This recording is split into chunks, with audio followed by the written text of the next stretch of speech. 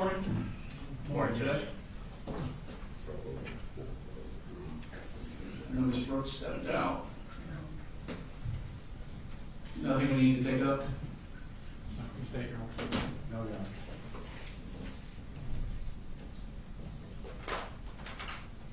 Mr. Hobbs is fully dressed today. Yes, sir. Never gonna let them live that down.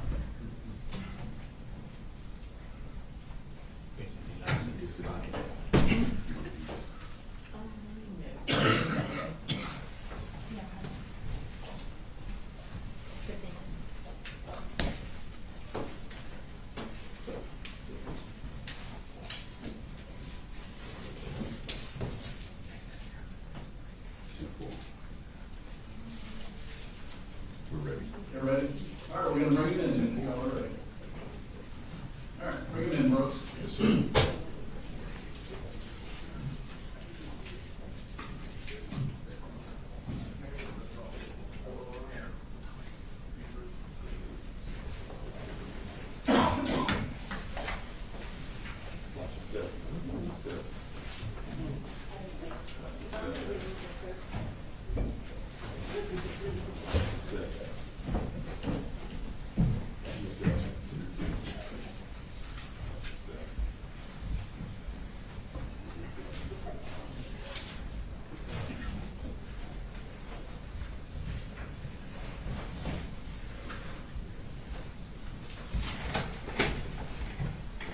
Go.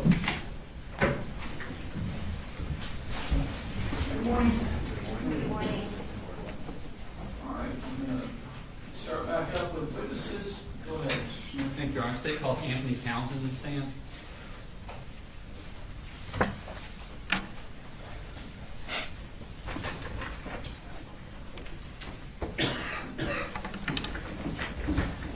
Okay, raise your right hand, please. Swear the testimony given in the matter now pending before this court will be the truth, the whole truth, nothing but the truth, so help you God. I do. Okay. If you could introduce yourself to the jury, please. My name is Deputy Anthony Townsend. Okay. And where do you work, sir? I'm currently employed with the Gwinnett County Sheriff's Office. And how long have you worked in Gwinnett County? Just over a year. Okay. Before that, where did you work? Barrow County Sheriff's Office, And how long did you work there? 2 years. Okay. How long have you been a police officer in general? 11 years. 11 years. Back in September of 2024, where were you working? Barrow County Sheriff's Office. And what were your duties there? I was assigned to the patrol division at the time. And what kind of shifts did you work? We worked 12-hour shifts. I worked the evening shift at the time. I was off duty on that day. However, I did get called in to come to work shift. Okay, so you normally work the evening shift? Correct. Okay, and what are the hours of the evening shift? I believe it was 6:45 to 7 a.m. Okay. And what generally did you do as a patrol officer? Generalized patrolling in terms of responding to calls for service, proactive activity in terms of traffic enforcement, and assisting citizens with their needs. Okay. I want to take your attention to the morning of September 4th, 2024. Were you working that day? I was not at the time I got called in for that morning. Okay. Tell me about how your morning was going that morning. That morning I was off duty, enjoying my leisure time in the area of Norcross. I got a message from a friend of mine asking if there was something going on at Apalachee High School. I started reaching out to different people that were employed with the agency, trying to figure out the specifics, and by the time I got to my personal residence, I got a message from a supervisor stating to get into the county now. There was something going on. You remember about what time that was? I honestly do not. Okay, no problem. So what did you do then? At that point, I was in full uniform, just waiting on that call to kind of come in anyway. I got in the patrol vehicle and drove to Barrow County, made it to Apalachee High School, at which time I was told to go to another school location due to suspicions of another incident at another location. Okay.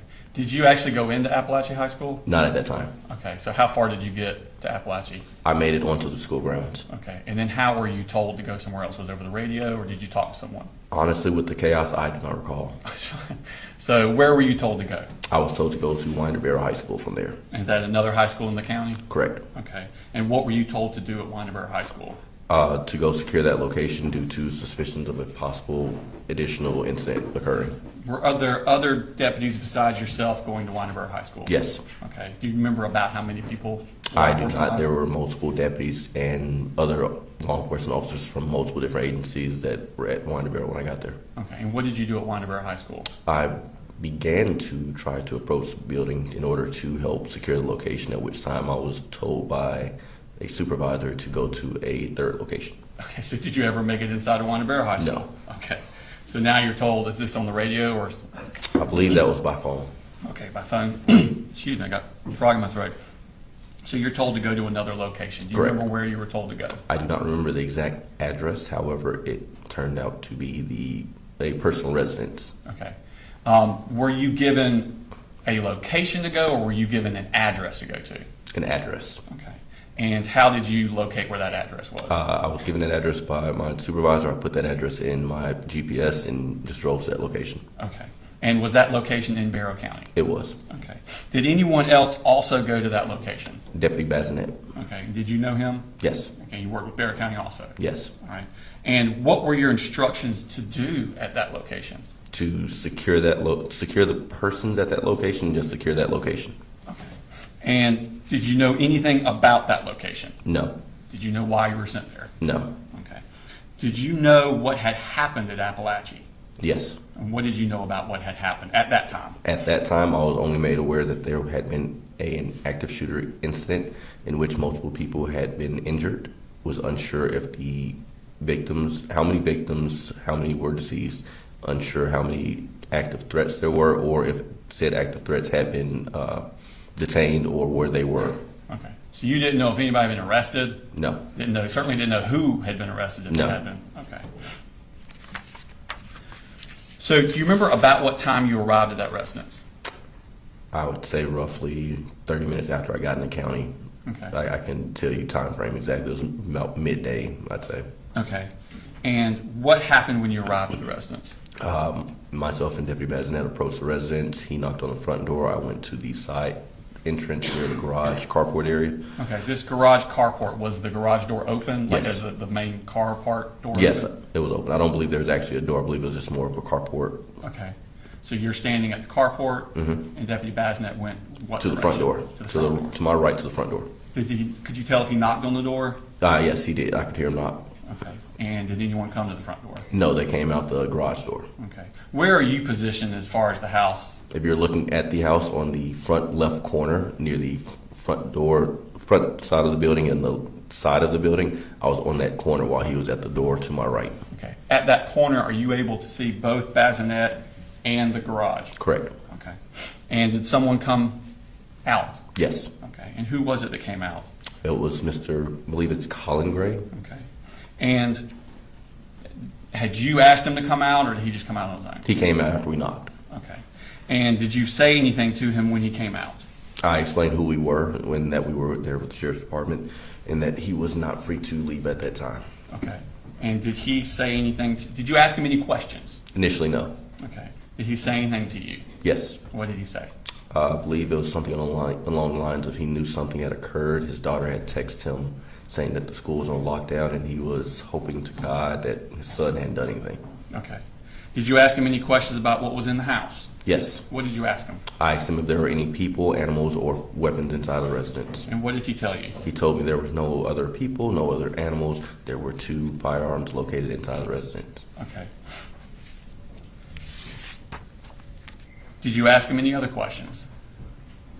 At that time, no. Okay. And what did y'all do at that time? What was your purpose to do at that time? My purpose was to simply detain him until we had additional resources there to do whatever was needed at that residence. Okay. And did additional resources arrive? Yes. How quickly did they arrive? Within, say, 10 minutes, 5-10 minutes or so. Okay. Was this encounter with Mr. Gray recorded on Deputy Bazinet's body cam? Yes. Okay. And have you had a chance to look at that body cam? Yes. And does it accurately reflect the interaction you have with Mr. Gray? Yes. Okay. Here, at this time, I would like to tender state exhibit number 126, which is on the hard drive. Any objection? No objection. All right, 126. Your Honor, for the record, we're going to play a clip. It's Deputy Bazinet's body cam, so we're only going to play the clip where he's with Townsend that we're referring to, and that's going to be at 9 minutes, 19 seconds to 13 minutes, 15 seconds. So it's about 4 minutes total. All right, thank you. And before we push play, is this what y'all's body cams look like, or did look like at Bear County? Yes. Okay. At the top right corner, it has a date and a time. Does that appear to be accurate about what time y'all were there? Yes. Okay.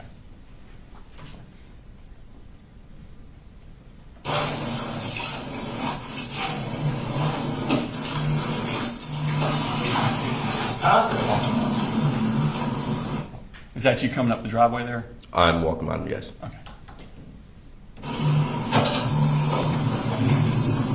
Is this one 896? Is this 896?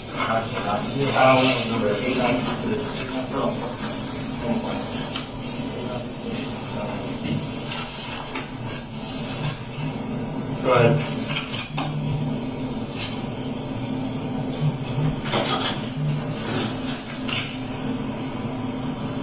Hey. You're good. Alright, yes. We just got here. We're walking on now.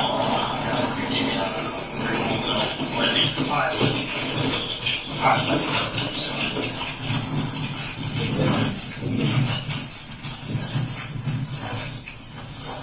Is that the carport you're referring to? Yes.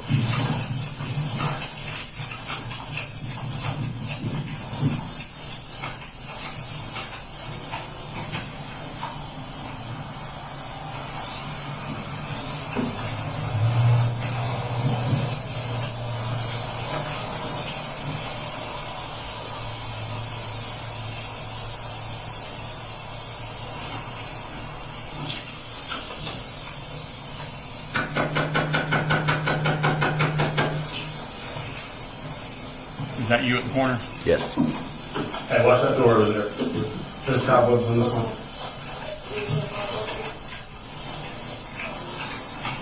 Anybody else really? Just you? Alright, come here. So, I'm going to discuss what's going on. I'm only here to go to if we're not going to leave this moment. No, it's good. Is there anybody else now? No, sir. No animals? The whole weapons are mine up in my top of my closet. What are they? A shotgun and an AR. Shotgun and AR? Yeah. Okay. Nothing's loaded. Okay. We're gonna wait here until we get one more. There you go. God. I knew it was when my little girl just texted me. She's in middle school. She said, we're in lockdown. I'm like, God, please tell me better. Do something. Well, why do you think that? Why would you think that? I'm trying to get him into counseling. He just didn't fit in last year at high school, so we let him do online school. We brought him back into just doing normal school this year, and he's going okay. We reached out, talked to the school, and said, "Hey, y'all got counselors. We want him to, check in." I filled out some paperwork the other day for another, a third party. Counselor get involved. I think it was called Aware. But basically just gave them permission to go and talk to Colt. Can I use my phone? Give us just a minute.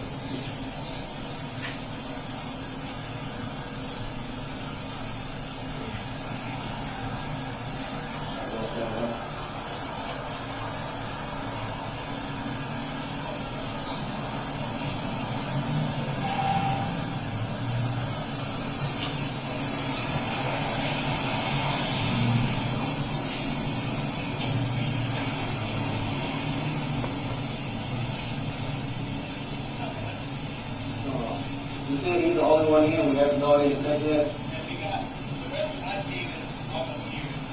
That's fine. We're going to wait. Whatever y'all want to do.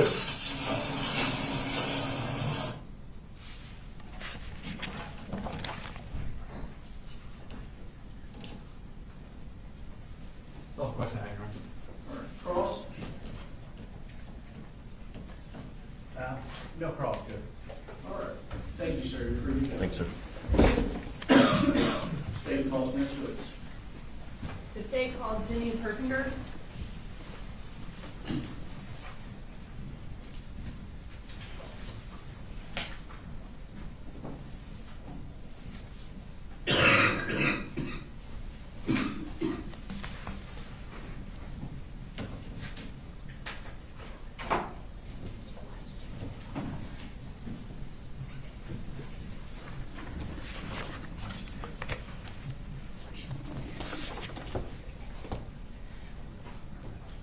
Please raise your right hand.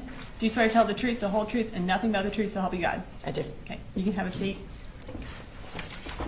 Can you go ahead and introduce yourself to the jury and spell your first and last name as well? Sure. My name is Jenny Persinger. That's Jennie, Persinger. And can you tell us what you do? I am Director of Data Assessment and Accountability for the Bexar County School System. What exactly is that? So basically, I oversee our system's assessment program, accountability program, and student records and registration as part of my job as well. Okay. And how long have you worked at the Bexar County School System? This is my 29th year. Well, congratulations. So one of the things you oversee is school records. Kind of tell me about how school records are stored and how you're able to access them. Sure. So our student records are stored in our student information system, which is Infinite Campus, and that is limited therefore to who has access to a student. So a teacher on their roll could see student records, but then I have access to all the student records. Okay. And then in addition to having access to student records, do you also have access to emails that originate out of the school system or are sent to the school system? Generally, I do not have access to emails that don't involve my account. I can access emails sent from the registration system. Okay. And how are emails stored in the school system or through the school system? So I don't work in the IT department, but it's my understanding that they're stored in a Microsoft cloud. Okay. And then approximately how long are they stored? Again, I believe it's up to 2 weeks after an employee is no longer employed with us or that account is then cut off. So if that employee is still working at the Bexar County School System, then those emails will exist while they're working there. That's my understanding, yes. Okay.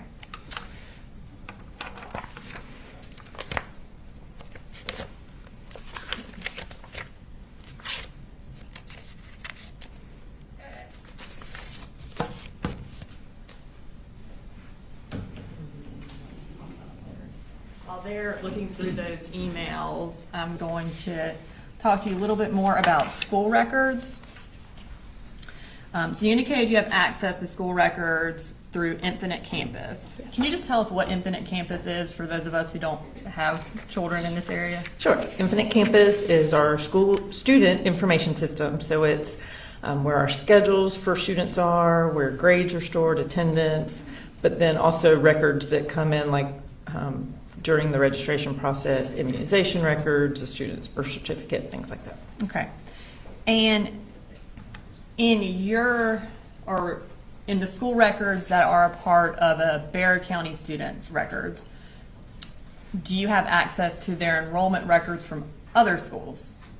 So when a student enrolls with us, we request records from the previous school, and that would include, they would have done the same thing, so it builds that record that shows previous enrollments, yes. Would this also include enrollment at online schools, home schools, or private schools? It should. If those have been reported, then when we request those records, they would come in. So if a Bexar County student enrolls at an online school, how would you be made aware of that? So it depends on whether that's a public school or a private school. Regardless, the online school would then request the records from us. If the student is leaving us to go to that school, they would do the same as we would, request records. But I can also access a state database. So if it's a Georgia public school, I can see that the student has moved to that school. Okay. And if an online school requested records from the Bexar County school system, would that be something that y'all would keep track of as well? Yes. What about a private school? How would y'all be made aware of a Bexar County student attending a private school? Again, generally, a private school would send us records requests. They would need that to know where to place the student, what services were needed. In Georgia, that's also required that Georgia private schools inform the school district that the student would attend. So any Georgia private school would let me know of any Bexar County residents that were enrolled with them. And would that include private online schools as well? Yes, ma'am. And then lastly, homeschool. Tell us about how you would be made aware of a Bexar County student being homeschooled. There's no direct indication we would get except from a parent to tell us, and then we would go look for a declaration of intent to homeschool is required by the state of Georgia if you're going to homeschool. So once a parent says, lets us know we plan to homeschool, we go look for that filed declaration of intent. And that is something that would also be made a part of your record for that student? Yes. Okay. If a child is being homeschooled, does that new declaration of intent have to be made every year? Yes, I believe it has to be filed within 30 days of starting homeschool and then annually thereafter.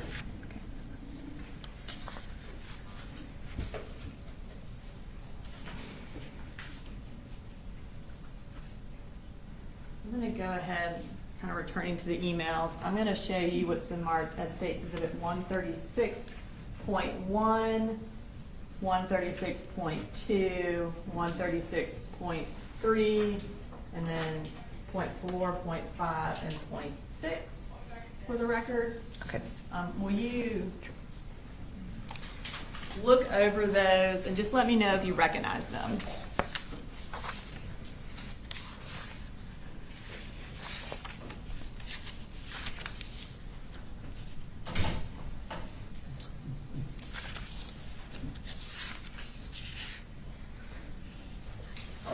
I do. And can you tell us what you recognize those as? There are various emails that were sent regarding some enrollments. And are they a fair and accurate copy of the emails regarding enrollment? And for what students are they related to? Yes, they appear to be accurate. These are in regards to, I think these are all in regards to Colt Gray. Okay, thank you. All right, this time I'd like to introduce into evidence 136.1 through 136.6. Any objection? Judge, we do have some problems with some of the writings that are on those exhibits. So from the standpoint of them being able to put into evidence is one thing that I don't think would be proper, but some of those jurors need to go over some of those to get something to look at. I haven't seen any exhibits. Do you know what he's referring to? Or how I don't know what he was referring to. The state believes that they would all be admissible and be able to be published to the jury. We're not publishing them to the jury for a little bit. I think it won't be towards the end of her testimony, but we do believe they would be able to be published. There are communications between Marcy Gray, apparently she's asking for some of these records at some point in the back. So we do have some issues with that at this point. Ms. Gray is going to testify later during this trial. Also, we're not offering them for the truth of the matter asserted, but offering them for the purpose of showing that she was the one communicating with the school about registration. And so none of the wording in the emails are being offered for the truth of the matter asserted, which means they would not be subject to the hearsay rule. Well, there's still continuing testimony, so we still have a problem, and I think we just need to look at them. I don't want to be going out of being improper. And when you say there's still continuing testimony, you mean your contention is they should not be with the jury during deliberations, Right. which is not, that's not an admissibility issue, that's a whether they go back with the jury. Right. While it's, I saw the large notebook handed to the defense, do you anticipate us having issues needing to discuss the admissibility of whatever's in the notebook there? We've looked through this notebook. There may be a couple of things, but we'll get to that when court wants to. And with this particular witness, we're introducing, they are school records for the entirety of Colt Gray's schooling. And so we are getting into enrollment history with Ms. Persinger, but we're not getting into other details of those records. All right. And I need to see these exhibits to make a determination.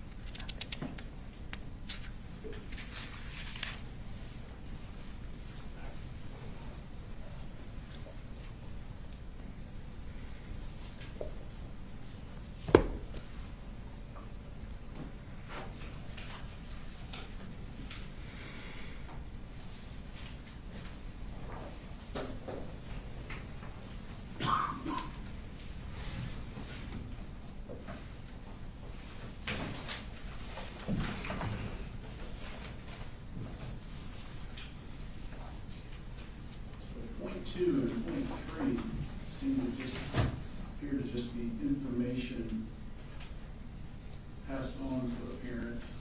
Do you have any issue with those? Judge, the problem is, I think we're going to find that Marcy Gray is not communicating many of these things to Colin Gray.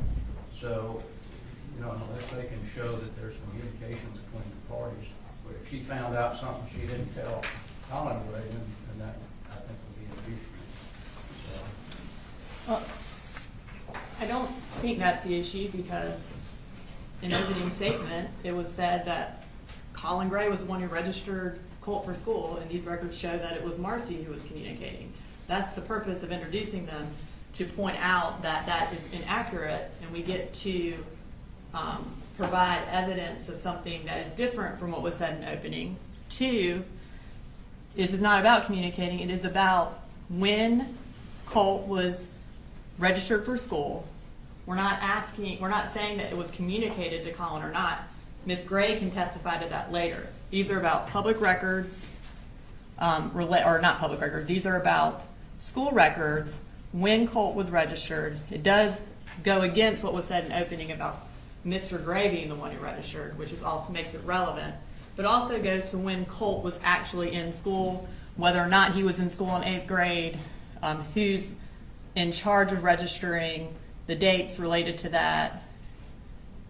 So they're all relevant, they're all admissible. We're not offering to say the truth of what Marcy said in the emails, just that she sent the email and that she's the one communicating with the school, and it is about the registration process.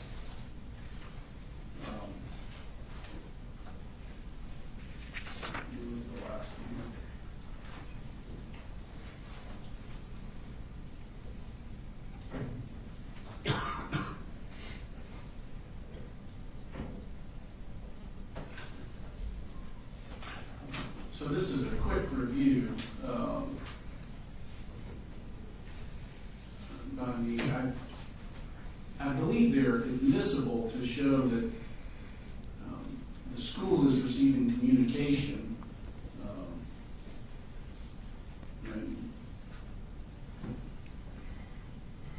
from Marcy Gray. I don't know how they, other than it says Marcy Gray, I don't know how they know which one exactly. You may want to go into that, but I don't see anything that is necessarily assertive of the truth of the matter, other than Ms. Gray is reportedly reaching out, making inquiry. Now, if you go to publish one, and Mr. Berry, if you see particular content in an email that you think they are in fact offering for the truth of the matter asserted, bring that up, and depending on the ruling, I'll instruct the jury accordingly. So I'm going to at least provisionally admit 136.1 through 136.6. Thank you, Your Honor. thank you, Judge. Okay. I am next going to introduce into evidence State's Exhibits 127, 128, 129, 130, and 131. These are school records for Colt Gray for attending the various schools. We are introducing these all under the business records exception that we have filed notice of. And I will announce for the record which the various schools are. 127 is Bear County School Records. 128 is Hall County School Records. 129 is Ben Hill School Records. 130 is West Jackson School Records. And 131 is Jefferson City School Records. Also, 194 is Forsyth County School Records. So we have business records for each one of these. They are all listed in this book, tabbed by the school name. All right. And I assume you received notice of business record. Correct. Any objection to 127, 8, 9, 130, 131, 194? How's there possibility? All right, very good. All right, so, and we are not going to publish those yet, Your Honor. We will publish some of those through a different witness. You mentioned that enrollment records are a part of each student's record. Have you had an opportunity to review Colt Gray's student records as well as his enrollment records? Yeah, it's like the registration paperwork? Yes, yes. Okay. And in doing that, was there a kind of timeline of the schools that Colt attended created? Yes. Have you had an opportunity to review that and check the accuracy of that timeline? Yes. Okay.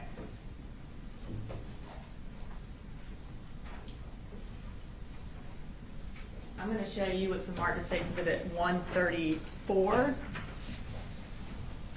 Thanks.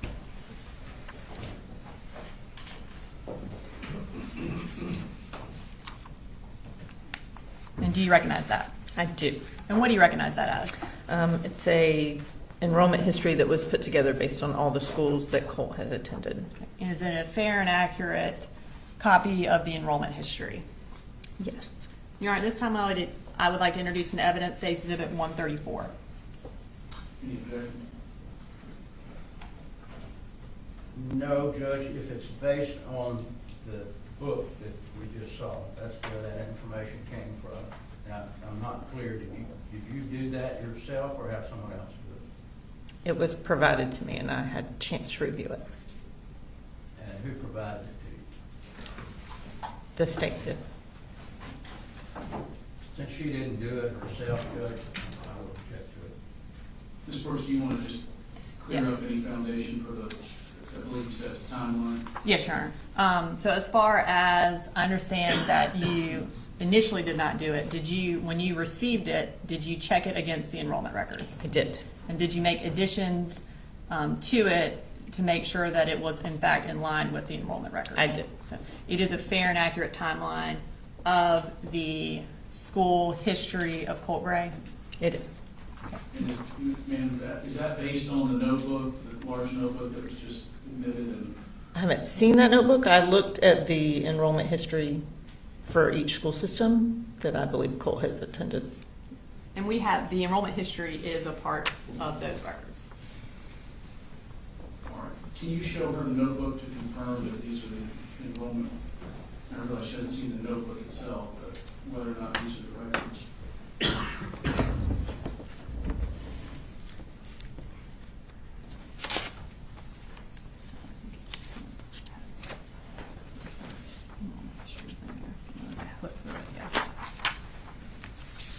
And once you flip through it and verify that that includes the enrollment histories, just let me know.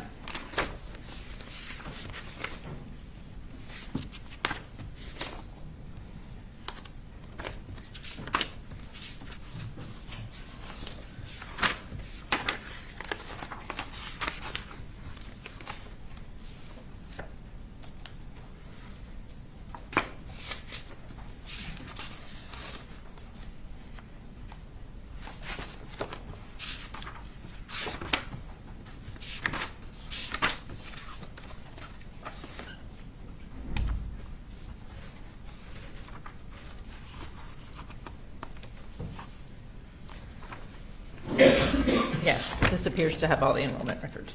Thank you. Is that sufficient, Your Honor? All right, 134 is admitted. Thank you. And at this time, we are going to display that, and we're just going to go through the timeline. Okay. Okay, I know we're going to zoom in at the bottom. And just for the record, the history start at the bottom and go to the top? Correct. His original school enrollment would have been at the bottom, yes. Okay. And actually, before we do that, can we go to the top line so we can explain what each one of the And this is columns are? 134 being displayed. Yes, this is 134. All right, so in the top column, can you just tell us which each of those columns are and what they mean? I know some of them are self-explanatory, but Right. just for the record. Okay, so the school year would be from the fall to the spring, like we call this current school year, the 25-26 school year. The grade would be what grade the student was enrolled in. The registration date would be the date registration for that school system was completed.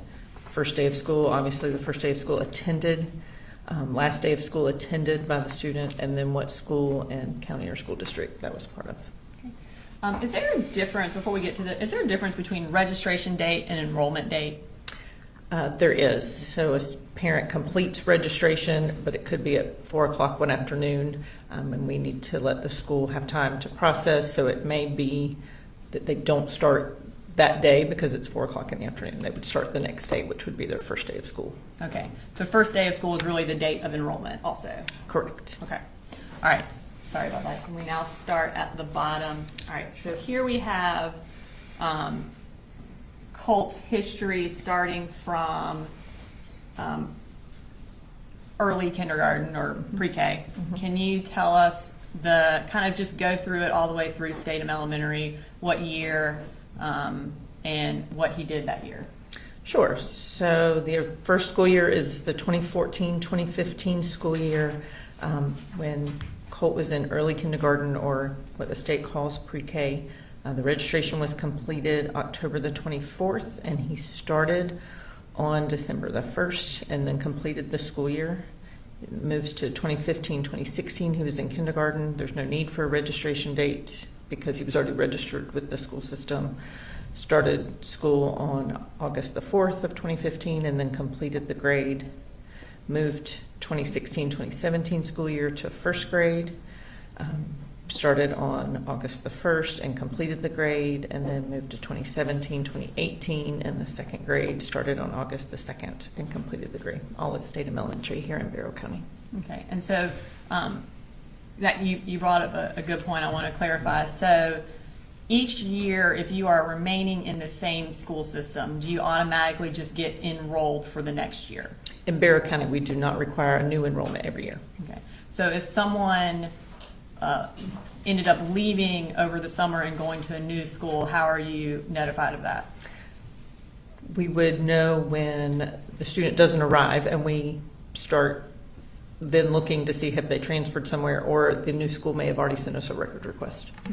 All right, now let's move to the next block of, all right, so starting with third grade, talk us through the different schools he went to in this, or in these rows. Sure. So in the 2018-2019 school year, he was in third grade. He was still at Statham Elementary in Barrow County, so there's no new registration date. Started the first day of school being August the 1st, and this one indicates a last day of school of 5/22/2019 because he didn't return to us after that. Okay. And then where did he start fourth grade? In 2019-2020, he was reported being in fourth grade at White Sulphur Elementary in Hall County. There's a registration date of August the 7th and a first day of school of August the 8th, but then an end date of November the 21st. Okay. So then he moved, appears to Chattahoochee Elementary in Forsyth County and started there in December of 2019 and stayed until February of 2020. Okay, so he was withdrawn from Forsyth February 20th, 2020 in his fourth grade year? Yeah, it appears that was his last day of school there, yes. And so for the beginning of fourth grade at White Sulphur Elementary, he registered August 7th and started August 8th. Is it possible to start school that quickly after registering? Well, I can't answer for how Hall County I guess in Barrow schools County. were. In Barrow County, yes, depending on how early in that day we have let the schools know, the school could have a schedule ready by the next day, particularly in elementary school where it's not quite as complicated as high school where you have to figure out a schedule and credits. Okay. And essentially, if, I guess, the parent provides you with all the paperwork, then they're good to go for starting school. Correct. And the registration date would be all that paperwork having been compiled. Completed. Okay, thank you. All right, we'll move to the next grouping of schools. All right, so now we're still in fourth grade. Tell us where he then went to fourth grade and go through the rest of that history at Ben Hill. Sure. So when he left Chattahoochee Elementary in Forsyth County, February 20th, he moved on to Ben Hill Elementary in Ben Hill County. February the 28th was when the registration was done, and March the 4th was the first day he was recorded as being in attendance. Okay. And then he completed fourth grade there. The 2020-21 school year, he was still enrolled at Ben Hill County Elementary School as a fifth grader. And it looks like he completed the entire school year. Okay. And then what happened in sixth grade? So in sixth grade, he started at Ben Hill County Middle School in the sixth grade of 21-22. At July 28th would have been the first day he was in attendance, and then it says his last day was December the 14th of that year. Okay. All right, thank you. And now we'll move to the next grouping of schools. So now we are still in sixth grade. Take us through sixth and seventh grade. Okay, so still in the 21-22 school year, he's still in sixth grade, registered in February at West Jackson Middle School in Jackson County, started school on February the 8th, and has a last day of school of May the 25th, which was probably the end of the school year. And then what about seventh grade? The 2022-2023 school year, he was in seventh grade, starting July the 29th. It's still at West Jackson Middle School in Jackson County, and then was withdrawn on August the 19th was his last day there. And for seventh grade, where did he attend after he was withdrawn from West Jackson on August 19th of 2022? So the records show that in that same school year as a seventh grader, he then moved to Jefferson Middle School, registered at the end of August, started September 2nd, and stayed until May the 19th, 2023, which I believe was the end of their school year. Okay. Now let's move to eighth and ninth grade. Take us through those last three columns. Okay, so in the 2023-2024 school year, he would have been in eighth grade, and in Barrow County Schools, we did process a registration on August the 8th of 2023, but he never actually attended school, so he's not considered enrolled. We registered him for Hammond Morris Middle School, but he did not attend. Then there was a second registration that year, again, in February of 24, registration paperwork was completed, but then he never attended school at Hammond Morris that year. Okay. So for his eighth grade year, did he attend any schools according to his enrollment records for the state as well as for Barrow County? Yeah, he did not attend any Barrow County schools, and there's no history of him being in a Georgia public school in eighth grade. Is there any indication or history of him attending a public online school in his eighth grade year? If it was a Georgia public school, it would have been in the school records that I can see in the state database, and there is no enrollment there. Okay.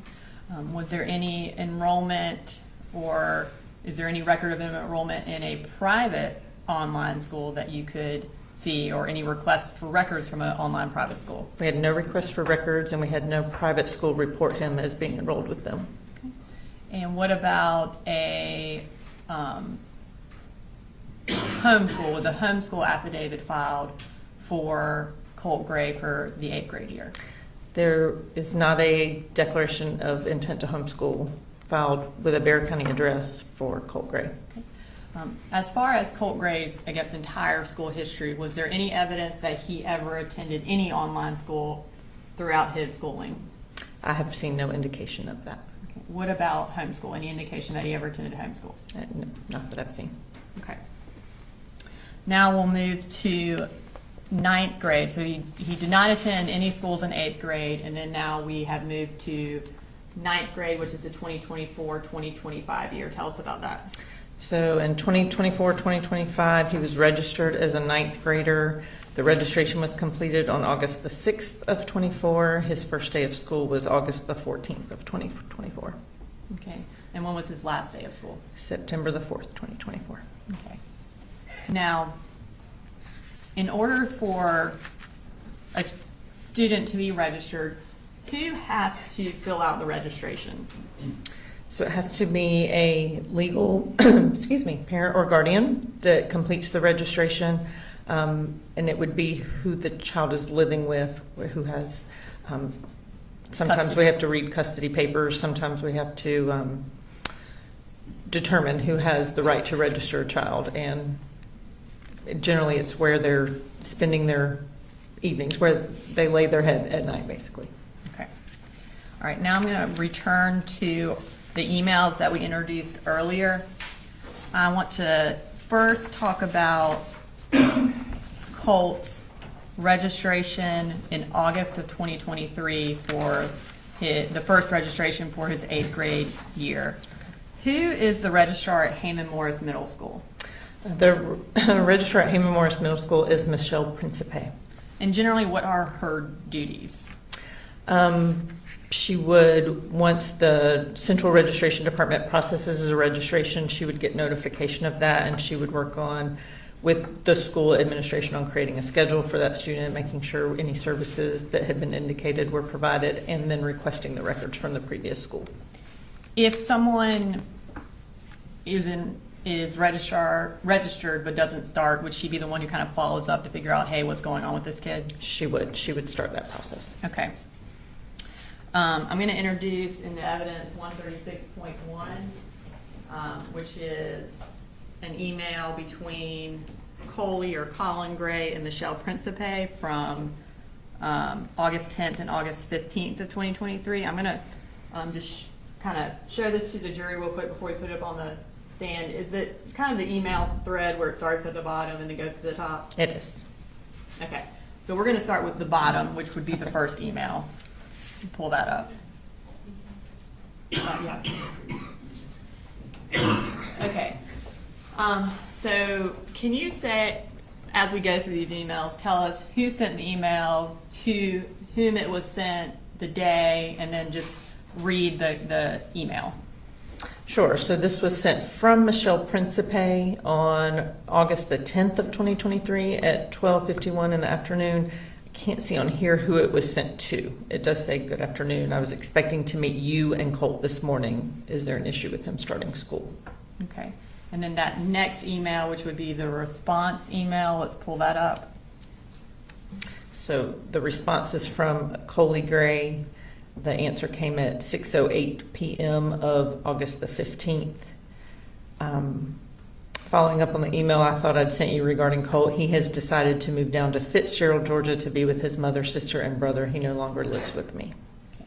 And so was that email 5 days after Michelle's original email? Yes, I believe it said the 10th on the first one. All right. Now we are going to move to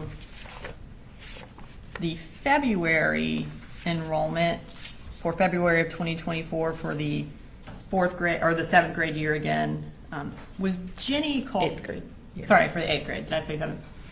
Moving to February 2024 for 8th grade for Colt and 7th grade for Jenny Gray. Was she also enrolled at Heyman Morris around this, or registered around the same time that Colt was in February? I believe so. I don't Okay. have the dates memorized. I'm going to start with 136.2. If we could pull that up. And can you just zoom in on the top of the email kind of before you get to Apalachee High School?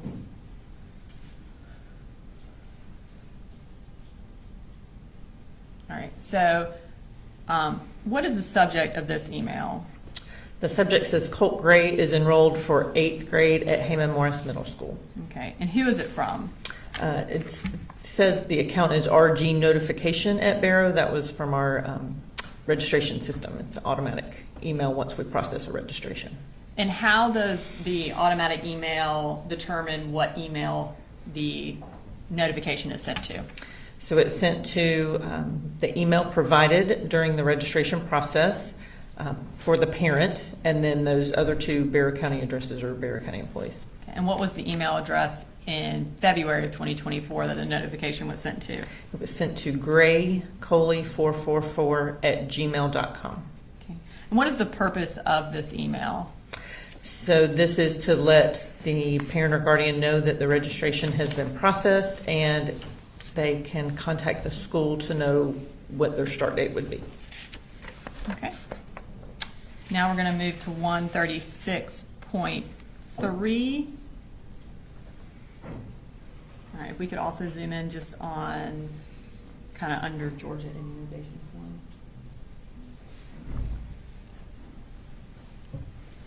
All right, kind of tell us the subject of this and who it was from and who it was to. The subject is Jenny Reen and Colt Gray. It is from Cynthia Papel, the Bear County email address, Bear County Schools email address, sent on February the 2nd of 2024 at 8:58 in the morning, sent to that Coley Gray at 444@gmail.com email address. Okay, and who is Cynthia Papel? She is one of the registration employees. And what is the purpose of this email? Just to let a parent or guardian know that we're missing some forms, that we're allowed to do a provisional enrollment while the parent provides those. So in this case, it looks like his Georgia immunization form, or both students, I guess, Georgia immunization forms were missing. Okay. And now we're going to move to 136.4. And again, these emails go from bottom to top. So we're going to start with the bottom email. But before we do that, can you tell us who this email thread is between? This appears to be between Michelle Principe, again, the registrar at Heyman Morris Middle School, and Coley Gray at that Gmail account. Okay. So let's start on the bottom one. What did Michelle Principe send to the defendant? It says on Monday, February 5th at 7:57 in the morning, Ms. Principe wrote, "Sir, please confirm that both children are starting school tomorrow." Okay. And so their start date would have been February, or was supposed to be February 6th. Is that correct? Based on that information. And did either of them start February 6th? I have to go back and review records. I know that Colt did not. I'm not positive what Jenny's first day was. I have to look. Maybe the next email will help. Okay. If you could read the next email, when it was and who sent it. Okay, sorry. So Coley Gray responded the next evening, 9:52 p.m. to Michelle to say, "Good evening. Jenny received all of her updated shots late this afternoon. She is running a fever tonight and feels nauseous. We will have her there Thursday morning. Thanks for all your help." Okay. And then, so at the night that they were supposed to start is when he said, "Hey, they're not starting today," essentially. Correct. Right. And then we'll follow up to the next one. So at February 7th, so the next morning at 8:37 a.m., Ms. Principe emailed the Gmail account to say, "I'm waiting for Colt's arrival."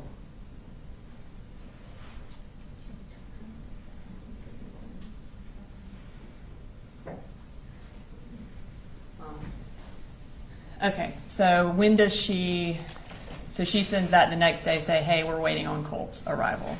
Okay. All right, and we are going to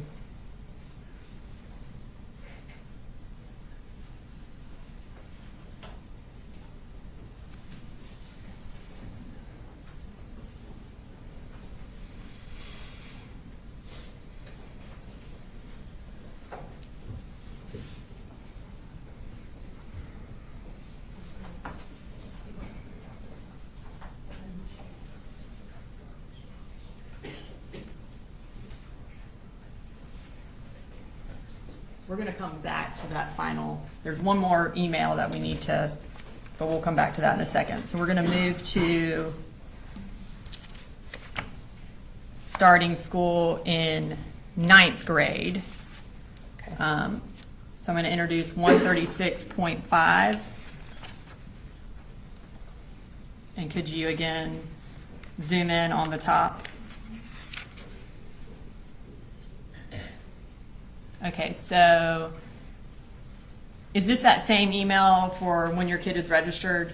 Correct. It just this time says Colt Gray is enrolled for 9th grade at Apalachee High School. Okay, and who was this email sent to? It is sent to a marcy.a.gray@gmail.com as well as to Bear County Schools employees. Okay, and then again, is that the email that was put in during registration? That's how y'all That's where figured that that email out? address would have come from. Okay, now we're going to move to 136.6, which are emails related to registering for 9th grade. We're going to start with the bottom email again. So this is on August 6th from Karen Atkins. Who is Karen Atkins? So she is a retired employee who comes in contract in the summer to help process the registrations that are in a large volume at the beginning of a school year. Okay. And what is she requesting? And you don't have to read it word for word, but what is she requesting be sent for registration? She needs what we call a proof of residency. We need something that shows that you live within our district to be able to enroll. So she's looking for a utility bill or a lease, and she specifically says in Dad's name because that's whose name was on the registration. So she's looking for does the lease have Colin Gray on it? Okay. And if we can move to the next email, who responds to that, or who was that email to, and who responded? So that email was sent to that Marcy A. Gray Gmail account, and the response is signed by Marcy Gray. Okay. And does she indicate how she's going to get that information to her? She says I attached pictures to this email, so I'm guessing that would have been of the lease to include the 24-month lease term, and then she kind of qualifies the name of why there's Colin and Coley on two different records. And does she also attach a utility bill? Yes, and says to wait for the shot record. Okay. And then the next email, and does Marcy Grace, what is her response? So at 11:12, this Marcy Gray email it says attached is the immunization form. 3231 is just basically the name of the form, saying that it's now complete. All right, and now we'll move to the next email in that chain. Is there more paperwork that they need? Yes, so the registration employee is saying we have the City of Winder bill, so basically the utility bill that we can use, but the immunizations are expired, and that we have until September the 6th to get those, or the provisional enrollment is ended. And then how does, who responds to that? Again, that Marcy Gray email replies with yes. And can we have a phone call at 2 o'clock? And is there a phone number my husband needs to call? Okay. And then what does Karen Adkins respond to that? So she indicates that she needs to talk to Dad because he is the name as the registering parent, and that she's not been able to get in touch with him and needs a number. And what is the next email? A number is provided by that Marcy Gray Gmail account. Okay. All right. We'll move to the next email in that chain. And Karen just replies that she'll follow through on that. Okay. And then again to the next email in that chain. So the Marcy Gray email, that user sends an email that says, thanks for your help. And how do we get Colt's schedule to log into the parent portal?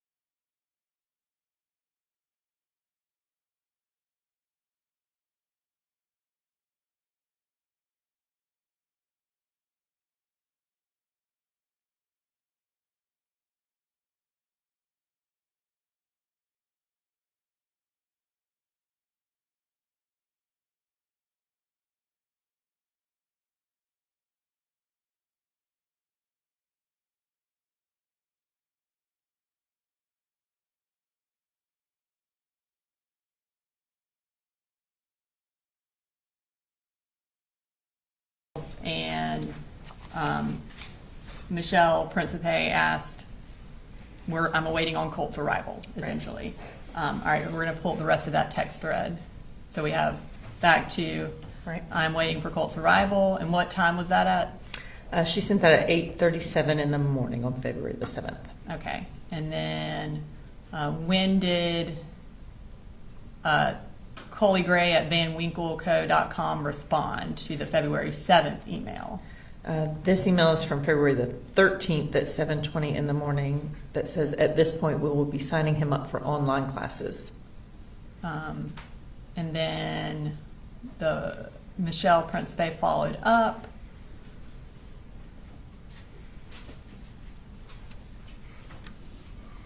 All right, and what,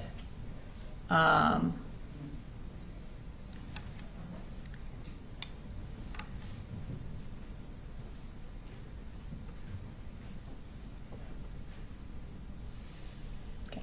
And what does Michelle Principe follow up with? So she replies about 3 minutes later that says, thank you, and I will withdraw him for now. Okay. And so when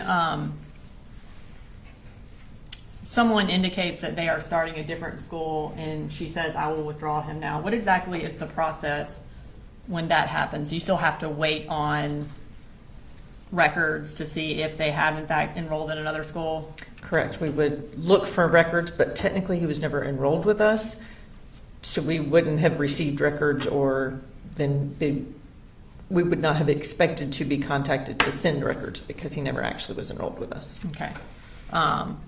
And then in his history, his enrollment history, there is no evidence though that he ever signed up for an online school. Not that I have seen, no. Okay. I'm going to next show you State Exhibit 135. And then I'm going to, before I tender that, I'm going to ask you a few questions. I'm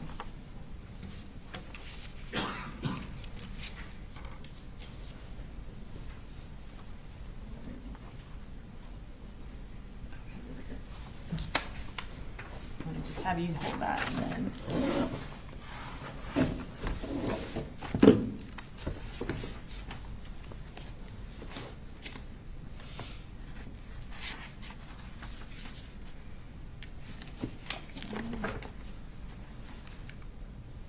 Also, in this book is States Exhibit 132 and 133, which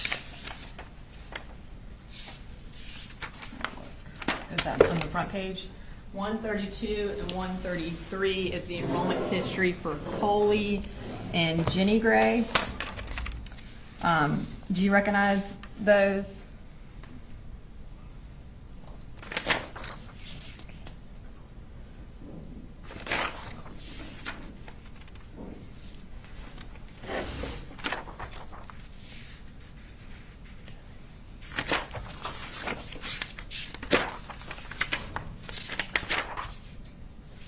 Yes, I do. And are those fair and accurate copies of the enrollment history that you provided to the states? Yes. Your Honor, at this time I'd like to introduce into evidence States Exhibit 132 and 133, which are the enrollment histories for Jenny and Coley Gray, which are the siblings of Colt Gray. Need a section? No, Your Honor. 132 and 33. Thank you. And so for Jenny Gray, what grade was she in for the 2023-2024 school year? I'm sorry, who was that? For Jenny Gray for 2023-2024 school year?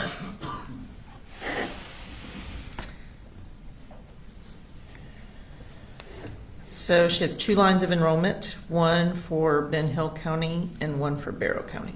Okay. And what was her first day for Barrow County? She started at Heyman Morris Middle School on February the 2nd, 2024. Okay. And I guess that was the day she was registered. That would have been her first day of attendance. Okay. And then for Coley Gray, what grade was he in for the 2023-2024 school year?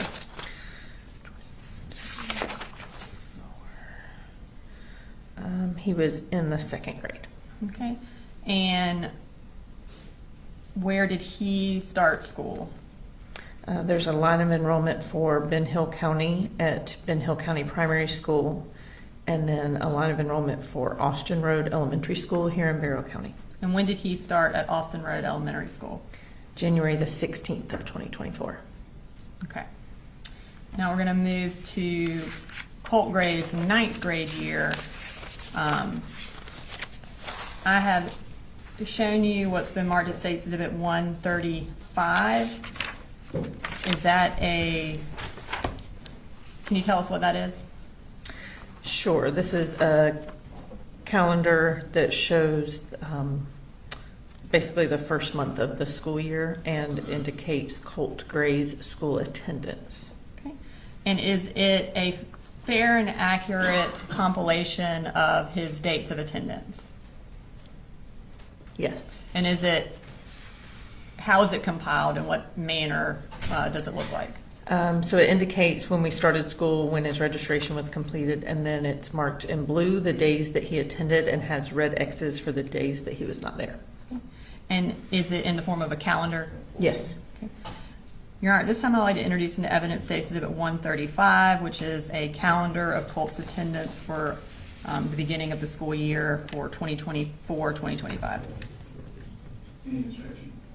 I think they're using it for demonstrative purposes, so they're not going up. And that's something we can discuss later.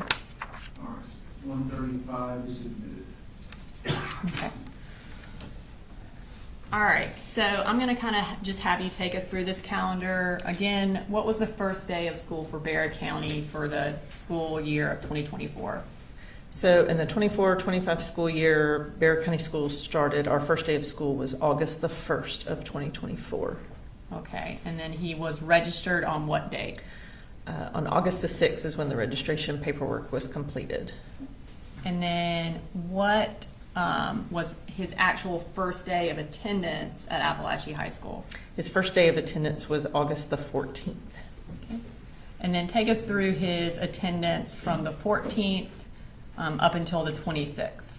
Okay, so on the 14th is his first day present, and then he was absent that next Thursday and Friday.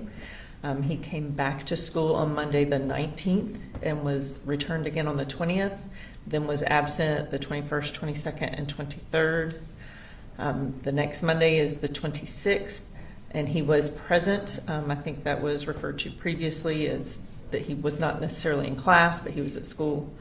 And then he was absent the 27th, 28th, and 29th. We were out of school the 30th and the 1st for the Labor Day holiday.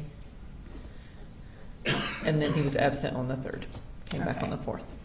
All right, and then we also have an indication on the 28th, Deborah Polhamus meets with Lisa Butler at Apalachee. Is that Colt's grandmother? I believe it is, yes. And is Lisa Butler the counselor at Apalachee High School? Lisa Butler is a counselor at Apalachee.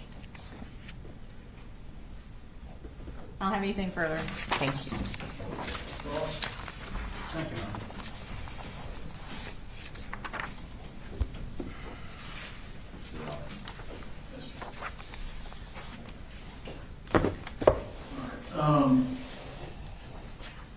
Let's go ahead and take a short break before cross, okay? All right, 10 to 15 minute break.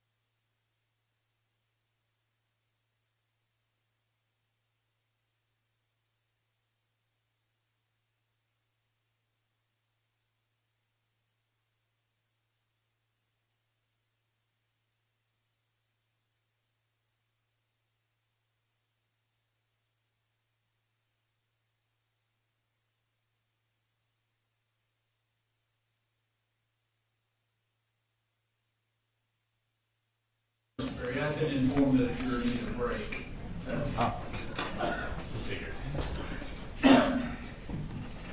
all ready for them? Yes, Your Honor. All right, if they're ready, bring them in for us. Yes, sir.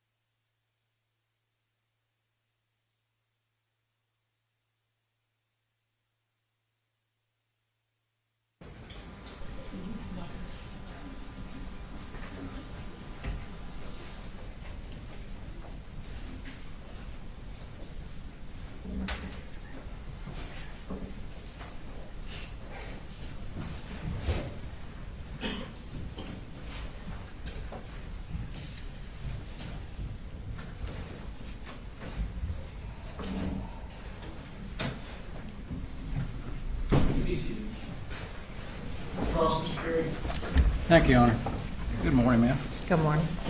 I want to ask you a few questions about the information that you were giving. As I understand, and I think you have State's Exhibit 134 up there with you. It's the one sheet of paper. Yes, sir. Did you provide that to the state, or did they provide that to you? I provided the state the printouts of each enrollment history from each district, and they compiled them into one piece of paper. Okay. And then they did that piece of paper, correct? Yes, and then sent it to me to review. All right. The large book that you have there, I think it's State's Exhibit 127 through 134, 166, 189, 190, and I think 193. Is that right? Yes, sir. Did you provide all that information to them? I provided all the documents. I did not put the notebook together. Well, actually, I provided Bexar County school records. I'm guessing they subpoenaed records from other districts. In looking through the book, there are school records that are sent by custodians of the various schools. Did they provide that to you, or did they provide it to the state? There may be some duplicates. If I had requested records that became part of school records in Bexar County that I provided. Okay. It appears they also subpoenaed records from each individual school district. All right. But I think you'd indicated you had not seen that book until today. The book put Content, together, some no. of them you have seen, but not that Correct. particular book, right? Correct. Okay. Now, I want to be clear, the 9th grade, which would be September when this incident occurred, Mr. Gray, Colin Gray, had registered all 3 children. Isn't that correct? All 3 children were registered. I'd have to go back and appear. I do believe they were all, he was listed as the registering parent for all 3. Okay. It was not his wife, but it was he that registered all 3 children. I mean, I can't tell you who was actually doing the typing on the other end of the computer, but his name was what was listed, yes. Okay. Did you know that Ms. Gray was not in this county? I did not. You did not. What about the 8th grade? Do you know where the children were living in the 8th grade? Or when he would have been in the 8th grade, Colt? I do not. Registration, proof of residency would have been provided, but I didn't process that registration. Okay. So do you know who may have attempted to register him in the 8th grade other than that document that you have there? Who had attempted to register him? Again, I don't process each individual registration, so I could go back and look at those records, but I don't have that off the top of my head. Okay. You don't know in the 8th grade whether Colt Gray was living with his father or mother, correct? I don't know. I would have to go back and look at what documents were provided to us. Well, the state showed you an email which indicated that he, Mr. Gray, Colin Gray, had said that Colt was not going to be registered because he was going to be living with his mother in Fitzgerald. Yes. Is that correct? I believe that was the August of 23 registration. Correct. Which would have been 8th grade? Yes, sir. All right. So you don't know how long he lived with his mother that year? I do not. Okay. In the 7th grade, do you know whether Mr. Gray, Colin Gray, and Marcy Gray were together or not? I don't know that answer. Okay. So you don't know whether Mr. Gray or Ms. Gray went down to the school to assist in registering the children for the 7th grade?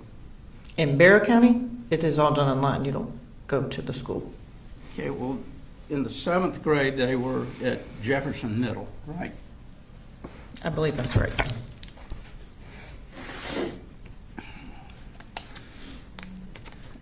In Colt's 7th grade year, he started at West Jackson Middle and then moved to Jefferson City, yes. And do you know whether the other 2 children were also registered there? For the 23-24 school year, it looks like Jenny started in Ben Hill and moved, 22-23 school years, the year we're talking about, sorry. Jenny started in Jackson County, went to Jefferson City, and then went to Ben Hill County. Your records don't reflect when Colin Gray and Marcy Gray were still together. Would there be anything in your records that would reflect that? If there were some kind of custody agreement in records, maybe, but I don't have that in front of me. Okay. So from the second grade to the fifth grade, there were a number of schools that the children attended. Would that be fair to say? From Colt's second grade year? Yes, ma'am. He was still in Barrow County through third grade. And then beginning in fourth grade, yes, he went to a number of schools. Right. Hall, Forsyth, and Ben Hill. Right? Hall, Forsyth, and Ben Hill through the sixth grade, and Jackson County in the sixth grade. Okay. And do you know whether or not Colin Gray and Marcy Gray were together during his fourth grade? I'm not aware.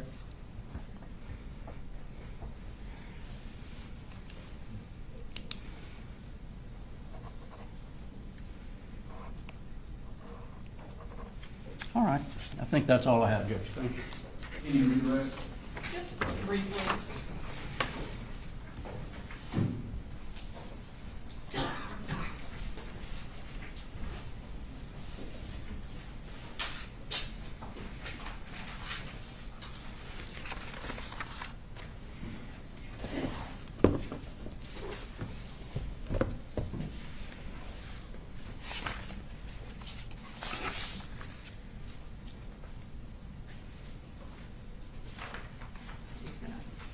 This to you for reference. Thank you. So, you mentioned that registering for Barrow County schools is all online, Yes, correct? And so in order to register a child for Barrow County, you have to list, you indicated essentially the custodial parent as the registering parent. Is that correct? Correct. That does not mean that that parent is the one filling out the form, correct? It should be, but I can't promise who's on the other end of the computer. There is a parent ID that has to be provided to match the registering parent. Okay. And then the emails from August related to registration that are from Marcy Gray, do those discuss the other parent?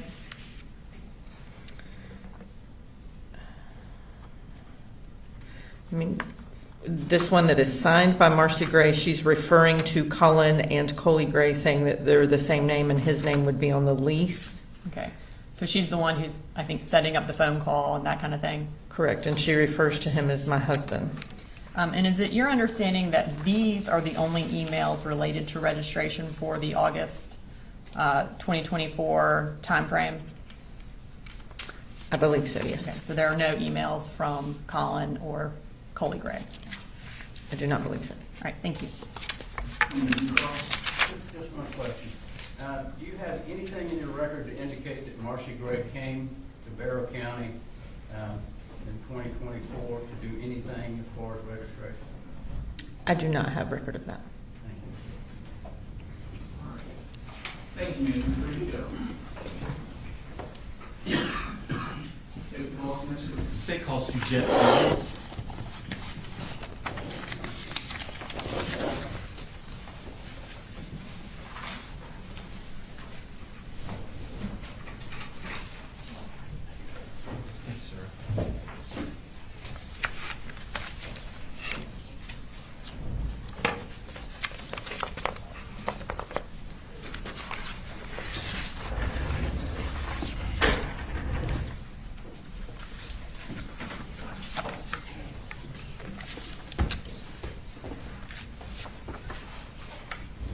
If you could raise your right hand, please.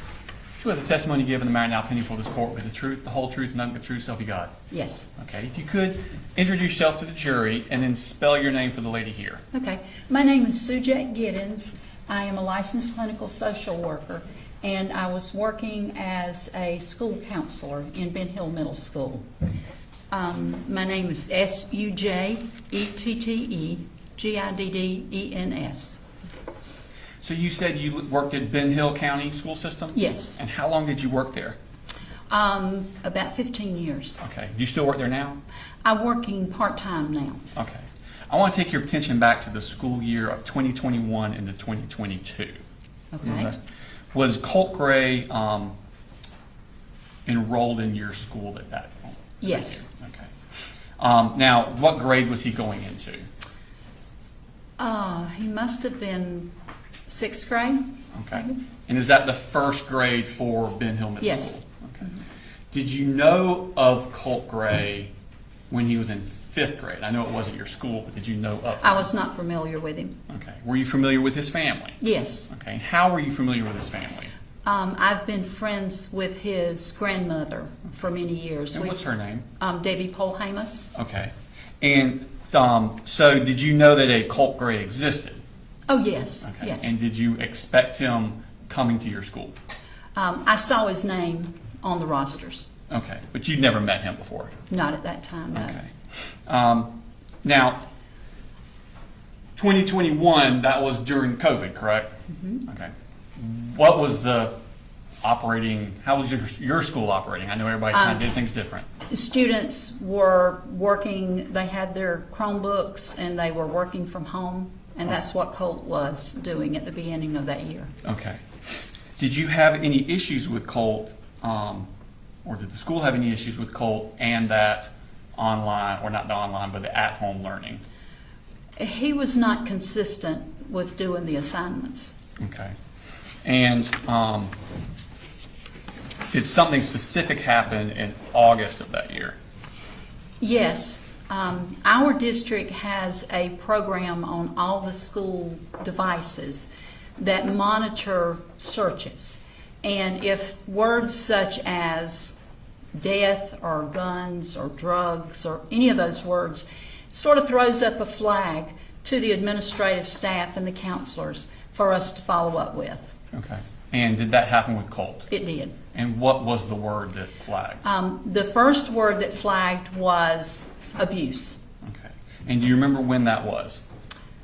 That was in August Okay. of 2021. Do you keep is it part of the process of your school system to have a way to log things in as they happen? Yes, Okay. And do you participate in that system? I do. Okay. Would it help refresh your recollection if you had a copy of that? Sure.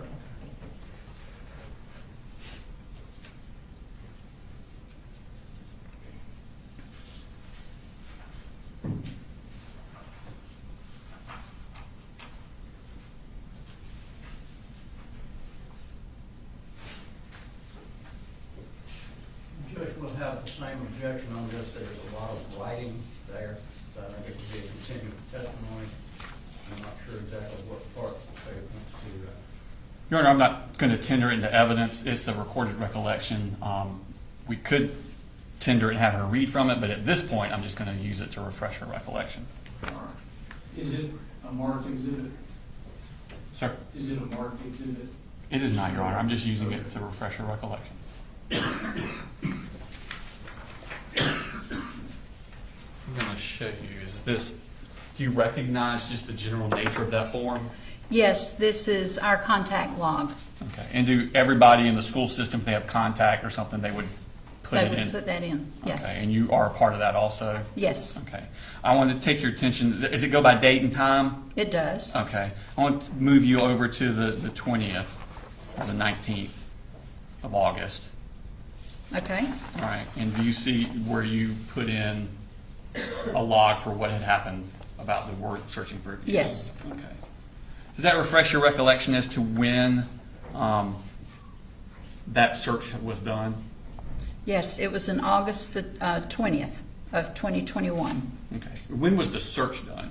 The search was done on the night previously, I think. Okay. And then when we came in that morning, we saw the alert and we began to follow up on it. Okay. And was there a second search after the word abuse? Yes, it was how to kill your dad. Okay. what is the protocol? So he's not at school when this He happens. is not at school. Okay. So what do you do about that? Okay, if he's at school, we would immediately brought him in and talked with him. Since he was not at school, I attempted to get in touch with him, I guess by phone. I did not get a response. I tried to get in touch with his mom.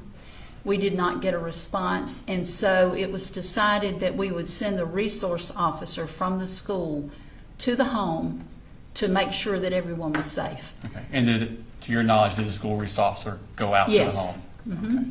And what was your understanding of how things were at the home? He found everyone to be safe. He talked with mom, and then came back and let us know that everything was safe. Okay.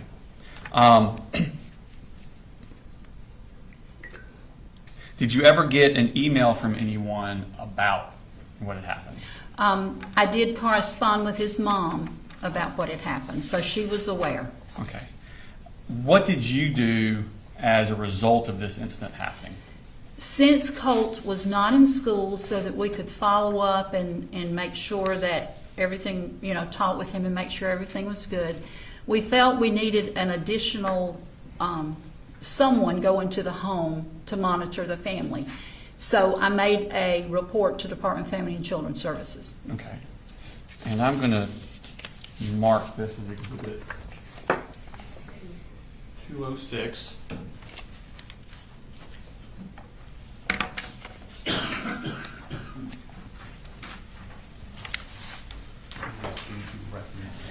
can flip through it. Take your time.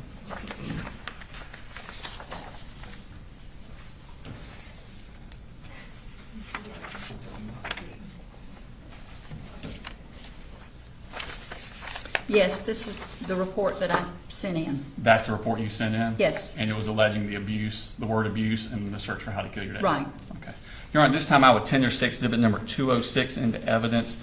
It would not go back to the jury, but it would go into evidence. Any objection? It's not going back to the jury, you're just going to ask questions. All right, 206 is admitted. Okay. So you had said earlier that Colt was not doing his assignments and turning them in. Did there continue to be a problem with that? He was inconsistent. Several weeks after this, he began to come into class. Okay, so y'all started back. Started back. Okay. And so, but he was inconsistent with his attendance and doing his work. At some point that year, did the attendance stop? Well, they moved away. Okay. Shortly, I think a couple of months after this occurred. Okay. Would it have still been first semester? Yes. Okay.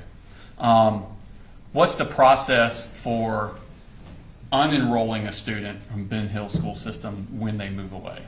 We keep them enrolled until we get a request from the next school showing that they have completed the enrollment papers, and then they send for the records from our school. Once that's completed, then we stop their enrollment at our school. And did your school receive requests for information from another school before the end of the first semester? I don't believe we did. Okay. When the second semester started in January, did you receive anything? It was a while, and because we were trying to follow up and they weren't getting enrolled, another report to DFCS was made for the lack of attendance in school. Okay. I'll show you. Where's Mark sticks in 207?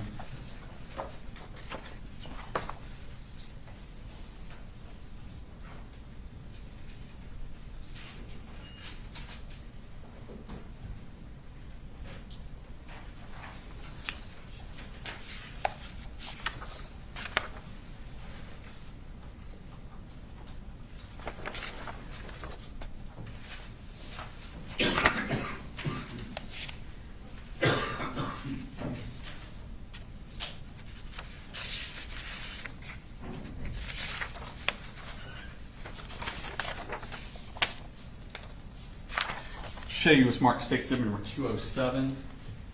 As you identify that.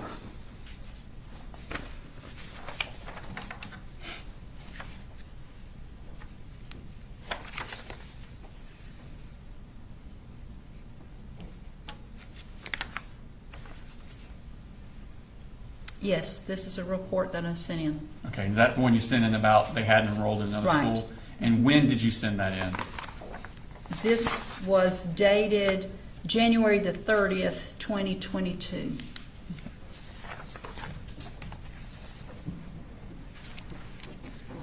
Did you have any further contact with the family after they moved away? No.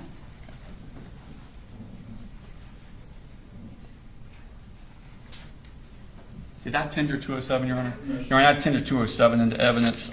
Same thing, it wouldn't go out with the jury, but just to,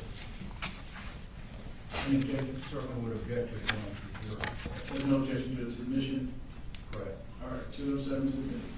I have no further questions for you. Thank you. Cross?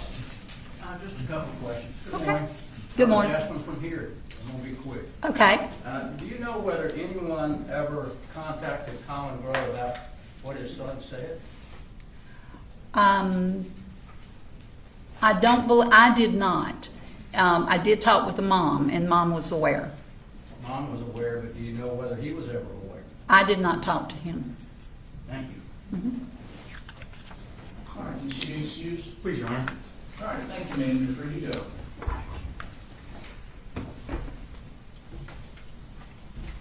You ready for the next witness, Your Honor? Yes. They call Shonda Wolfie.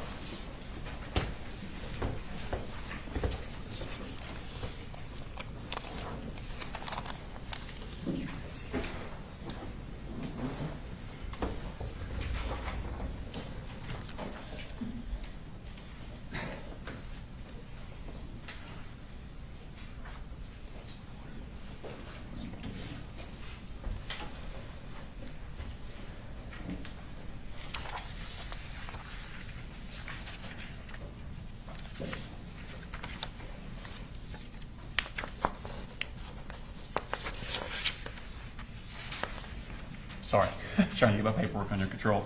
Could you raise your right hand, please? Swear the testimony you give the matter now pending before this court be the truth, the whole truth, nothing but the truth, so help you God. I do. Okay. If you could introduce yourself for the jury, please. Shonda Goolsby, And could you please spell your name for the court reporter? SHONDAGOOLSBY. Okay. And where do you work, ma'am? Ben Hill County DFCS office, Department of Family and Children's Services. Okay. Did you work there back in the fall of 2021? Yes, sir. Okay. And did you get a referral involving Colt Gray? Yes, sir. And what was the nature of that? At that time, he said his mom had slapped him, so there was some physical abuse. Okay. And did you, as part of the Department of Family and Children's Services, do you keep a log of all of your contacts and all of the things you do?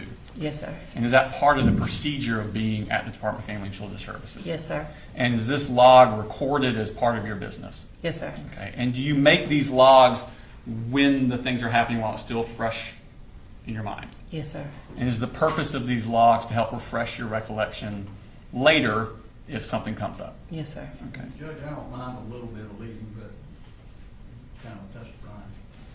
Your Honor, they didn't suggest the answer. They said, do they? Is it? All right. Go ahead with your next question. Thank you. What did y'all do once this, or what did you do once this intake came in?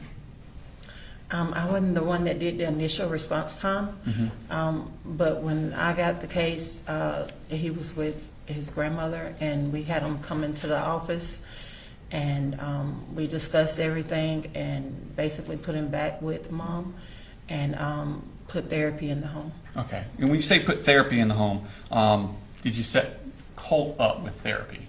Yes, it was Okay. contracted out. Okay. And when was that? That the meeting was 9/28/21. Okay. And was he getting therapy through DFCS? Yes. Okay. Did you, on October 22nd, did you go to the home for a visit? Yes. Okay. And did you announce that you were coming ahead of time? That I don't recall. Okay. Tell me about, did you meet Mr. Colin Gray? Yes, for the Okay. first time, only time. Only time? Yes. Tell me about that. Where did you meet him at? At the house, it was under the little carport thing, and we discussed the family. He discussed his childhood, and he stated that he didn't like DFCS being in his life, and stated that they had a reason to be when he was a child because he had an abusive father, but things just got out of control with his son and his wife. Okay. And that was when they was going back up here to North Georgia. Okay. And so the counseling I had in wasn't going to work anymore, so they was going to get counseling when they came back up here. Okay. Well, you said you met him in the carport. What was he doing? They were in the house. They said they was packing up and stuff, and he came out to talk to me. Okay. And so they were packing things up? Yes, they was moving. They were moving. Okay. Yes. Is that what he told you? Yes. Okay. Did you tell him to get Colt counseling when they got to where they were going? Yes. Okay. Did he say anything about whether he would do that? They said they would. Okay. What happened at that point with your office once they That moved? was it. That was for the closing. I went to see them. I think they told me they were moving, but either way, a case lasts from used to back then 45 to 60 days. Okay. And we was up on that time, so the case was closing. Okay, you were closing at that point? Yes. All right. Did you have any other contact with family after that? No. Okay, just a second.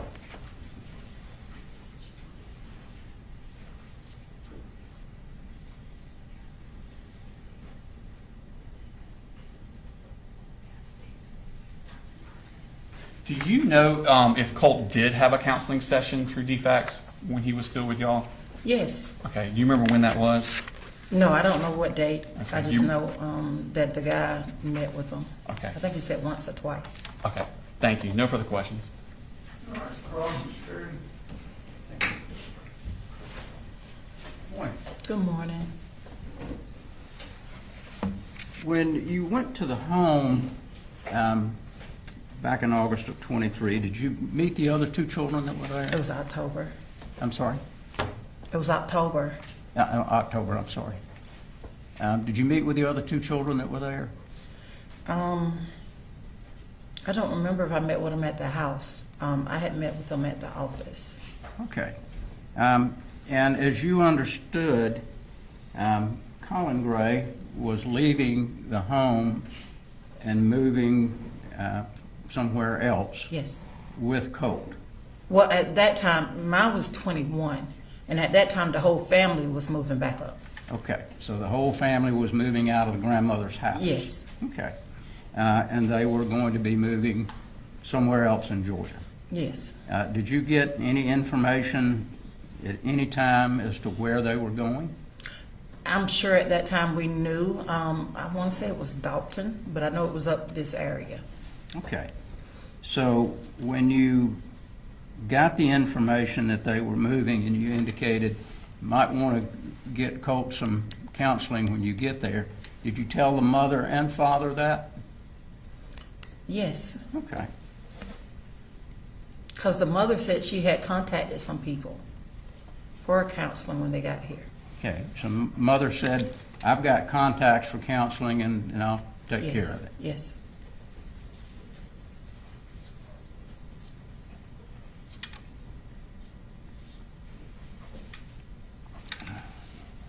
And did you do anything about this? Were you there at the sessions that Colt had? No, sir. Who would have been the counselor for him at that point? Mr. Raymond Dean. You don't have any information about what he told her? No. Okay. Thank you, ma'am. Can you read right? Is that your honor? No, Your Honor. Thank you, ma'am. You're free to go. State the call next witness. State called Stephen Green.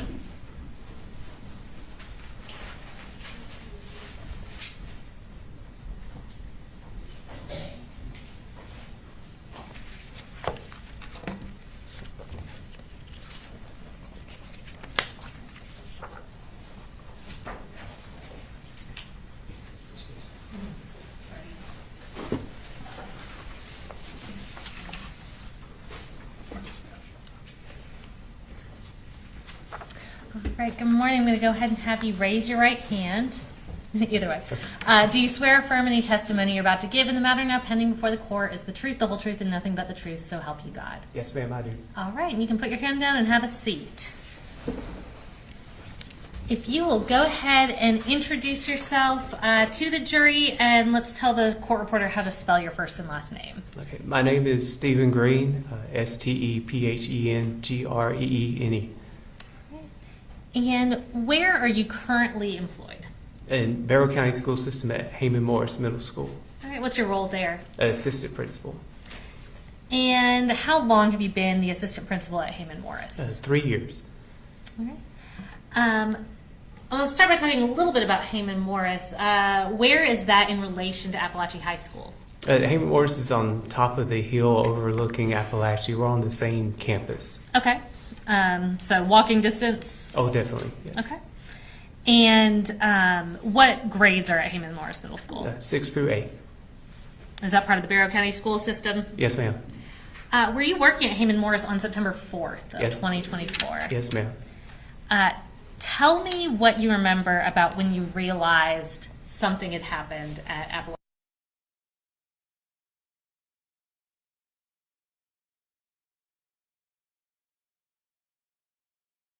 The strategics alert went off on our admin phone.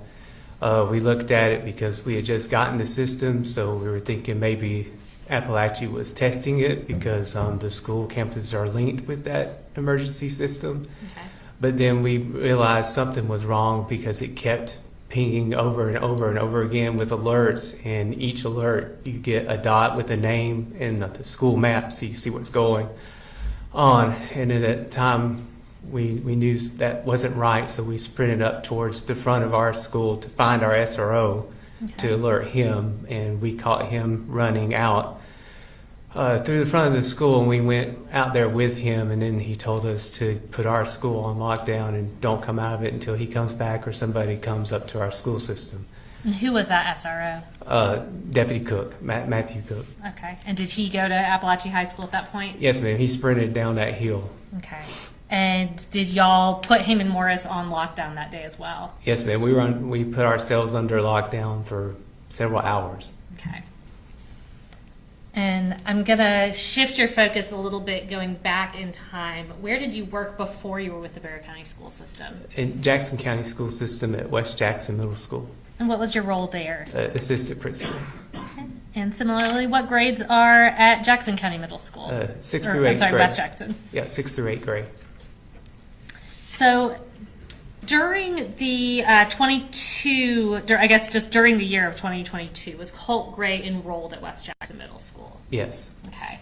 And I'm going to give you for your reference some relevant experts of what's been tendered as State's Exhibit 130, which are Colt Gray's West Jackson Middle School records.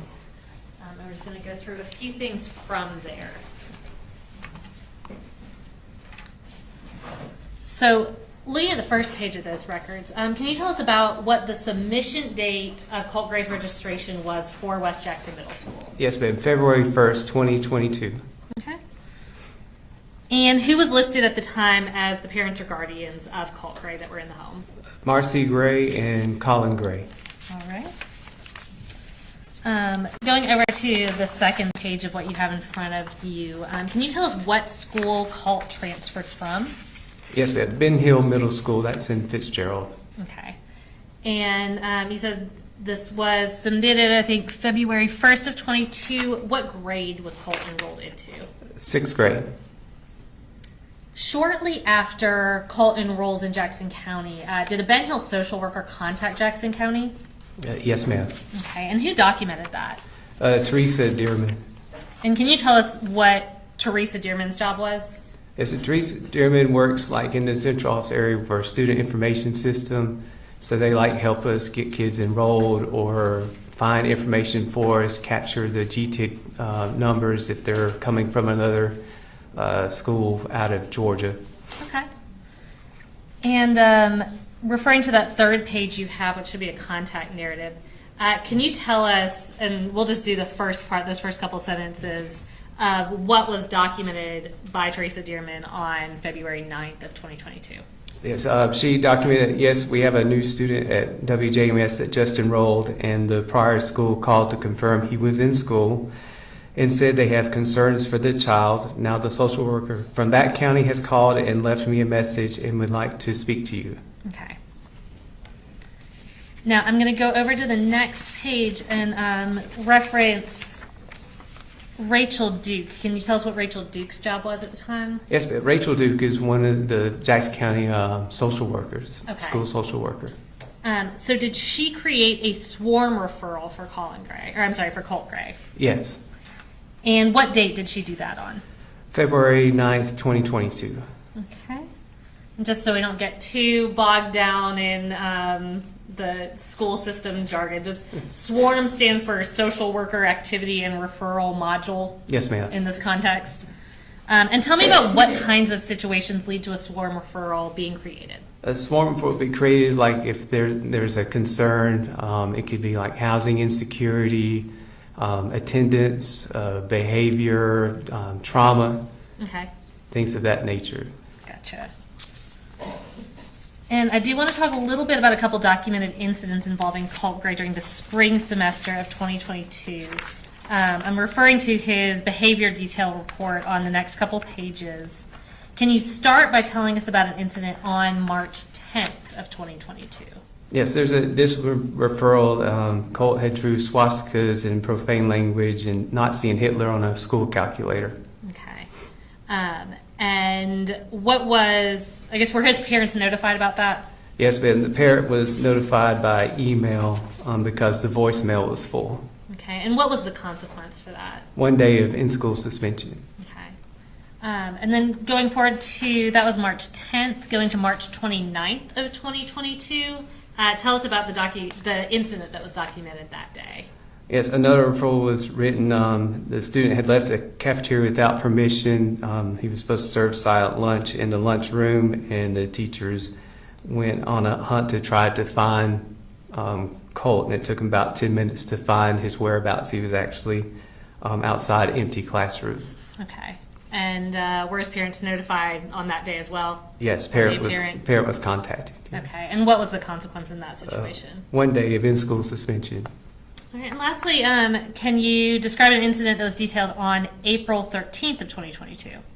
Yes, a student ran into Colt during bus dismissal, and Colt put his hands on the other student, and they started attacking each other, and the teacher had to physically separate them.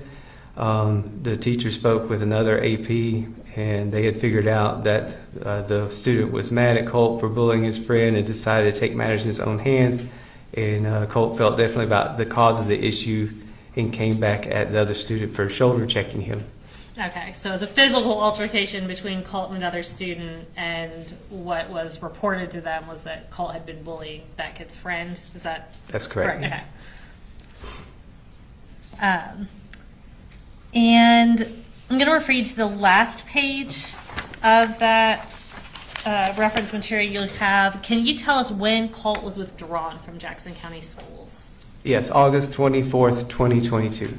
Okay.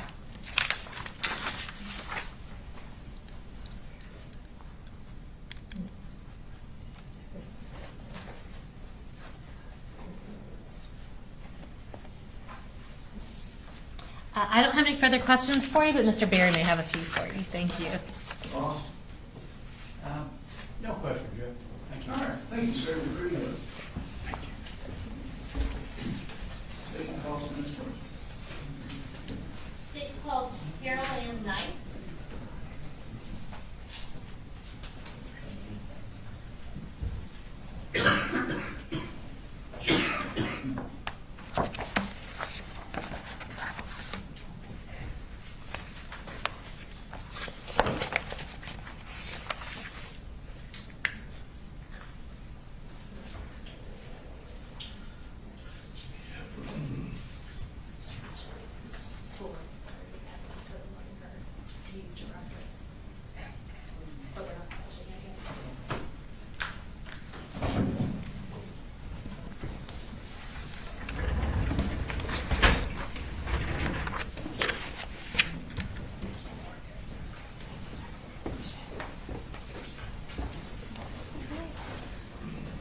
going to have you go ahead and raise your right hand.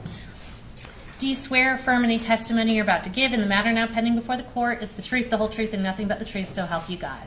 I do. All right. And if you can start just by introducing yourself and tell us where you're employed. Sure. I'm Carol Ann Knight, and I am the principal at Jefferson Middle School in Jefferson, Georgia. Okay. And what county is Jefferson Middle School in? Jackson County. Okay. Is it part of the Jackson County school system, or is it a separate It's school a system? separate city school system. Okay. And what grades are part of Jefferson Middle School? 6th through 8th. Okay. You said you're the principal there. How long have you been there? About 5 years. Okay. And tell us what you did before that. I was an assistant principal at the academy, part of our system, and I taught in the same building for 20-something years. Gotcha. And what grades is Jefferson Academy? 3 through 5. Okay. So I'm going to provide you some relevant excerpts of what's previously been tendered as State's Exhibit 131. These are Colt Gray's middle school, Jefferson Middle School records. And that's just if you need to reference those. So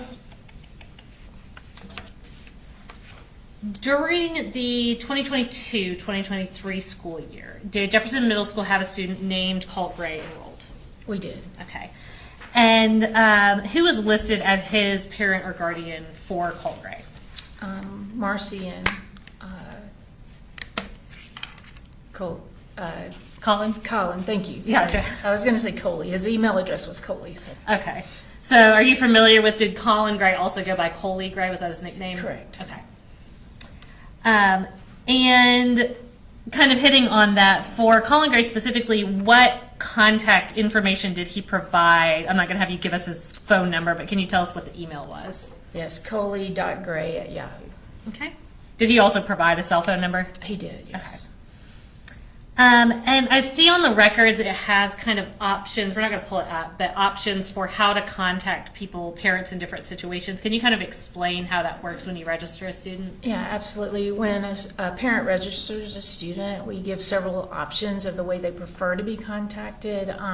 Sometimes it's, for an emergency or attendance or behavior, but they can choose, they want an email or a cell phone call, that kind of thing. Okay, so I can kind of tell you it's going to be better to contact me by text message or phone call or email in different situations. Correct, because, okay. Yes.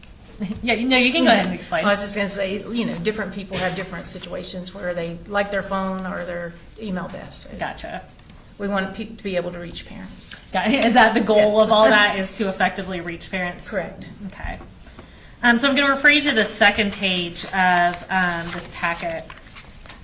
And can you tell me what grade Colt Gray was enrolled in when he was at Jefferson Middle School? Yes, he was in 7th grade. And what were the dates that he was enrolled? He came in September, I think September 2nd, and was there till May 19th. Okay. And where did he transfer from? He transferred to us from West Jackson and transferred to Heyman Morris. Gotcha. So he was enrolled on September 2nd. What date did school start that year?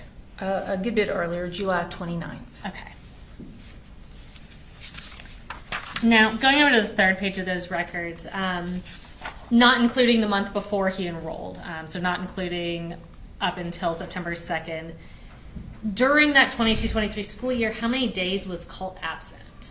Approximately 25, according to this, but there were different amounts for different periods, too. So there are a few more in different situations. Okay, so is 25 kind of the lowest common Yeah. denominator, to use Correct. middle school terms, the lowest Yes. common denominator, but then different periods had different numbers? Exactly. Okay. So going over to the next page, I do want to talk about a few specific incidents that occurred while Colt was enrolled at your school. Sure. We're going to start with September 22nd of 2022. And can you tell us about that incident? Yes, there was a situation where he went into actually 2 different restrooms and used markers, and I think a pink marker. He defaced some chalk pens to do graffiti and different things. They were on the walls, the stalls, the toilets, and just sort of destroyed the bathroom that way. Okay, so this was a little under 3 weeks after he started at the school? Correct. Okay. And give me one moment, let me show this to them.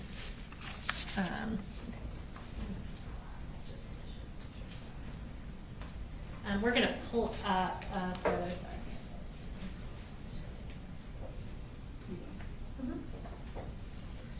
This should appear on the screen in front of you and behind you. So is that a picture of the some of the graffiti that he put on the walls? Yes, it is. Okay.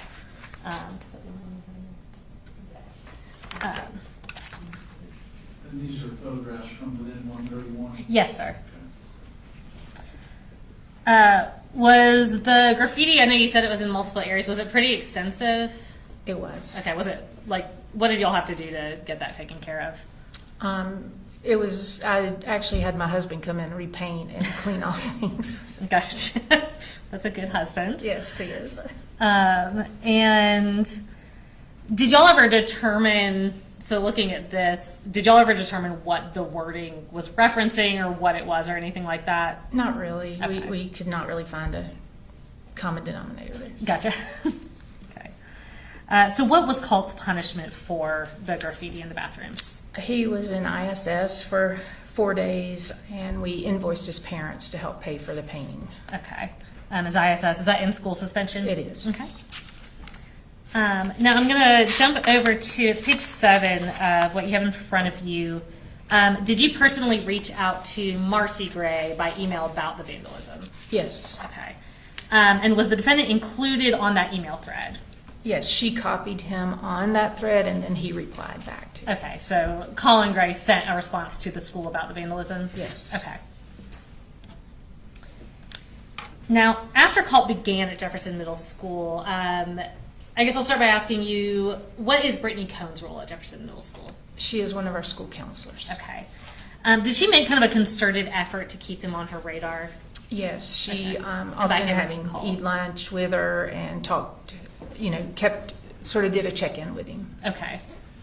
And is that kind of part of her role if she has a student that she feels needs extra attention? She tries to, you said, eat lunch with her and that kind of thing? Yes, we felt like he was struggling to fit in and needed a person to check up on him. Okay. And Brittany kind of filled that role when she Yes.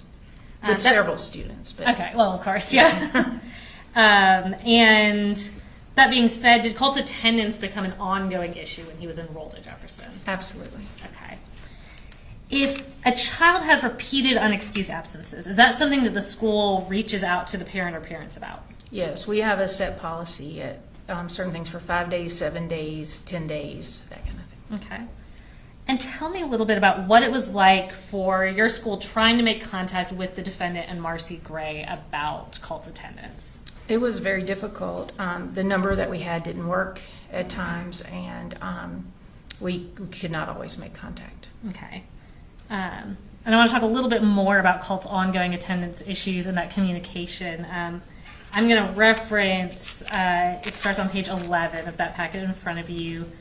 Kind of talk me through the specific attempts to contact the defendant and Marcy about Colt's unexcused absences. And the time frame I'm referencing is October 28th of 22 through January 4th of 23. So about, I guess, a little over 2 months there. Sure. Mr. Cuddy is our attendance person and our student success coach, and he began at 5 unexcused absences, which is on our policy, and we could not get mom. The number was not in service. Okay. At 5, he calls for several days trying to get her.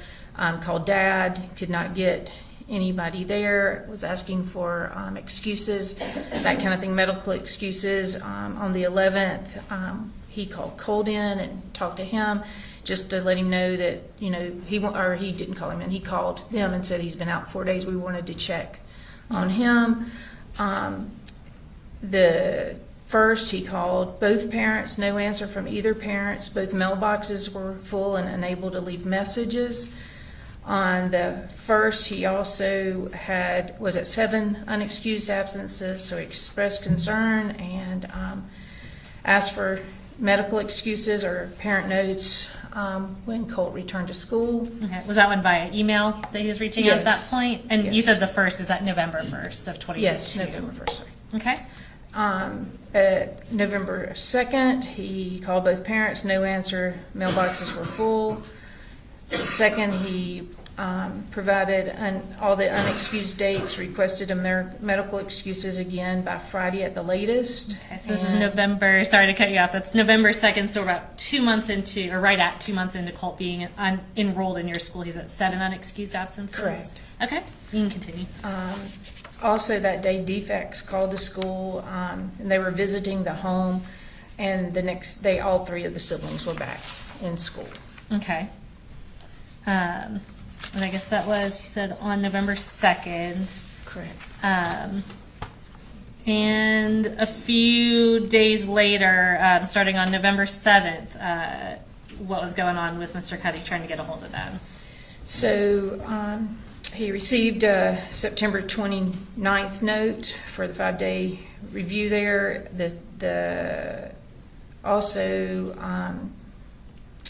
Going down to the 7th, have to call and have a conference with parents. He called both parents. Both lines resulted in a busy signal, and we could not get through. Okay. You said that's y'all's policy. Once you get to 7 unexcused absences, you want to meet with the parents? We require parents to come in and meet with us so we can provide support and figure out a way that we can work together to have a student be in school. Gotcha. And you said he was not able to get in touch with either of them? We were not at that time, no. Okay. And then moving forward to, I think, November 9th of 22? And it continued for several days that we could not get through. He asked our registrar to call and try to get through.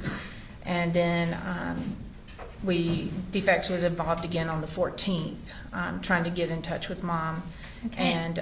And what notable incident were y'all alerted to on November 14th of 2022? That mom and the younger siblings were moving back to Fitzgerald, but Colt was staying with his dad. Okay. And then also on November 14th of 2022, tell me what else happened that day.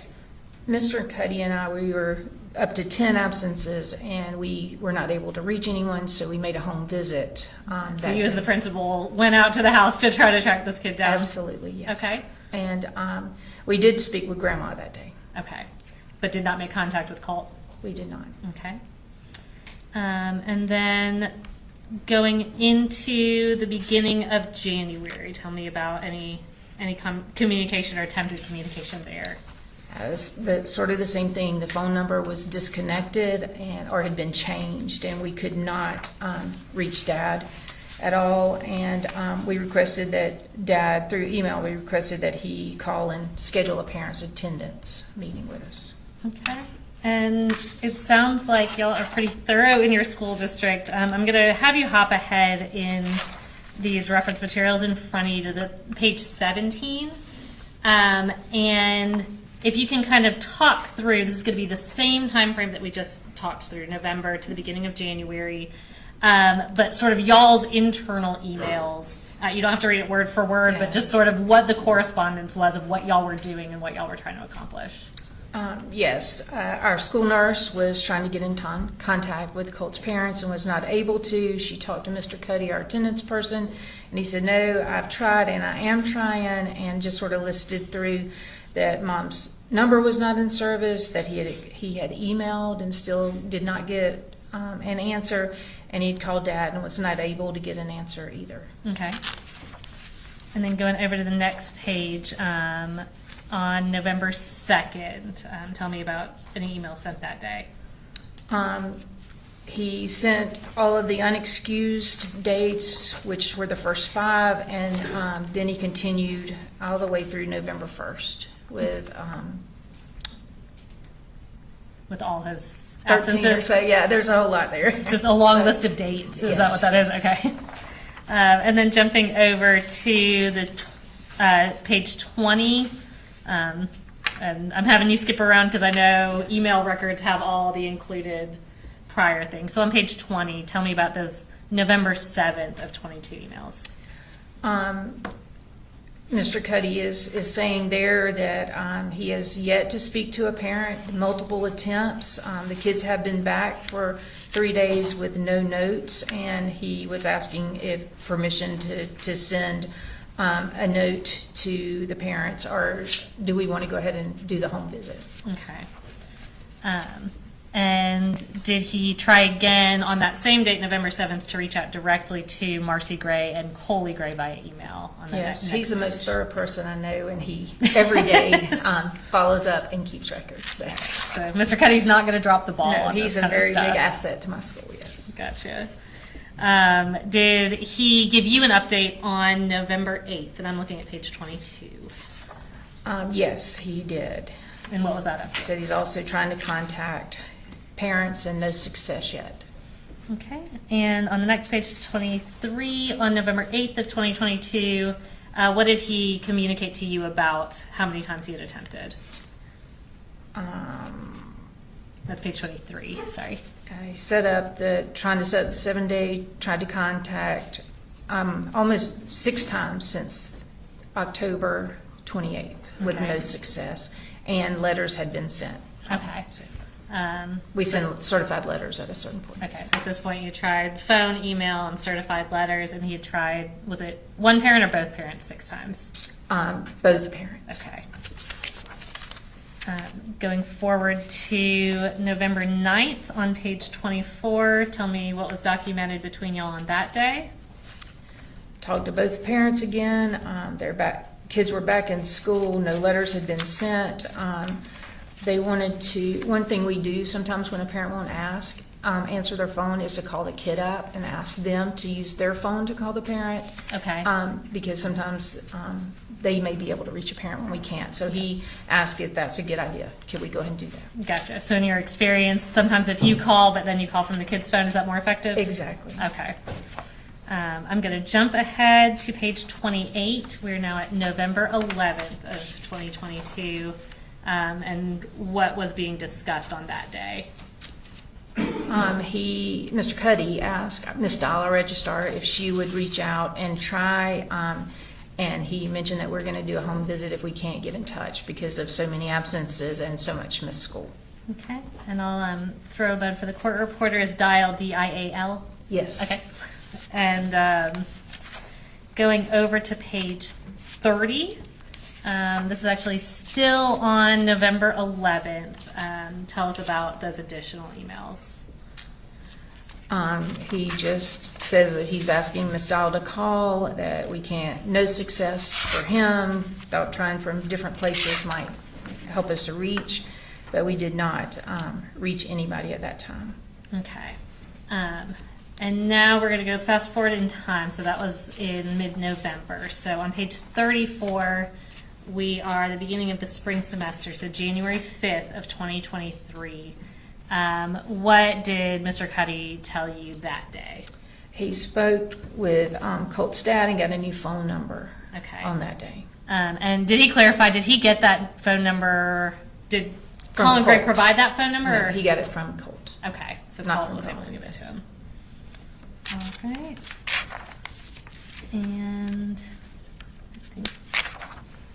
And so once he had that phone number, was an in-person meeting set up finally with the school administration and Yes. Colin Gray? It was. Okay, and just for a reminder, since we just talked through a bunch of stuff, at that point, y'all had been notified that Marcy Gray and the other kids had moved out, so Colin was the custodial parent? Yes. Okay. Let me catch up on my notes. Tell me about that meeting that y'all had. If you need to reference it, I think on page 14 are the notes from that meeting. Sure. We talked about a recent divorce. We talked about grades. We talked about attendance, tutoring times. We had our social worker be part of that conversation so we could offer some counseling services and things that we felt might be beneficial to Colt. Okay.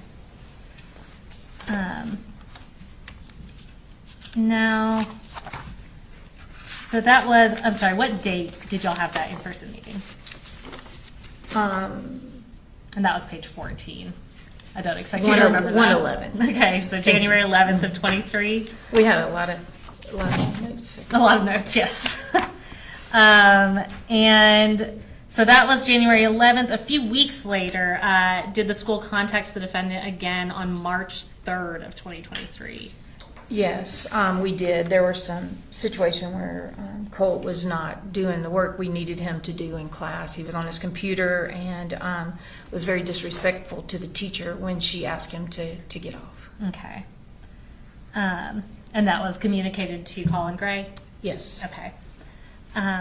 So that was in March. As we're going forward in May of 2023, was it being documented that Colt's absences were once again a problem? Yes. And what was documented about that on the contact log? And I'm looking specifically at May 17th. And that's on page 15. I'm sorry, say that page number. Page 15. Okay. I was going to speak from memory, but I prefer to go by what Can't I hurt. wrote down here. We talked about Dad, and Colt said he had some kids had said something to him, that kind of thing, and Dad was telling us some names. He and Mr. Cuddy had talked about that and was able to get a few names so we could take care of that situation. Okay. And that was kids picking on Colt? Yes. Okay.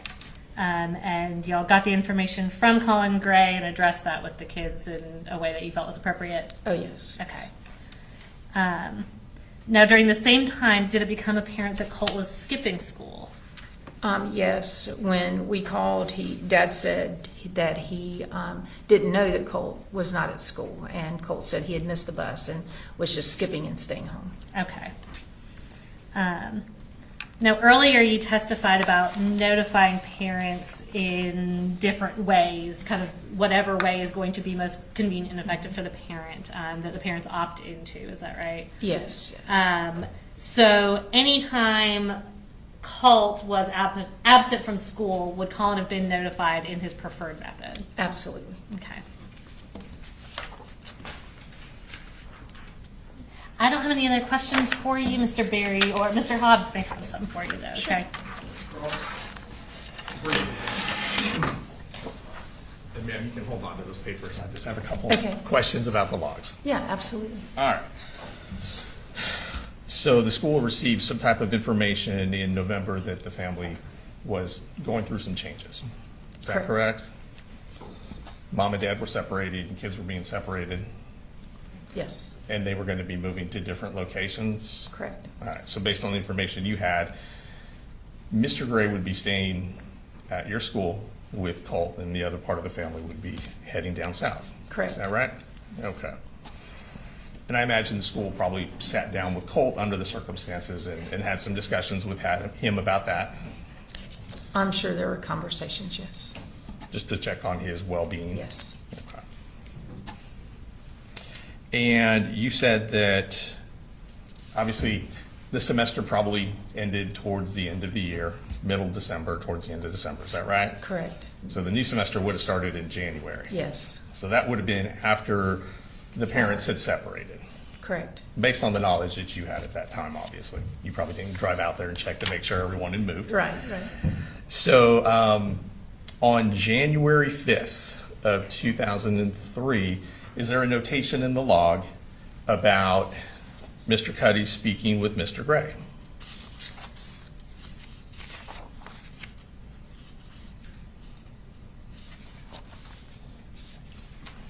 January the 5th, it says, at 11 absences, he spoke with Dad. He was pleasant, complimentary to our school, and he did want to meet with us. Okay. Is there any indication of why he wanted to meet with Mr. Cuddy in your school? To just let us know about their living situation. Okay.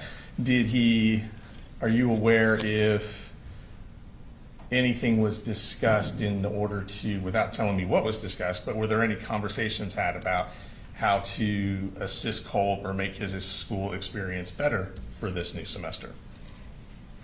We met as a team with Dad and talked about the absences and what we could do to help support him to make sure Colt was at school, yes. Okay. And also to ensure or at least improve the chances of Colt's success in school? Always, yes. And did that meeting in fact happen on January 11th of 2023? Yes. So Dad would have been present with Mr. Cuddy and probably several other members of the faculty as well. Yes. So kind of a team approach to make sure that Colt had the best chance of success in school. We have an attendance team that's set that meets in situations like that. Okay. And let's see, is there a notation on the 20th about how things had gone since you guys had that meeting? On January 20th from Mr. Cuddy. Is there any notation if there's been an improvement or if things have gotten worse or how things are going? Yes, he said attendance had improved immensely, and Colt was positive and optimistic about the second semester, was working to pass his classes, and things were a little bit better. Okay, so this would have been in January after the change in his family circumstances, Yes. correct? And was there further contact with Dad on February 2nd? Yes, Was there further contact with Dad on March the 3rd? yes, And that's the incident you detailed about not doing With great in Grandma. school, but Dad and the school had a conversation, well, correct? for February 3rd, it was a conversation with Grandma. With Grandma, okay. And then an email would have been sent on March 3rd to Dad, is that correct? Correct. All right. And would there have been a meeting on May 1st of 2003? Would there have been a meeting with Dad? Or a phone call? I'm sorry, I'm flipping. Take your time, gears. take your time. Yes. Dad encouraged him to come by and tell Mr. Cuddy the names of the classmates. Okay. And what about on the very next day, May 2nd? We followed up with the situation, and Ms. Shields was able to report to Mr. Colin that we had taken care of. Okay. And then is there a response from Mr. Colin Gray on May 17th?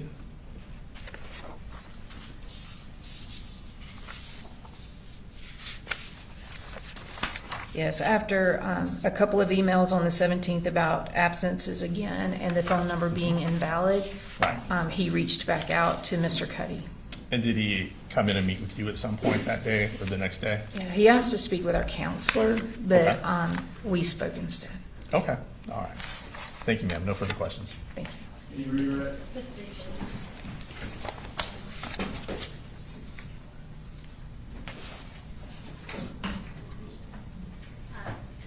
So you said that the counselor did not meet with Colin Gray. Why not?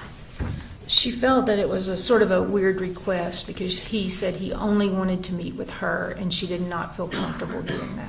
Okay. And to your knowledge, I know you said y'all discussed counseling, that kind of thing. To your knowledge, did the defendant follow up with counseling for Colt Gray? Not to my knowledge, no. Okay. And just to reiterate, that January 11th meeting that y'all all had together, was that the meeting that y'all set up after trying to get in Yes. touch with Colin Gray? So y'all have, how many students are at Jefferson Middle? About 1,025. Okay. And that being said, is this a situation that you have an independent recollection of? Very much so. And why is that? It stood out that over and over the attempts to call Mr. Cuddy comes to my office every day and gives me an update on students and where we are and making the home visit and seeing the graffiti and knowing that Colt was troubled and needed some help. Okay. Nothing further. Thank you. Any further cross? Yes, yes. So with the further help and the other issues, I guess that would have been very concerning about these allegations of bullying that came up in January 23? Or would have been later in 23? It was in toward the end of school in May, but they the really end of weren't. Bullying is somebody over time continuing to do things. These were just instances that were sort of isolated that we dealt with. And who did you speak to about that bullying? Did you speak with Mr. Colin Gray or was it someone else? About the The bullying. Actually, he shared the names with Mr. Cuddy. He shared the names with Mr. Cuddy. Okay, and in y'all's opinion, it didn't rise to the level of bullying? No, we treated it as bullying because we do not allow that. Yeah. Okay. I just want to be clear because you said it didn't necessarily meet your definition, but you still treated it as bullying. We did. Okay. Just because Colt was struggling a little bit and we wanted to make sure he felt safe. And you had actually gotten that concern from his father as well? I believe Colt had spoken to Mr. Cuddy and then to Colin, and Colt didn't want to tell us any names, but he shared them with his dad. Okay, who then passed those on to you guys? Correct. Okay, thank you, ma'am. You're No welcome. further questions? Nothing further. All right, thank you, ma'am. You pretty good. Thank you.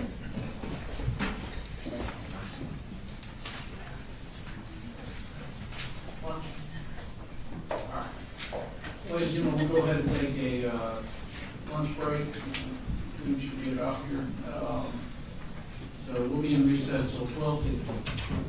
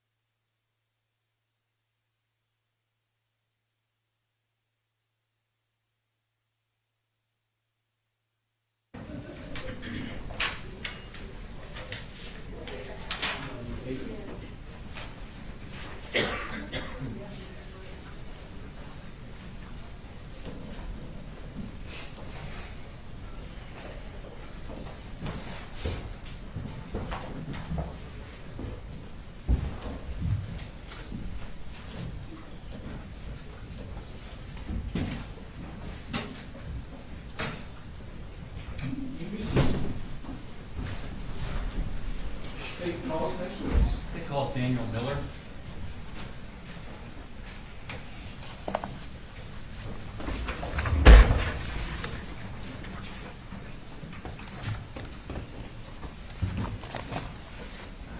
If you'd raise your right hand, please. The testimony given, the matter now pending before this court will be the truth, the whole truth, nothing but the truth, so help you God.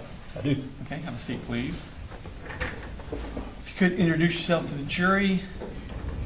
Good afternoon. My name's Dan Miller, Deputy Investigator with Jackson County Sheriff's Office. Okay, and how long have you worked with Jackson County Sheriff's Office?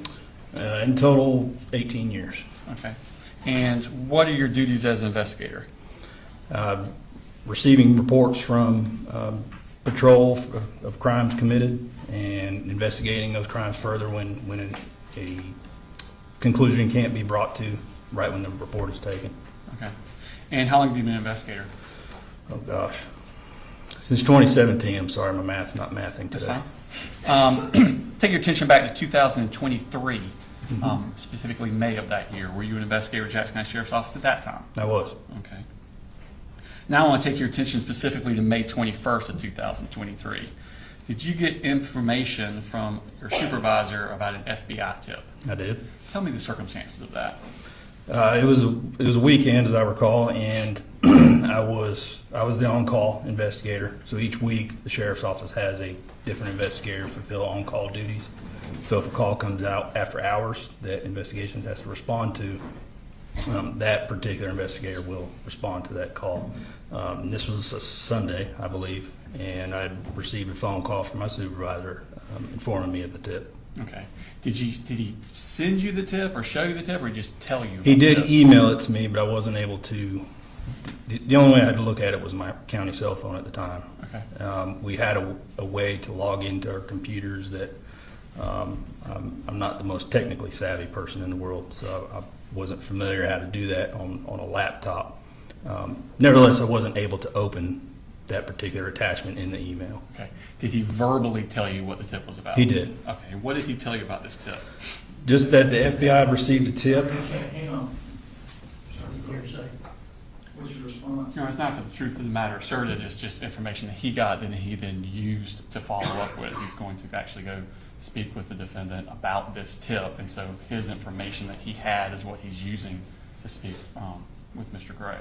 So it's just to show not being offered to prove that the information in the tip is true. Correct. We don't know if it is or not. All right. So, ladies and gentlemen, I'm going to overrule the hearsay objection. Understand that the value here is just that essentially the words were said or the tip contained information. It's not to prove that the content of the tip is true. Okay.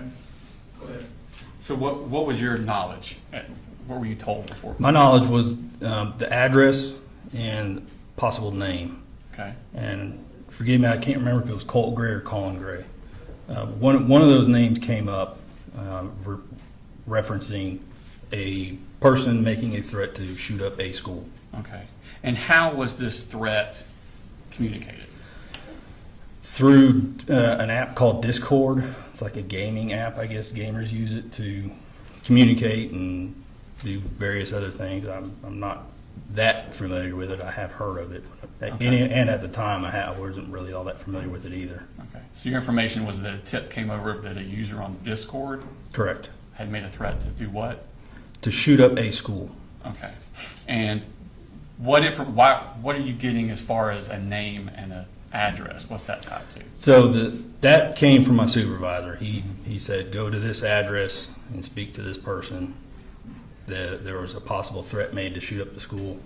I can only assume he saw the tip, but I don't know. I can't say that with a definitive answer, but he told me the address, go here, there's a threat made to shoot up a school, and see what you can gather. Okay. And did you go to that address? I did. Okay. Did anyone go with you? Deputy Justin Elliott. Okay. Do you remember the address that you went to? Not off the top of my head. It's Rice Creek Court, I believe. I don't recall the exact numbers. Okay. And did you approach the residence? I did. We went, knocked on the door, and a couple juveniles answered. And Male or female? Female. Okay. And common practice is juvenile answers the door, we absolutely do not go in. We contacted parents, and kind of explained why we were there. And the father, whose name escapes me at the moment, Frank Rundell, informed us that they had lived there. Called him by phone or? Yes, I had the juveniles call him by phone. Okay.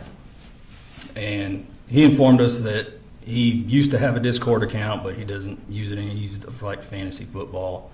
And that wasn't the name that was associated with the tip. So I just kind of ran it down as far as much information as I could get at the time. He said something to the effect that he did have a gun, but it was locked in a safe, and that the children. Did you ask him about a gun? I did. Okay. Said it was locked in a safe, and that the kids did not have access to it.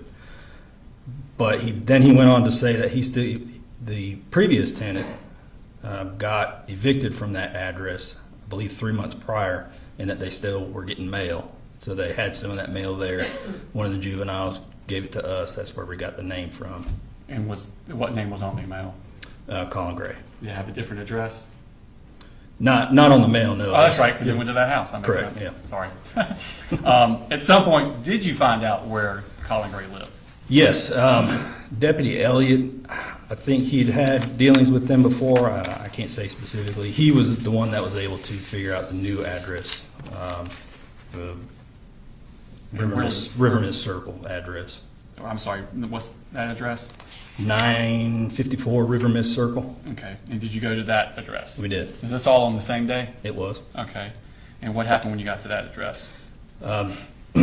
Colin answered the door, and we proceeded to inform them why we were there, that there was a threat made to shoot up a school, and that the tip came from the FBI, and that the IP address for that tip came back to an IP address for Colin.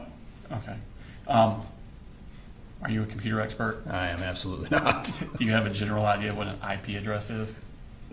A very layman's idea, yes. Okay, and what is that? It's Internet Protocol, I think, is what that stands for.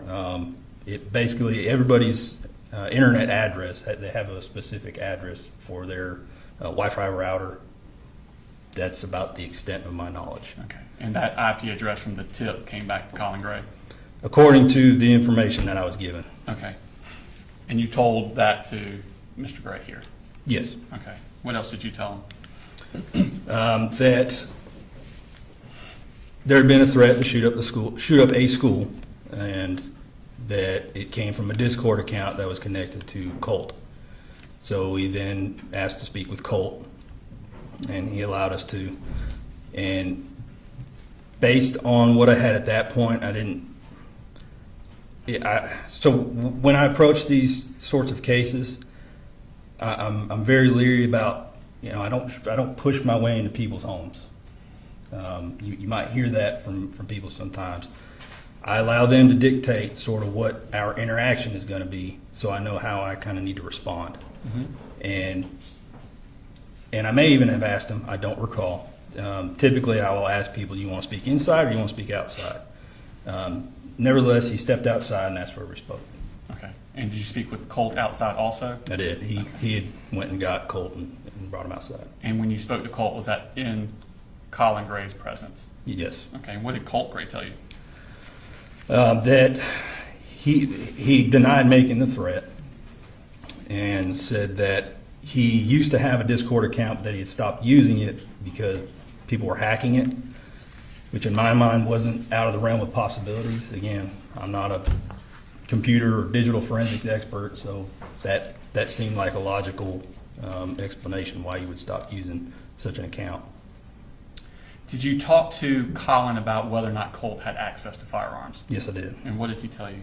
He said they do have guns in the house. I believe he said they were not locked away, but that the ammunition was separated. Okay. And that he didn't have, I think I referred to it as unfettered access. I don't think those were his words. Okay. So we're saying Colt didn't have unfettered access? Correct. Okay. Was anyone wearing a body cam at that time? Deputy Elliott was. Okay. Was this interaction recorded on that body cam? It was. And have you had a chance to review that body cam since? Yes, I have. And there been any additions and material additions, deletions, or any changes to it? No, And not does to it my fairly, knowledge. does it fairly and accurately portray the conversations between you and the defendant and Colt Gray? Yes. Okay. All right, this time I tender state exhibits number 137 into evidence. It's actually in two parts, 137.1 and 137.2. When it was digitally sent to us, the video came in two parts. Any objection?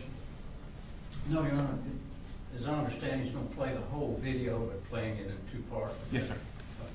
All right, 137.1.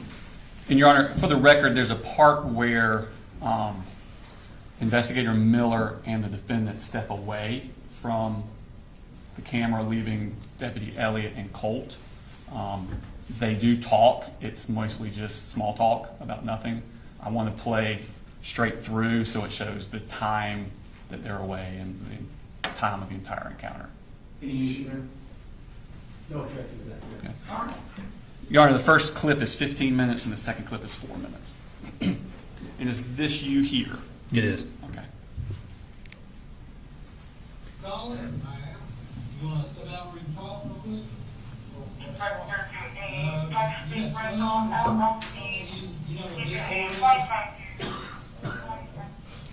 So we got a tip from the FBI saying that somebody from your old address over there in Traditions, they made a threat to shoot up school. Your Honor, excuse me, it's Yes. pretty low. I Your don't know. name was associated with that People address. here. That address, and you weren't living there. All right, say that again, I'm sorry. That it's very low. I don't know if the jury can hear it or not. I think it's high, so we can get it here on our Yeah, line. we're at highest volume for the computer.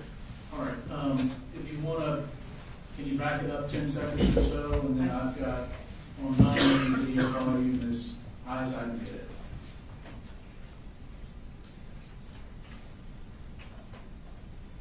Colin? I am. You want to step out where you can talk real quick? Yes, son, something you know what Discord is? So we got a tip from the FBI saying that somebody from your old address over there in Traditions, they made a threat to shoot up school. For real? Yes, sir. And your name was associated with that address. So we went over to that address and you weren't living there, so we got to live here. Let me get dressed. Sure.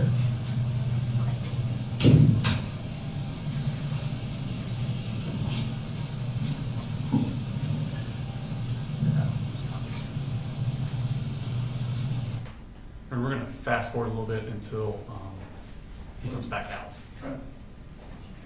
Okay. The timestamp here is 43 seconds.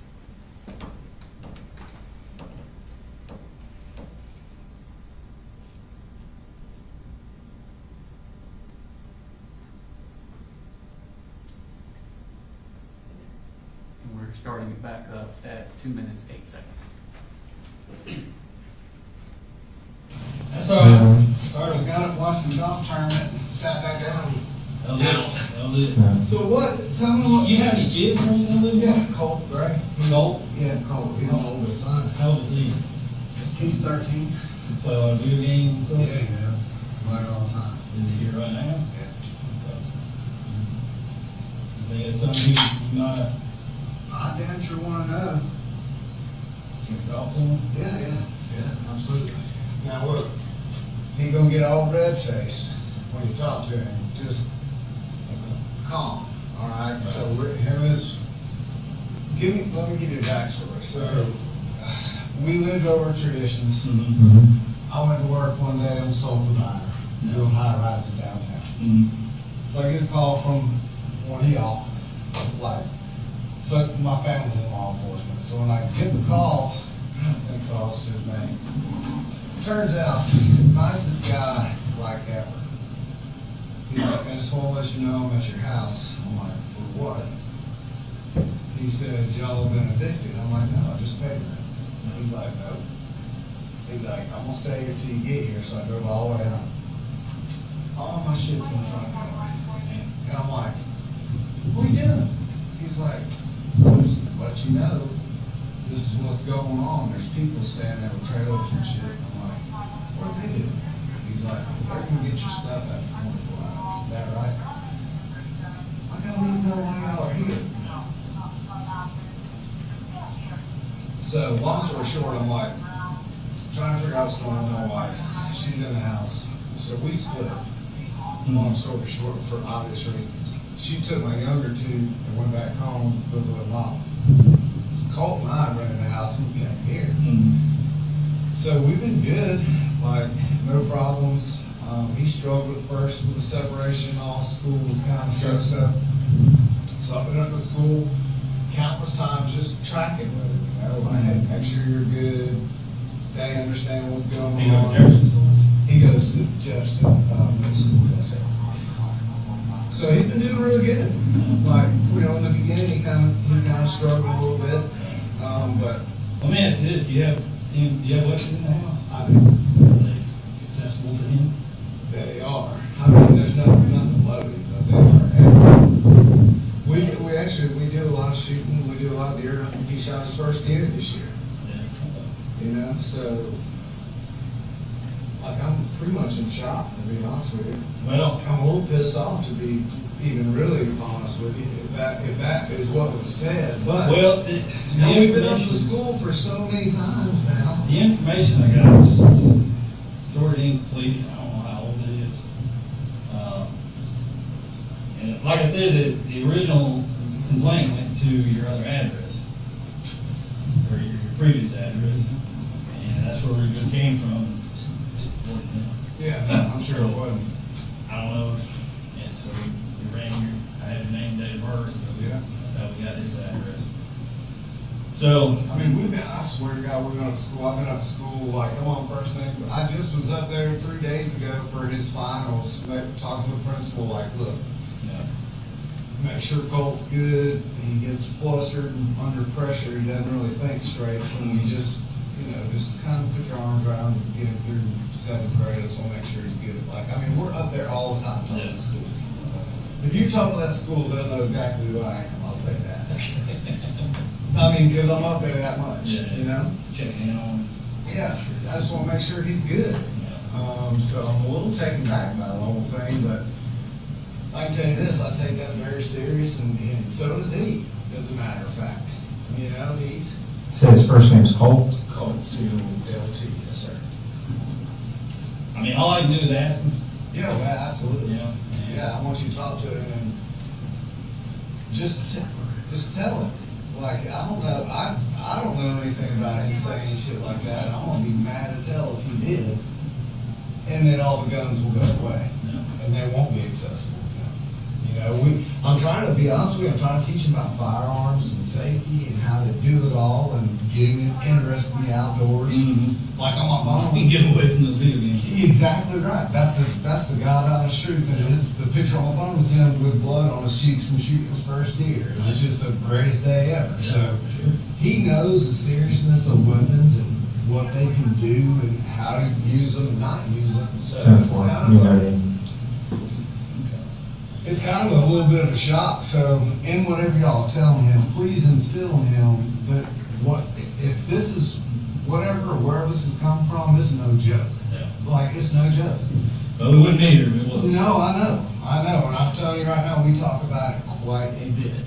All the school shootings, things that happen. Yeah, All scary. there. You getting picked on at school. He is. He's getting picked on at school. And is everything okay? That's why I keep going up there. Yeah. You know, because you never really know. And I don't want anything to happen to him. So, yeah. Y'all All right, well, if you want to grab them? Yeah, y'all talk. Or we can go in and... Sounds like cool.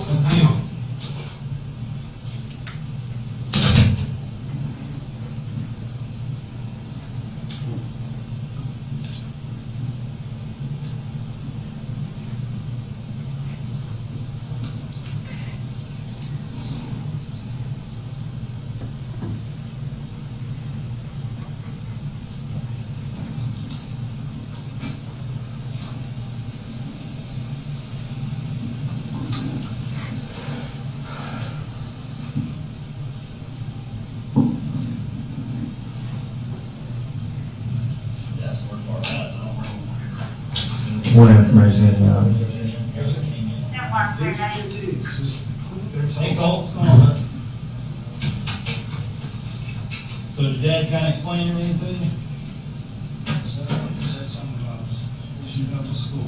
Did you say something about school shooting? Never, I just told him, maybe they misheard somebody else, I would never say that. You never ever said. No, I swear. Do you use Discord? Discord? Yes, sir. I used to, I haven't. When's the last time you used it? A few months ago. Really? Was it at Traditions or was it here? No, it was a tradition because in that Discord account that I had deleted it before. Because Before you moved here? Yeah, because I think it got like, it meant cash report or something. I got to put something on it. Have you heard anybody on Discord when you were using it say something like that? Remember? Like at that time? Yeah. I don't think so. I don't think I ever had anybody that. Never. And I mean, I'm not trying to get anybody pinned up, but like, this is some serious stuff. Oh, he knows how serious it is, trust me. 'Cause I hate to, you know, my boss was leaving, like, you know, I don't know how old this information is, and if you want to wait till Monday to follow up, I was like, no, I'd rather do it now, because So would we. God forbid something happened, and I didn't do my job, I'd feel pretty bad about this, so I just want to make sure you understand that if something like that happens, or you hear something like that, report it, tell their dad, tell teachers. Like I told him, I promise I would never say something. So you haven't used Discord in a few months, and you're saying you didn't say anything. No, the only thing I have is TikTok, but I just go around there and watch videos. All right, well, fair enough. What's your birthday? January 14th, 2007. He's just gonna do a little report saying that, We talked. we've done reference to this, and that we talked, and you saying that we didn't say anything like that. And I gotta take you at your word, and I hope you're being honest with me. I'm not saying you're lying, but it's not unusual for people to lie to business. He's removed. Hey, Colin, what's a good phone number for you, sir? It's 706 706 590. 59. It's a new number. I think it's 2876. We'll get to it. That's what we're doing. About ready to get done with it? I just already finished, yeah. Oh, you did? Yeah. When was your last day? Let's see, Sunday, so Friday. Right. What grade you going into? Eighth grade, almost high school, man. The last 4 years, really, the last 4 years is what matters. Get them good grades, man. Set you up for risk. 5902768. 590-2768. Yes, sir. 5902768. Yeah, so look, you know, welcome any time. We take it like dead serious around here, and I just want to make sure that I can feel better if you do find out what or where. Like, can some of us know? 'Cause Sure. He's going to be full of anxiety until this gets resolved. I can tell you that. I would never say something. So did you switch schools when you moved from Traditions? Where were you going before? West Jackson. West Jackson Middle? Okay. Is things a lot better now? Oh, yes, sir. Okay. That's good. Let me grab you one. Can I walk through your grass and all that? Were you getting bullied over there at West Jackson Middle? That's the thing, I wasn't back there. Oh, yeah. Now, look, be honest with him about that now in middle school. I told him you were now, and that's. Getting switched out halfway through the school year? Getting a new guy? Yeah, being that quiet, I was moved like 6 times already. Well, my dad was a logger and grew up in the military. We moved a lot when I was a kid. But in the high school, I was surprised, I wasn't that fruitless, like I didn't necessarily have a reason that I would say that.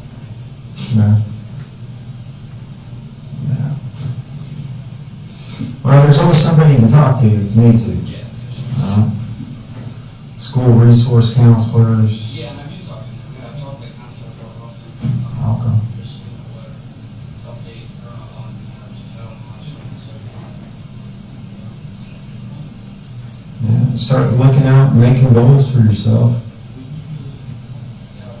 You interested in anything? A what? A philosopher. It's kind of out there.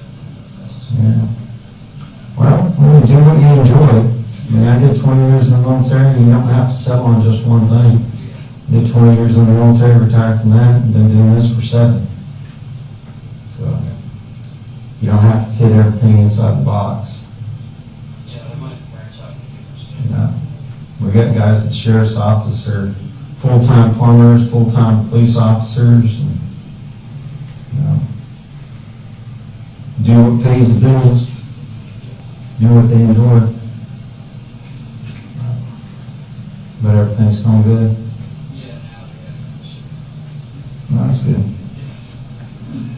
You got a phone? What's your phone number? Like I said, I changed my phone number. Okay. Right. Dad said you went deer hunting for the first time this past year. What did you get? 3-pointer? Fork on one side and one a palm on the other, or? Yeah. Yeah, fork on one side, one on the other, spike? Yeah. Right.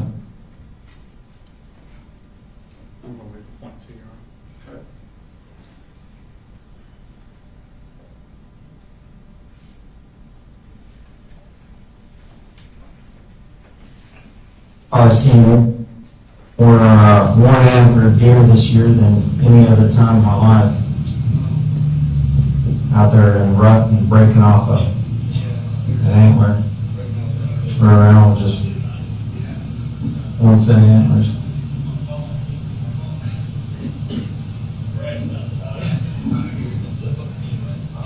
Well, look, Colt, I appreciate it. Your dad got my card. If anything, if you hear anything, tell you that he's got my number. You have had his info on. It's serious. He knows how serious it is, and he'll, like I said, we'll have a long conversation here in just a little bit. Something, you know, there was a very traumatic thing that him and I both went through. Now, he was at school, I was at work, come home, and I mean, every ounce of what we had was under tarps and sitting in that yard. You saw it. Yeah. You saw the clientele, the neighbors that lived there. It's like fully embarrassing. So it was very traumatic for both of us, and living here, just us, is like, dust is finally settled, he's making good grades, so. That's good. We'll keep that up. That's important. We'll start talking about traditions in West Jackson and just see if something jogs his memory like that. But certainly we'd like to know if something, if you do find. Well, my thing is this, so more than likely they track the IP address. Okay. And that's why we went to that address. Okay. Because the IP address is usually location specific. Yeah. You know, within the area, so. If it came from that house, then either somebody there's lying, or the information's just so old. Yeah. And, you know, maybe it was something he heard or did on Discord months ago. I don't know. I have no idea. Okay. But he's telling me he didn't. Yeah. Telling me he can't remember anything like that. Yeah. I take you at your word. Okay. If you look me in the eye and tell me that's what you're telling me, I got no choice but to take you at your word right now. But like I was telling Dad, if I find out otherwise, man, it's a different story. Okay? It's a really different story. Okay. Yeah. Got any questions? No, sir. You have any questions? No, sir. All right. Now I'm going to rush you down. Thanks. Appreciate it. Appreciate it, sir. You gotta be safe. Good luck to you.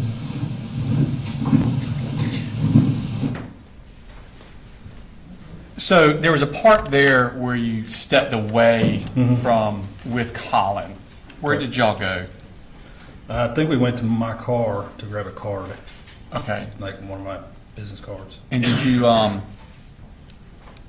have any further conversation with him there? I did. I honestly couldn't tell you what was said. Okay. Unless it's in the report somewhere. Okay. Did you write a report about that also? I did. Okay. Did you write your report in close in time to when it happened? It was that. I think it was that Monday. So you either wrote it that day or the Monday? Mm-hmm. Okay.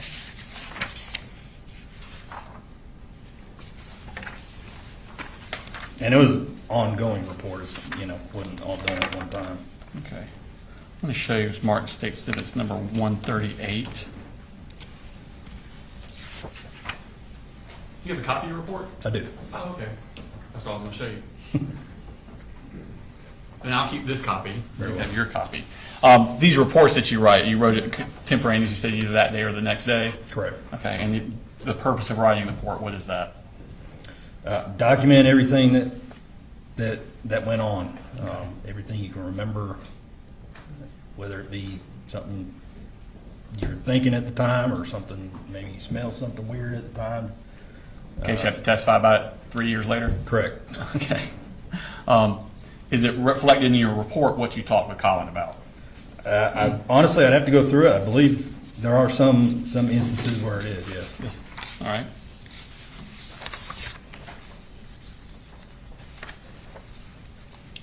Specifically, I'm looking at top of page 2. Mm-hmm.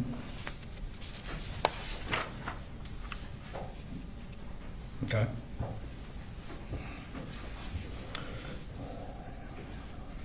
So at this point, had you been able to view the tip? No, only it was an attachment in an email. That was as far as I could get with it. Did you give any instructions to Colin before you left? As a matter of protocol, whenever something like this comes up, I typically tell people, especially when there's some kind of threat of a shooting, I tell them if you have any guns in the house, make sure the kids can't get to them. Obviously, people have a right to their Second Amendment. I can't tell him, I can't force him to lock guns in a safe or do anything like that without some specific court order telling me to enforce that. But just as a matter of protocol, whenever there's a threat involving guns, we tell parents, probably put your guns away, lock them up where your kids can't get at them. That's just good common sense, I think.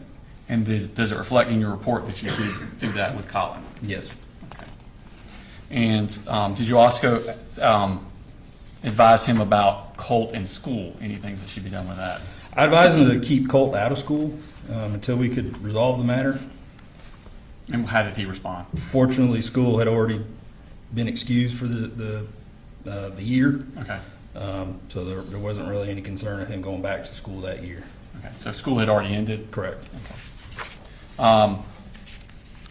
On May 23rd, so 2 days later, were you able to open the tip? Yes. And did you review it at that time? I did. Okay. And where was the source of information in the tip coming from? It's a very good question. There was several different sources, it appeared. Palmdale, California, City of Cockburn in Western Australia, and Los Angeles, California. And what was the Discord user's name associated with? Let's see. I remember seeing it on here somewhere.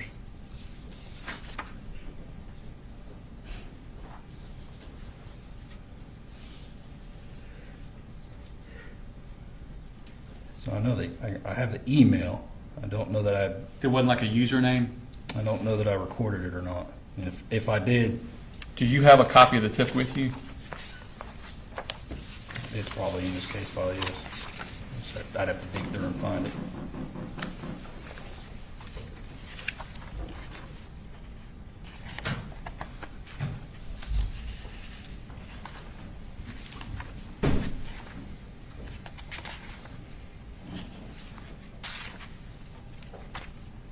Actually, you know what? I think it's on this disc.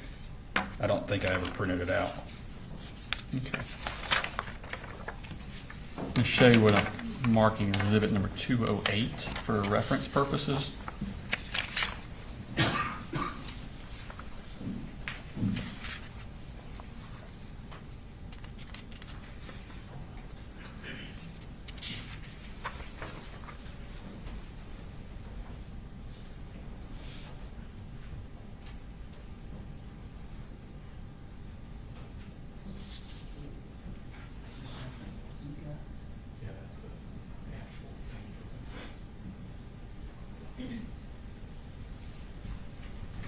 See if you recognize what that is.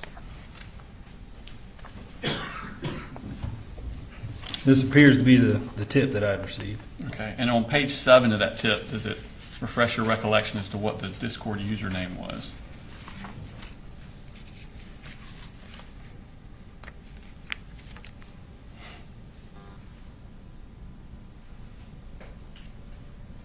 You may have to point it out to me. It's a little dense, isn't it? Oh, there it is right there. Okay. I was looking through this highlighted part. Okay. Exclamation, you want me to read it out? Sure. Exclamation point, FBOM, pound or hashtag, depending on your generation, 0703. Okay. And was that account tied to anyone? I believe it was tied to Colt. Okay. And was there a phone number on there that came back to someone? Yes.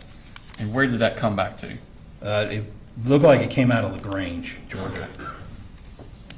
Now, did you, after that initial interview or encounter on the 21st, did you then also have a follow-up phone call with Colin? I did. Okay, when was that? I believe it was the next day. Okay. And what did he tell you on that? May have even been the same day. What did Colin tell you on that phone call?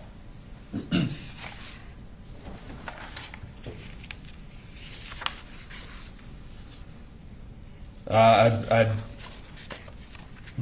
informed him of the email address that was associated with that account, and he said he didn't know who that was. The user who had actually made the threat, the name was written in Russian, and I asked him if Colt knew Russian, sort of taking a stab in the dark there, and he said he didn't know Russian, and said he doesn't know anybody in LaGrange. I had called LaGrange, I don't remember if it was like a police department or a sheriff's office. Anyways, I'd given them the phone number and asked them to track it down and see if they could figure out who this person was. They were able to make contact with somebody down there, and I think the phone number had since been reassigned to somebody else, and it was no longer the person that was living at that address. Were you able to substantiate the case at all? I was not. Okay. Did he? I'm sorry. Did Colin tell you anything about his conversations with Colt about on the phone? He did.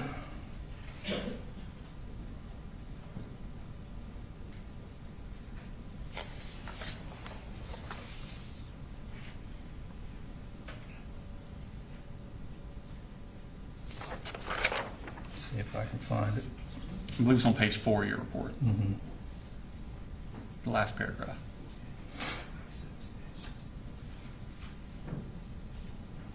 He spoke to Colt about his Discord account, and Colt told him that it had been hacked, so he stopped, or he deleted it.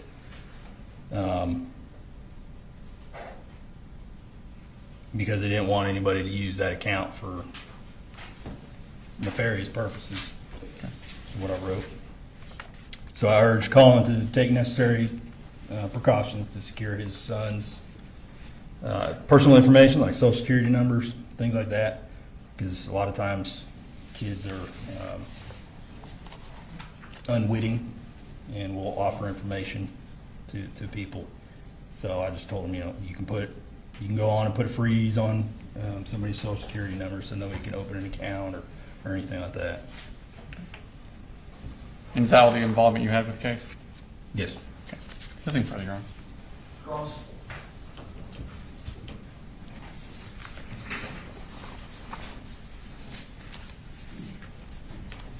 Good afternoon. Good afternoon, sir.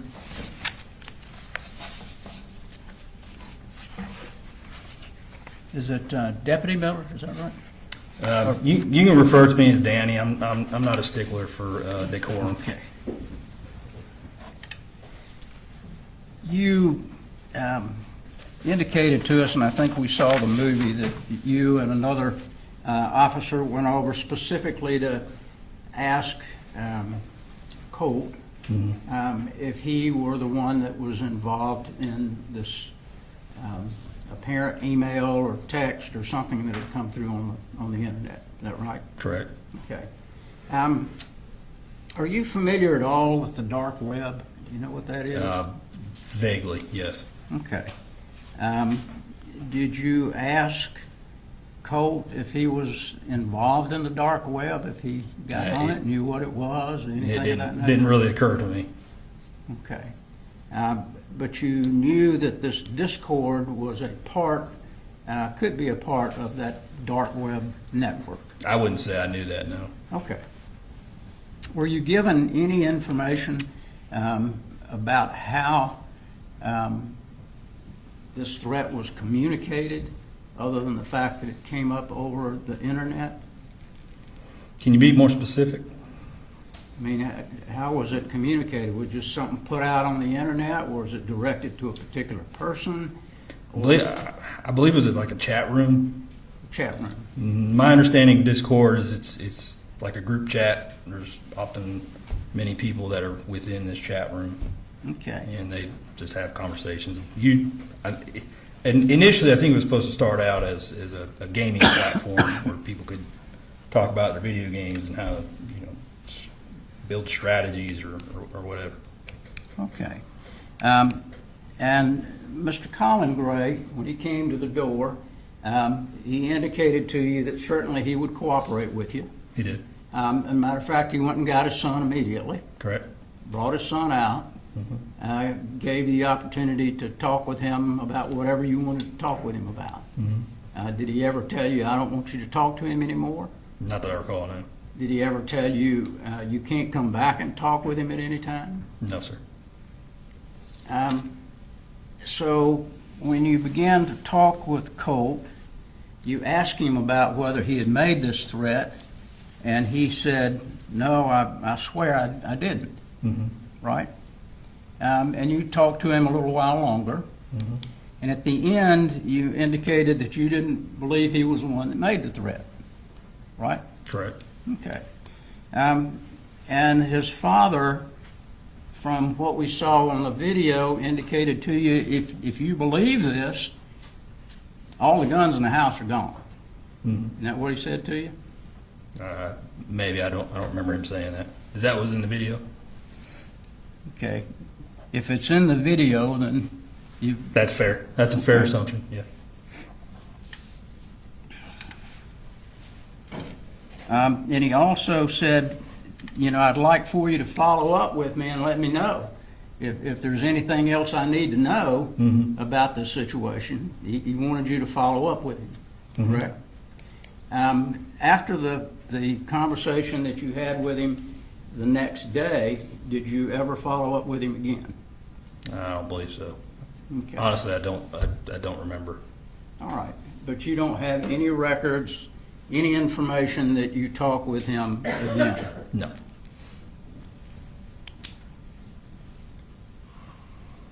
And the conversation that you had with him the next day, was it recorded? I believe so. I usually recorded my phone calls. Okay.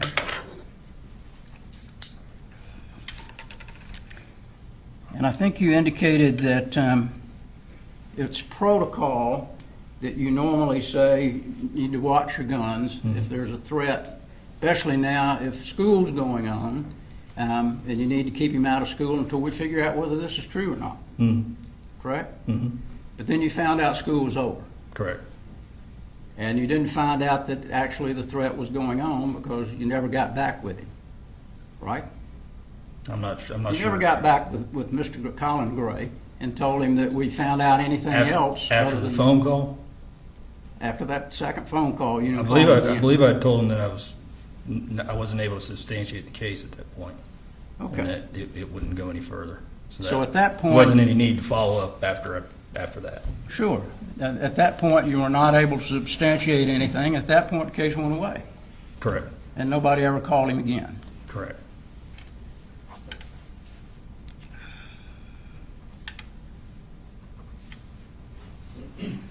And you saw on the video, I don't think you were there, but Colt was talking with the other officer about deer hunting, about shooting his first deer. You recall that? Yes. Okay. Is that something that Colin or Colt had indicated you that they bonded by hunting together? Do you know? He had indicated that he was trying to get him interested in outdoors and involved with some sort of outdoor sports. Whether or not that was a bonding moment, I can't speak to what their relationship was like, but one could assume as much, yes. Okay. Well, when you had a conversation with him outside of the view and sound of the camera, did he indicate to you, and that's Colin Gray, that they bonded that way, that they went hunting together? Honestly, without hearing a recording, that conversation was 2.5 years ago. Been a day or two. I can't recall. All right. I apologize. No problem. And Colin Gray also indicated in that video that we saw that this is no joke. You know, I want to know. Mm-hmm. You remember him saying that? I do.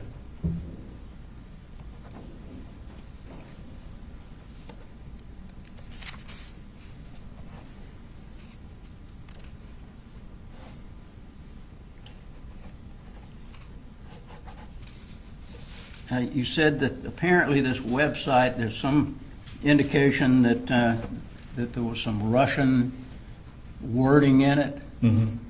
Yes. And that came through the Discord? Yes.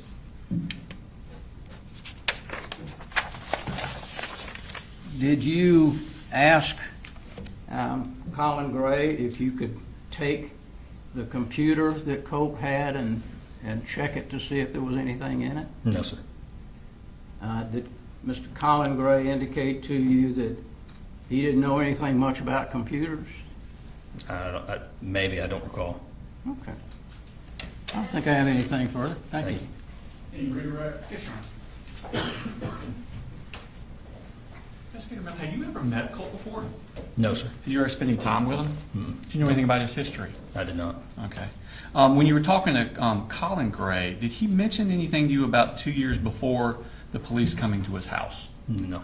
Okay. Did he mention anything about Colt searching how to kill your dad on the computer? No. Okay. Did he say anything about his time at West Jackson Middle School, where Colt got in-school suspension 3 times in his first 3 months there? Not that I recall, no. Okay. Did you say anything about when he was at Jefferson High School that school year that he had missed 25 days of unexcused absences? No. Did he talk about that at that school year at Jefferson Middle School that he had actually vandalized the bathroom in Jefferson? No, he did not. So he didn't tell you any of this history of Colt that you might be able to better understand? No, sir. Okay. No further questions, Your Honor? Because you were not there to interview him about truancy, right? About truancy? Right, about missing school. No, sir. You were not there to ask him about whether or not his son had ever done anything at school bad. No, sir. You were not there to find out whether Mr. Gray was divorced, not divorced, at what point Colt lived with his mother, not lived with his mother. These were not things that you wanted to find out at that point, was it? Not particularly, no. Okay, because you came there for one specific thing. Yes, sir. And if you wanted to ask Mr. Colin Gray about any of these other things, you could have asked him. Correct? Yes. Okay. Any excuse? All right, thank you, sir. Thank you, Your Honor. Thank you, Jerry.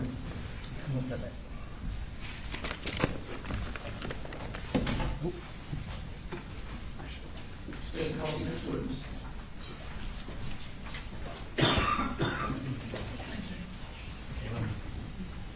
Let's call Michaela Anderson to the stand.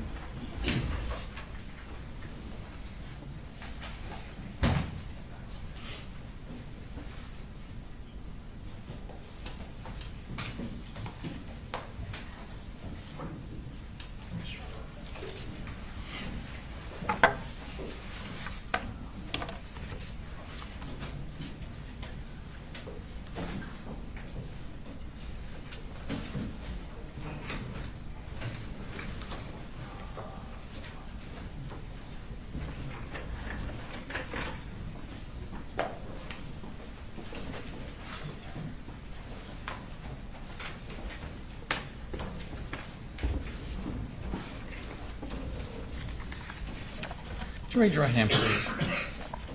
swear the testimony you give matter now pending before this court be the truth, the whole truth, nothing but the truth, so help you God. Yes. Okay. If you could introduce yourself for the jury, please. Hi, I'm Michaela Anderson. And if you could spell your name for the court reporter. Mykayla Anderson, Anderson. Miss Anderson, where do you work? I did work at Jackson County DFCS. Oh, okay, so you're no longer with Jackson County DFCS? I'm not. Okay. When you were with Jackson County DFCS, what was your title there? What did you do? I was the family preservation case manager, and in that unit, we would monitor the families, link them with resources, services, and provide overall support. Okay. And how long did you work in that capacity at DFCS? For 3 years. Okay. And I want to take your attention back to the spring of 2023. Were you also working at DFCS in that capacity at that time? Yes. Okay. Were you working a case involving Colt Gray? I was. Okay. And do you remember the case number for that case? Not off the top of my head. Okay. Do you do a contact log, or is it part of DFCS's policy to have a contact log so that whenever you do something with your work that you would record it in this log for purposes of bringing it up later? Yes. Okay. Would that log have the case number on it? It would. Okay. I want to show you Smart State Exhibit number 201.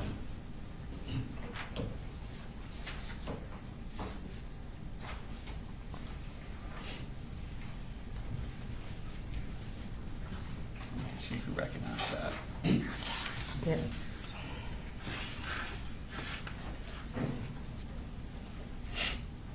Is that, would you recognize yes. that? I'm sorry, yes. And what is that?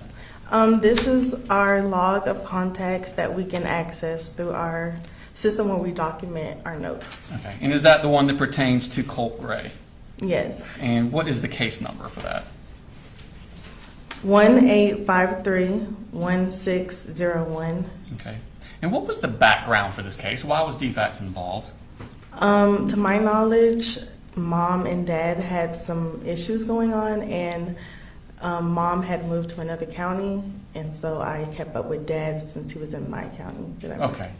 So Mom and some other kids are in one county, and Dad and Colt are in Jackson County? Yes. Okay. And it was your job to monitor Colt?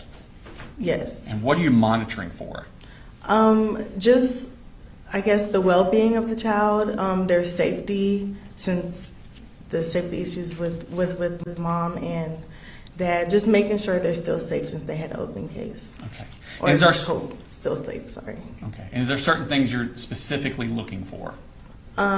Yes. Education, making sure there's no neglect there. Medical, family, stuff like that. Okay. And did you go to, how often would you check on Colt? Monthly, once a month. Once a month. And by checking on Colt, what would you do? Go to their home. I have to lay eyes on them. Just go to their home. Is that what you're asking? Or Sure. Yeah. Okay. Okay. And so when did you first do that? When was your first contact? My first visit with them was March 9th, 2023. Okay. And what I've given you, which is states 201, is that the contact narrative from that day? It is. Okay. And does it accurately reflect what you were doing on that day? Yes. Okay. Who did you meet with on that day? I only was able to meet with Mr. Colin Gray. Okay. And was this, where was this? At his house. Okay. And did you speak with him face to face? I did. Okay. Was this an announced visit? Did he know you were coming? No, it was unannounced, and typically every visit was unannounced. But for our first visit, I didn't have any working numbers, so I had to show up unannounced. Okay. And what happened when you got there? I introduced myself. I explained that I was with DFCS and that I had to see him and his son monthly. He told me that he already talked to another case manager and did not want to speak with me. So I just asked if we can just exchange numbers, which we did. Okay. And was that the end of the contact on that day? Yes. And that, again, was what day? March 9th, 2023. Okay. When, this time I tender State Exhibit number 201 into evidence. Any objection? I'm sorry, that's what I just showed you. But, Oh, that's fine. No objection? No objection. 201's admitted. okay. And when was your next? When was your next contact? April 12th, 2023. Okay. And again, where was this? At his residence. Okay. And who did you speak with? At this visit, I was able to speak with Colin and Colt. Okay. And what did Colin tell you about how things were going? Mr. Colin said that his son was doing fine. He doesn't really get in trouble. He said that Colt is shy, and his behavior has been much better since his mom's been gone. Well, let me do this. Show you State Exhibit 201.1. What is that? Is that a copy of your contact log? Yes. And does it accurately reflect your conversation with Mr. Colin Gray on that day? Yes. Your Honor, that tender State Exhibit number 201.1 into evidence. No objection. All right, 201.1.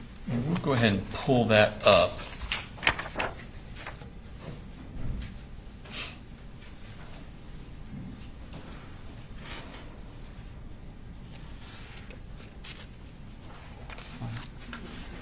No, that's, yeah.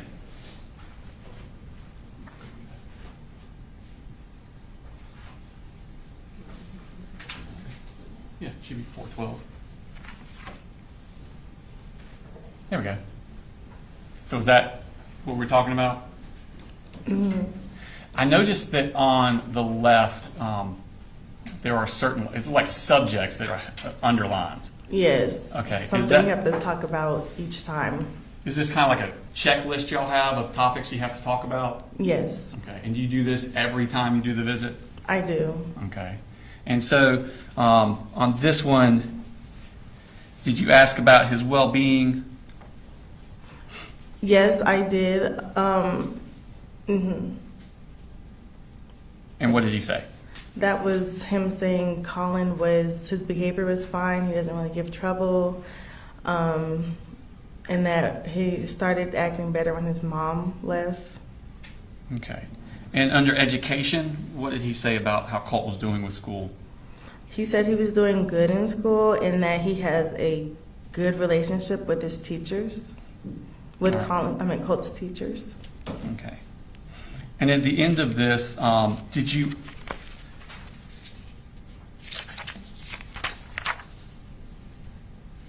under the very bottom, it says case planning services, drug screens. Mm-hmm. Did you offer any services for Colt? I did. I asked if he thinks Colt needs therapy to address the issues going on in the home with his mom, and he stated no. Okay. But we'll keep an open mind. Okay. Is that on the second page? Well, this is on the first page. Well, the end of the first one and the top of the second one. Did he make any mention to you of any bullying Colt was getting at school? No, not at this time. Okay. So then I want to when was your next contact? March 5th, 2023. Okay. I'm sorry, maybe I've got dates wrong. I had first visit March 9th, second visit. Oh, I'm sorry. April 12th, she just said March 5th. May. I'm sorry. So your next one is May 5th, 2023? Yes. It shows 201.2. And is that a copy of your contact log from Yes. that day? Mm-hmm. And does it accurately reflect your conversation with Colin Gray on that day? Yes. Okay. And like, Your Honor, I tender State Exhibit number 201.2 in evidence. No objection. All right, 201.2 is admitted. And again, this contact, was it face-to-face? Yes. And was it at the residence? Yes. Okay. And was it unannounced?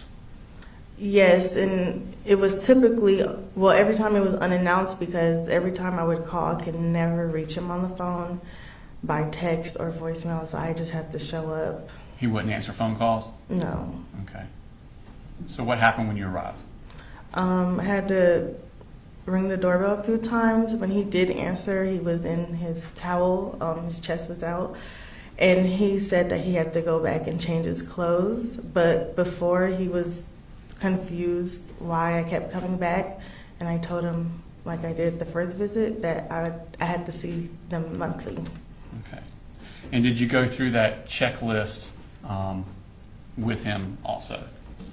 I did.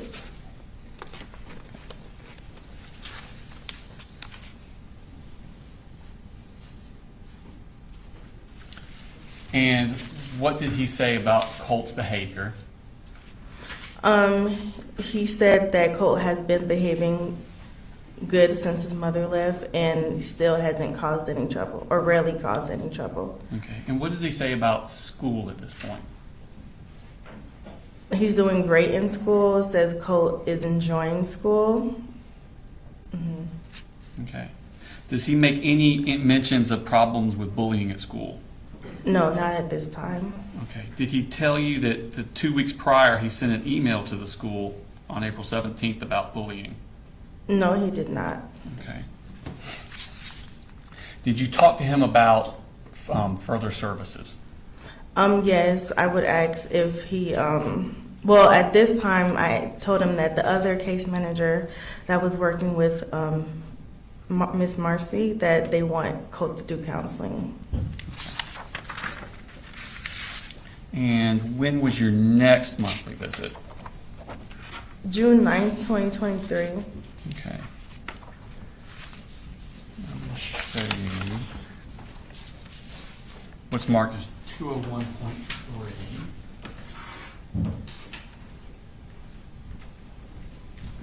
So if you recognize that. I do. And what is that?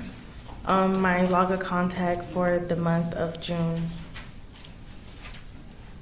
And that's the contact on June 9th? Yes. Okay. And does it accurately reflect the conversation you had with Mr. Colin Gray on that day?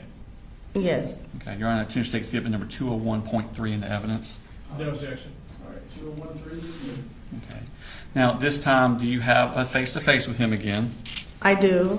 And was it announced or unannounced?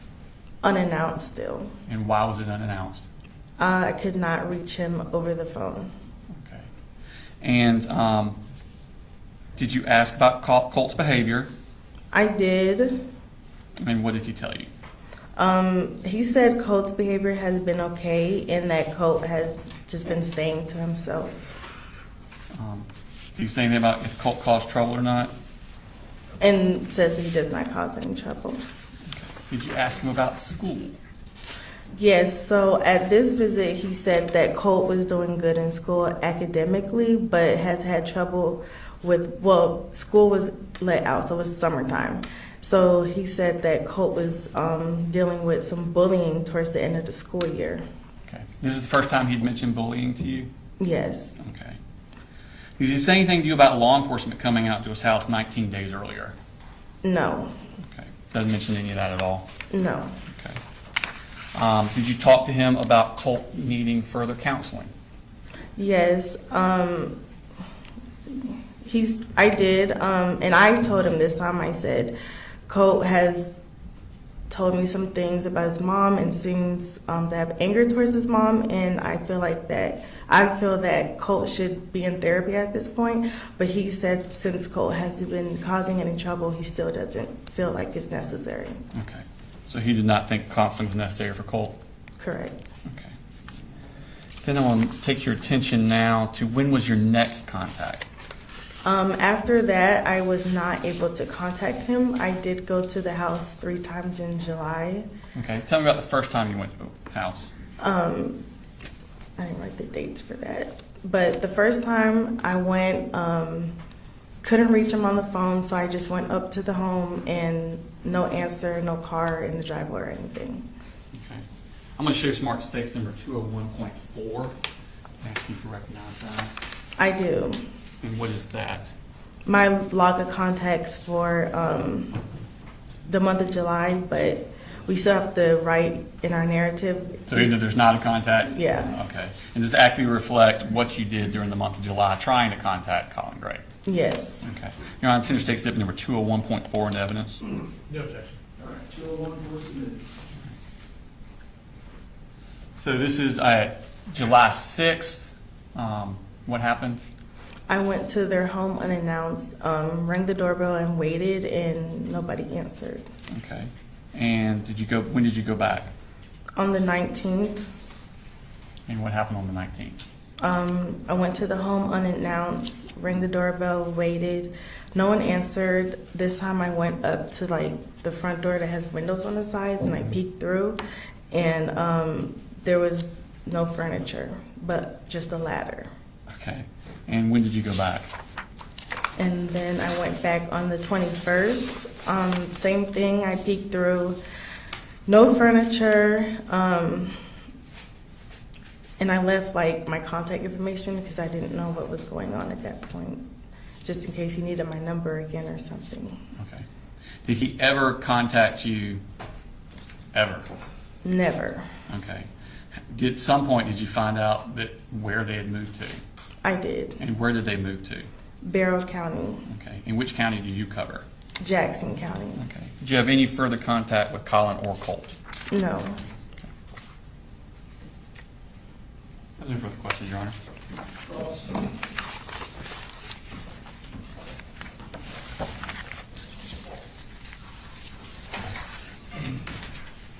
Good afternoon, Ms. Anderson. Hi. All right, I have a few questions. I know this is from a ways ago, so if you need to look at some of these logs, just let me know, okay? All right, so you met with Mr. Gray on April 12th of 2023, is that correct? Yes. Okay. And you go through this kind of a protocol you have where you make sure that you cover all the different topics you're supposed to. Mm-hmm. Is that fair to say? Mm-hmm. Yes. Okay.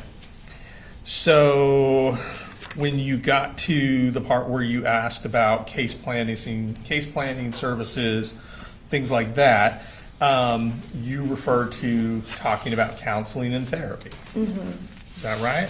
Yes. Okay, and I just have to say yes or no for the court. I'm sorry, yes. You're fine. Okay.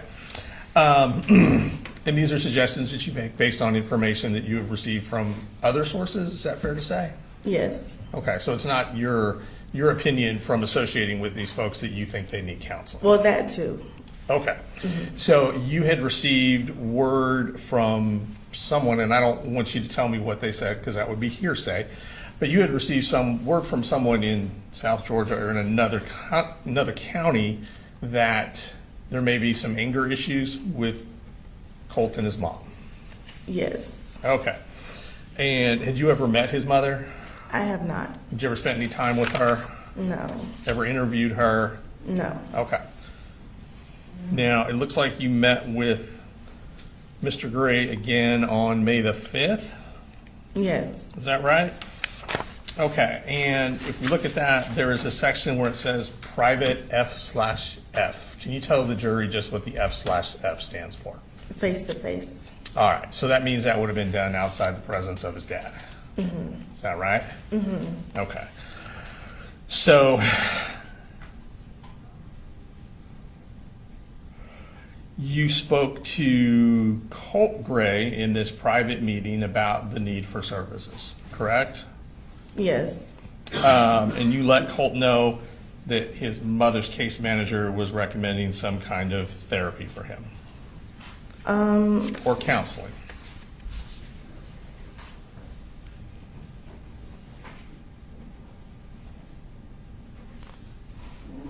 I don't think I let Colt know that.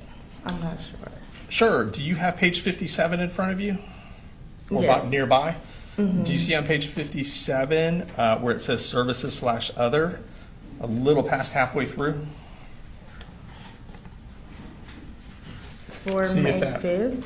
See if that refreshes your memory at all. Under the section for private F/F with Colt Gray.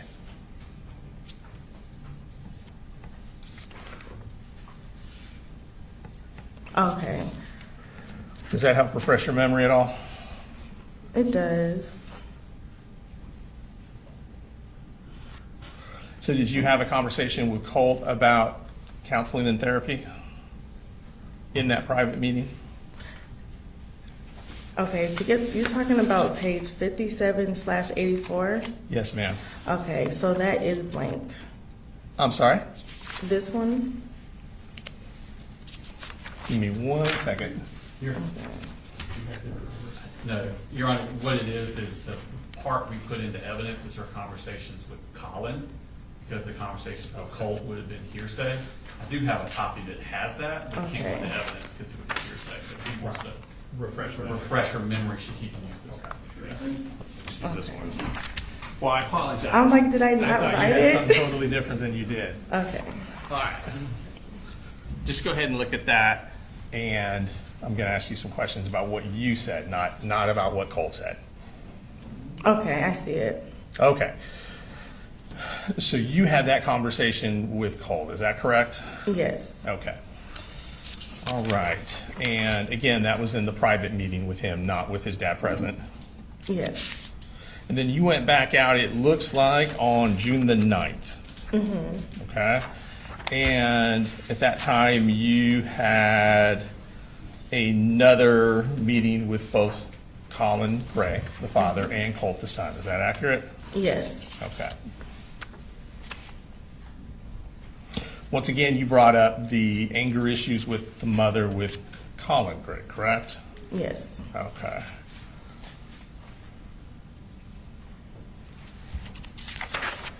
And to your knowledge at that time, and every time you visit them, it sounds like, Mom was not living with them. No. Mom was not there. No. Okay. All right. Let me grab that back so I can give that to the DA. It's his. Okay. And he may have some other questions. Thank you. Any redirect? Thank you, Your Honor. All right, thank you, ma'am. You're free to go. Thank you. Do you want these papers? You just leave it there, I'll come get it. Okay.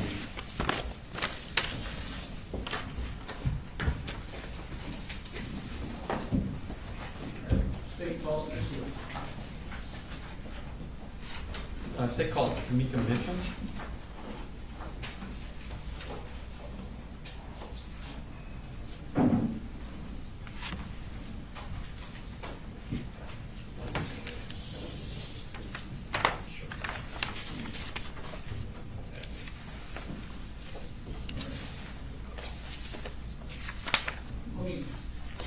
Do we usually use the restroom? All right. Thought I didn't see the note. We'll take a 10, 15 minute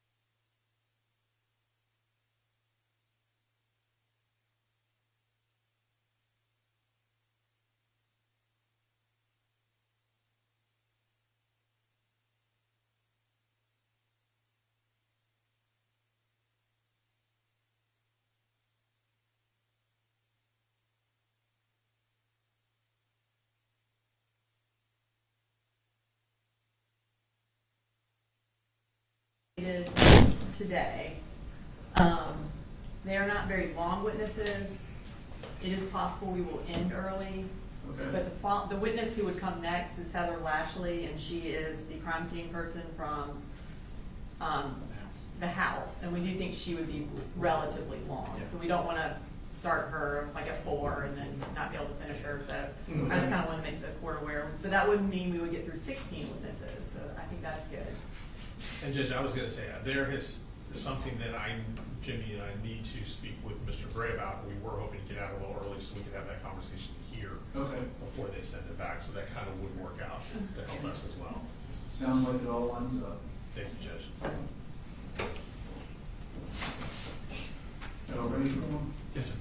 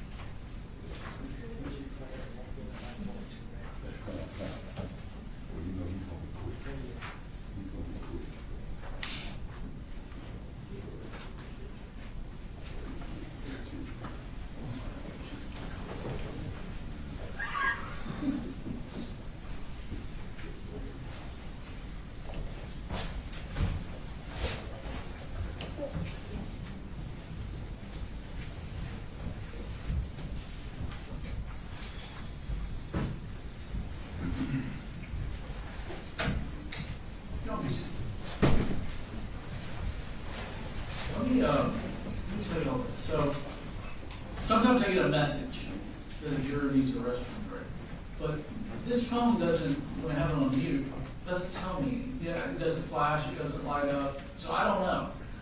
If you hit a point where you need a restroom break and you're like, I told Brooks or one of the other bailiffs, and we have to just raise your hand. There's nothing wrong with that. We'll take a break. All right, you can call your next witness. State calls Tamika Mitchum to the stand.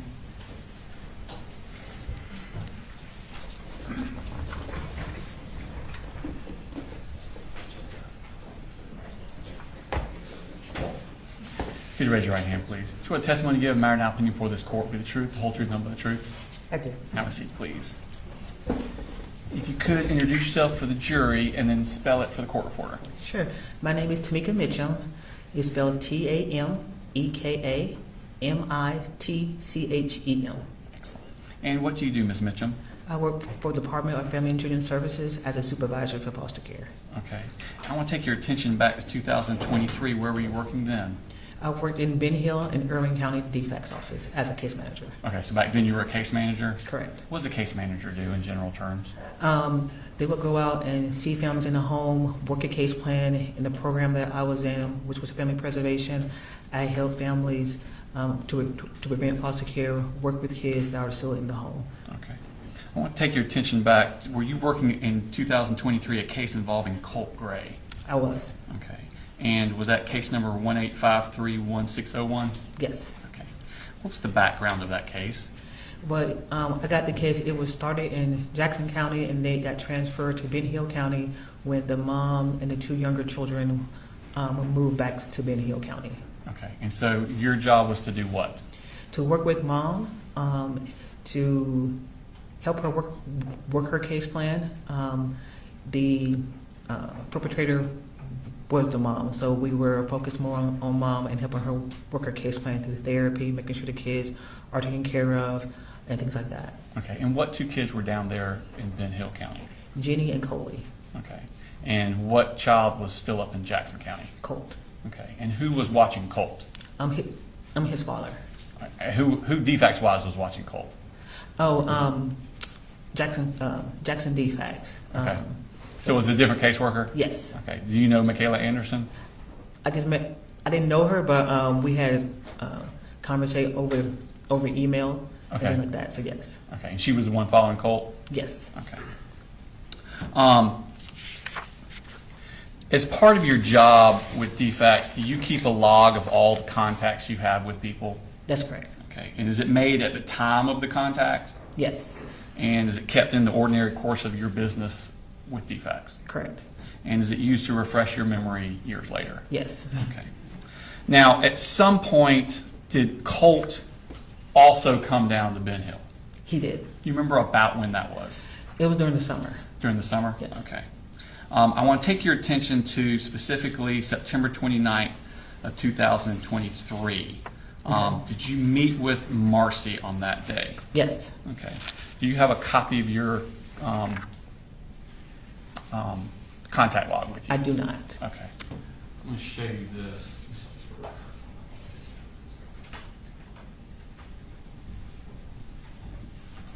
Is that a copy of your log? It is Okay. So on the 29th, where did you meet with Marcy? at the defects office. Okay. And what was the purpose of meeting with her? To talk about her case closing, we were wrapping up the case and have her to continue with therapy for the children. Had therapy been scheduled for Colt? She said yes, and it was at the Healing Connection.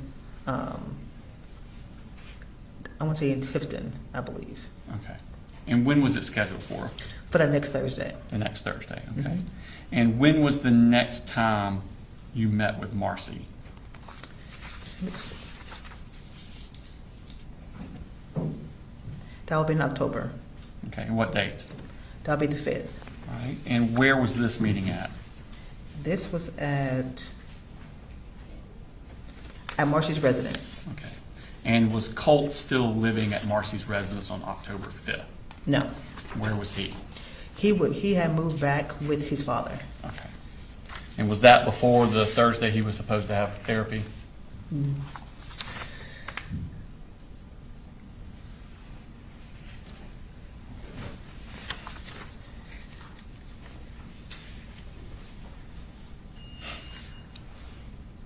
I'm not quite sure because I don't have a calendar, and so I'm not sure. Okay. So, take your attention to October 13th of 2023. Okay, Did you have a phone call with Colin Gray? I did. And is that reflected in your contact narrative log? Would it be in your contact Yes, narrative it would log? be. I'm going to show you State Exhibit 202.1 and ask you to recognize that. Yes. And what is that? This is a contact narrative log of my conversation I had with Mr. Colin Gray. On what day? I'm sorry, October 13th. Okay. And does that accurately reflect your conversation with Mr. Gray that day? Yes. All right, this time I tend to take exhibit number 202.1 into evidence. No objection. All right. 2.1.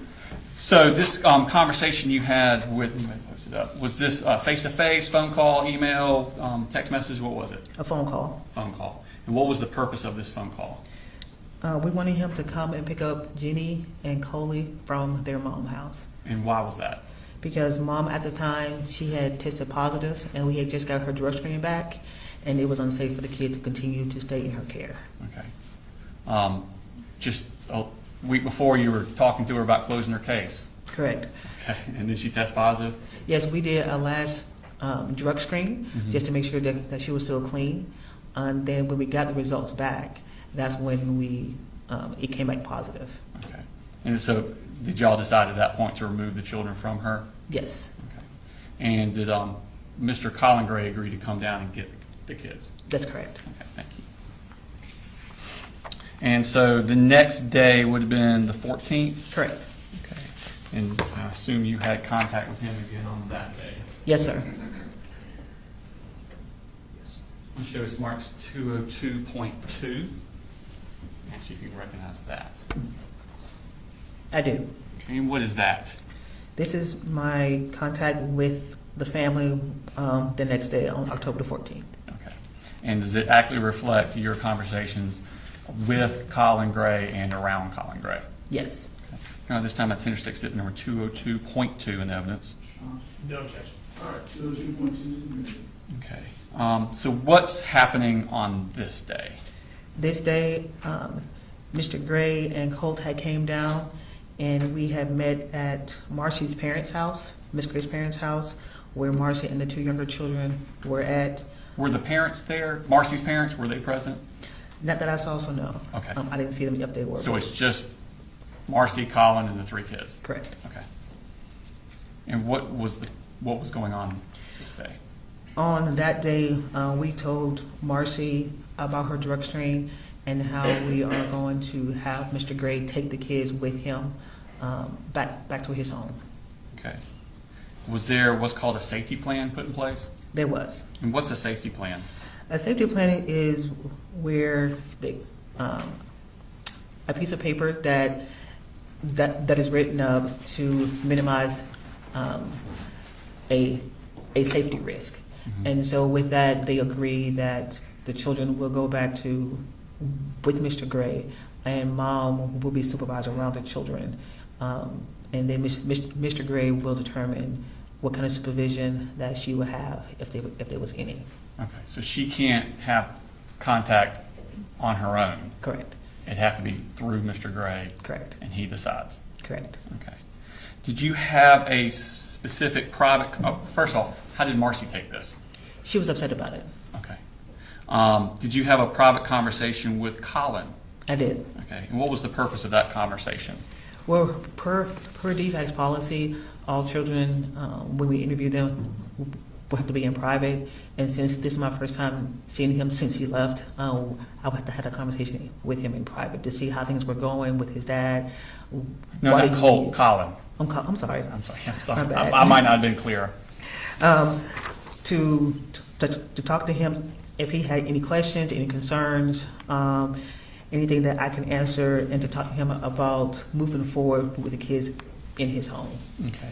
Did you talk to him at all about the kids and their schooling? Yes. And what did you tell him? To get the kids in school and, let's see. I knew that Colt and Jenny wanted to go homeschooling, but just to make sure that they get their education and get in school as soon as possible, as soon as you get up there. Okay. And did you talk to him about any sort of therapy or counseling for the children? Yes. And what did you tell him? That the kids need to go to therapy, Mm-hmm. and that as soon as he can, and that he has said that it would be good for them to go to therapy. Okay. Did he say to you whether or not he would put the kids in therapy? I'm sorry? Did he say whether or not he would agree to that, putting kids in therapy? Yes. What did he say? That the whole family will be going to therapy. Okay. So that was on the 14th? Correct. Okay. Did you follow up with a phone call on October 18th? Yes. Mr. Gray. And now, at this point, you're going to back up here in Bear County? Yes. It shows Mark State Exhibit number 202.3. And actually, if you can recognize that. I do. And what is that? This is October 18th, the write-up on the phone call I had with Mr. Gray. Okay. And does it accurately, not yet, I haven't gotten evidence. Does it accurately reflect your phone call that you had with Mr. Gray on that date? Yes. Your Honor, this time I intend to this into evidence. No objection. All right, 202.3 is admitted.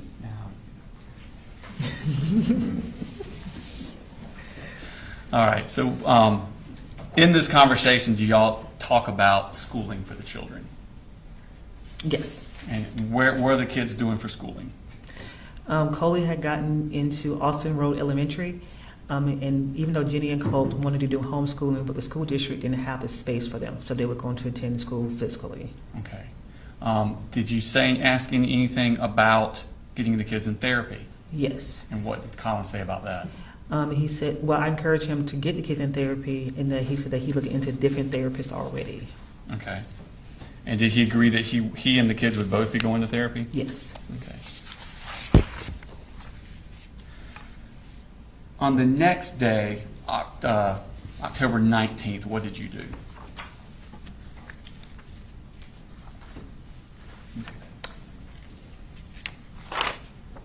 October 19th? What I'm specifically referring to, did Barrow County DFCS assist you in any way? Yes. In the case? And what was their assistance? We asked them to go and to assess the home, to check on the kids, to talk to the kids about school, about therapy, and then we'll close our case afterwards. Okay. And did you ask them to do this on the 19th, the day after that phone call? Yes. Okay. And did someone from Barrow County DFCS go out to the home and talk with Colin Gray? Yes. Okay. Did that person write a report? They did. Okay. And was that report sent to you? Yes. When did you receive that report? On the 30th. Okay. And when DFCS does a home check like that, a safety, what would you call it, a safety assessment? Yeah. Okay. Is there like a checklist they're going down of topics they're supposed to be covering, looking for? They are. Normally it's a walkthrough of the home, make sure there is no safety issues, things are put up, make sure that the other kids have beds, there's food in the home, things like that. There's no wiring, exposed wires, infestation, stuff like that in the home. Do they also talk about education for the kids and counseling and therapy and other services for the kids? Yes. Okay. Tell me about weapons. Do you ask about that sort of thing, weapons in the home? We do. Okay. And was that done in the safety plan that you got back from the person from Barrow County? Yes. Were all of those issues addressed? Yes. Okay. And based on that safety plan that you got back, what did you do with the case? We closed the case. Okay. And when did you close the case? Let's say October 30th or 31st was the last day. I sent it. Closed based on the information you received in that home assessment? Yes. Okay. I have no further questions, Your Honor.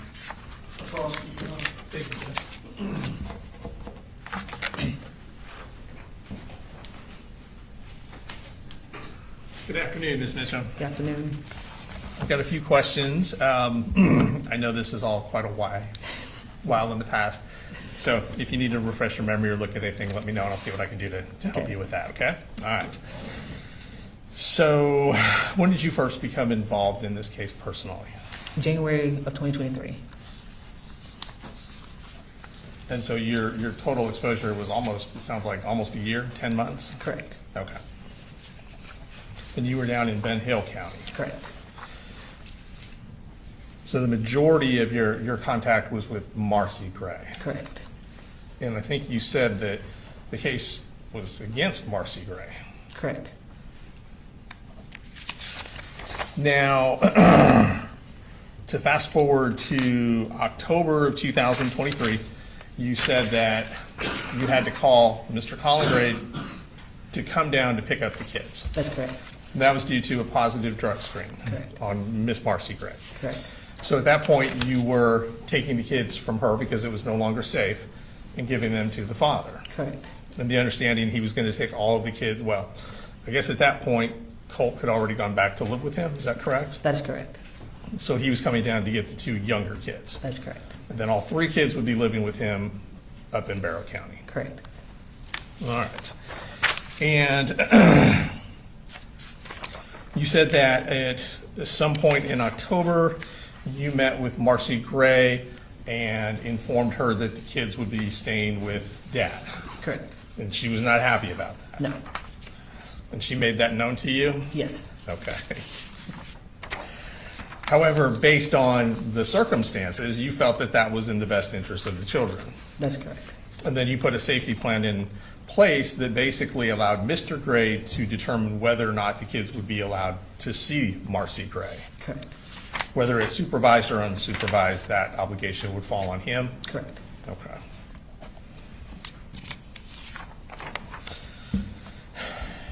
Did you inform her that if she was unhappy with the access she had to the kids through Mr. Gray, that she would have to work that out with Mr. Gray. Correct. That wasn't going to be your job. Correct. Okay.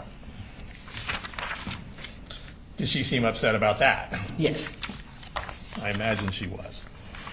All right.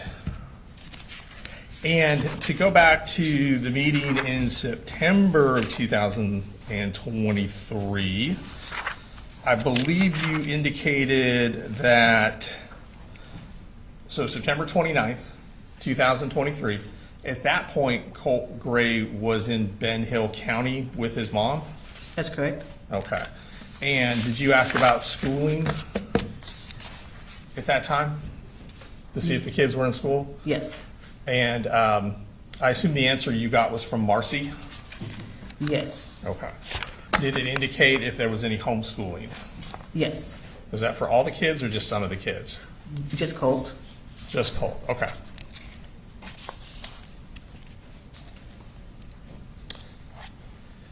You also testified that there was some therapy scheduled for shortly after September 29th, 2023. Correct. And that information came from Marcy? Yes. Was that something that you had scheduled for them? No, Marcy was looking at her own therapy. Okay. For her and the children. Okay, gotcha. And when you recommended therapy for the kids, Coley Jr. and Jenny had been staying with their mom. Correct. And mom had tested positive. Yes. For a controlled substance. Yes. And were you concerned that they might need therapy for what it was they were seeing while living with mom? Yes. Okay. Thank you. No further questions. Just to clarify, Your Honor, we have just. So I'm just showing you calendars from back 2023 September. I think you would testify that you met with Marcy on the 29th, and she said that Colt was getting therapy the next Thursday. And then what would be the next Thursday? The 5th. October 5th? Yes. Okay, and was that the day you went out there and Colt wasn't there anymore? That's correct. Okay. No further questions, Your Honor. No, Your Honor. All right, thank you, man. You're free to go.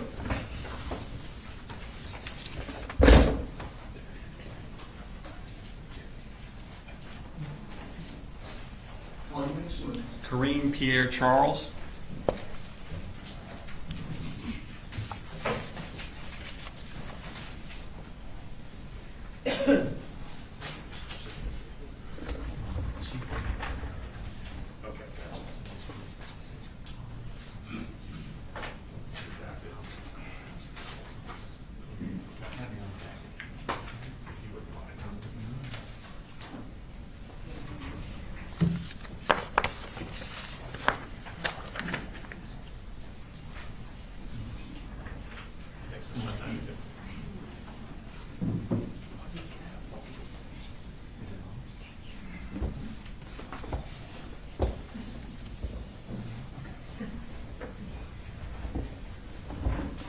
Can you raise your right hand, please? For the testimony you give a matter of now pending before this court be the truth, the whole truth, and nothing but the truth, so help you God. I do. Okay. If you could introduce yourself to the jury. Hello, I'm Kareem Pierre Charles. Okay. And now if you could please spell your name for the court reporter. KARINEPIERRE-CHARLES. And what do you do, Ms. Pierre Charles? I am a CPS investigator, Okay. And what is a CPS investigator? Child Protective Services investigator with Bell County defects. Is that the same? Child defects is Yes. CPS defects? Yes. Are they kind of interchangeable? Did y'all change names or? No, we just CPS investigators, case managers. Oh, okay. So that's the title of your thing. Okay. Yes. But you work for defects? Yes. Okay. I was confused. Sometimes agencies change their names and don't tell anybody. So were you working in that capacity back in October of 2023? Yes. Okay. Did you get asked to do an agency assist for the Ben Hill County defects? Yes. And what is an agency assist? A courtesy visit where a county will ask to do a home visit and ask questions, and Okay. then report back to the county that requested the home visit. Okay. And did you do a home assessment? Yes, I did. Okay. Is that a routine thing for you to have done for your job duties back then? Yes. Okay. And is it something where you're generally doing a list of things for every single one, and then you add a few things if it's something specific? Yes. Okay. So there are certain categories you're always looking for? Depending on the case, but Okay. we do ask questions. And what general Questions. categories of things are you looking for? You know, who lives in a home, find out if there's anything in the home, like any safety concerns in a home. We ask questions about the children, you know, like school,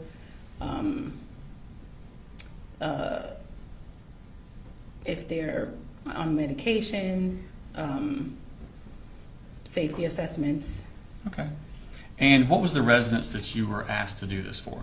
The residence was at, on Harrison Mill. Ma'am? You said the residence? The residence. Do you remember the address? Harrison Mill, I think it was 895 or 894 Harrison Okay. Mill. Well, in let me Wyandotte. ask you this. Did you write up a report? I did. Okay. Is that normal part of your duties as DFACs to write up a report? Yes, we have to do a document. And did you write up that report contemporaneously to when the things are happening? Yes. Okay. And does it accurately reflect the things that have happened? Yes. Okay. And is that so that you can refresh your knowledge and learn about it for later, testifying a year later, 2 years later, 3 years later? Yes. Okay. I'm going to show you Smart State Exhibit number 139. And ask you if you can identify that. Yes. And what is that? That is a documentation Okay. on the home visit. Okay. And is that what you typed? Yes. Okay. Now, some of that's been blacked out. So has it been redacted that way? Yes, it depends on if, guess what court. No, we redacted it. I Okay. just wanted you to Okay. point that out. I'm not telling you. Okay. They need to. Can you tell in there what is redacted out? A conversation with children. Okay. Is what's left in there your conversation, what you saw in your conversation with Colin Gray? Yes. Okay. Other than blacking out your conversations with the children, is it a true and accurate copy of your assessment? Yes. Okay. Your Honor, this time I tender State Exhibit number 139 to evidence. This is a redacted version. No objection. All right, 139. Okay.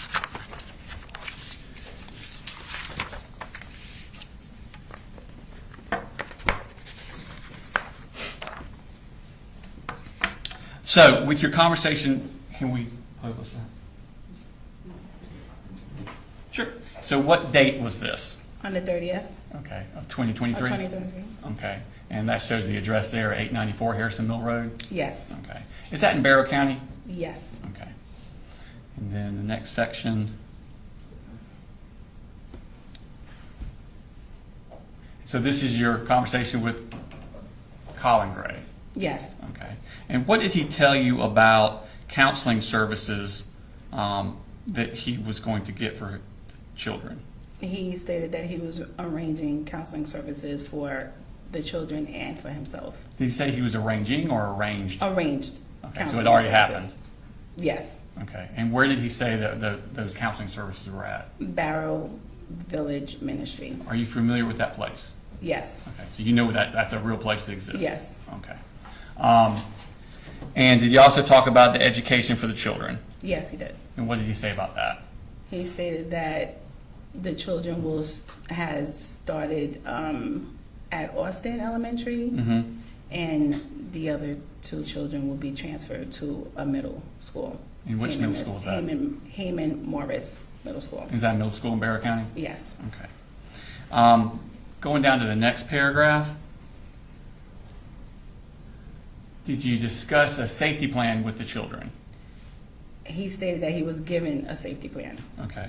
And who has supervision over those children according to the safety plan? He stated that the safety plan stated that he was able to let the children see mom with or without supervision. Okay. Did you ask him about weapons in the home? I did. Okay. And is that something that is important for your safety assessment? We will usually, that's a question that we would ask. Okay. And what did he say about weapons in the home? He said that he has a weapon and that it was secured and locked up. Okay.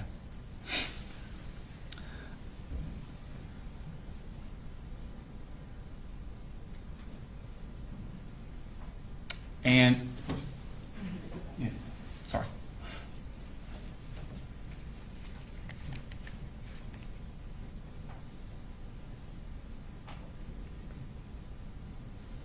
In the third paragraph, did he talk about DFAC's involvement with his case?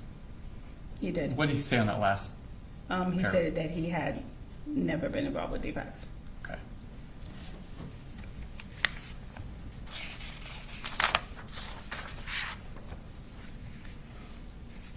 Did he say anything about Shonda Goolsby talking to him in his carport in Fitzgerald, a DFAC's worker? No. Okay. Did he make any mention of Michaela Anderson, also a DFAC's worker, coming to his house 4 times earlier that same year? No. Okay. So he tells you this is his first dealing with DFAC's ever? Yes. Okay. Did you, and so you wrote up this synopsis, did you send that to Tamika Mitchum? I did. Okay. And did you have any further involvement with this case? No. Okay.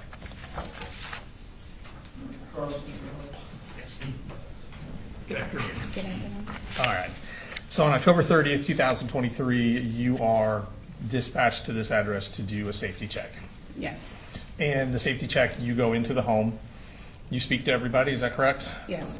You do a walkthrough of the home, presumably? Yes. So you're able to observe the condition of the home? Yes. I assume you're looking to make sure there's food in the home, Yes.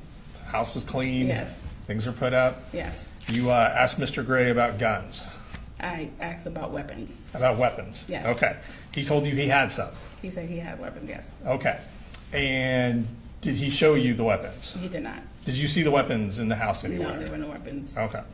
And you were told the weapons were stored away? Yes. That they were out of the reach of the kids? Yes. And locked away? Yes. Okay. And the conclusion of your assessment was that the home was safe? Is that correct? Yes. And that there were no observable hazards or concerns that you were able to see? Correct. Okay, thank you. No further questions. Can you redirect? No, Your Honor, excuse me. Thank you, ma'am. You're pretty good. Thank you.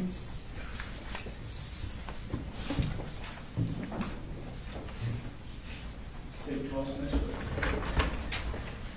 State call Scott Dakin.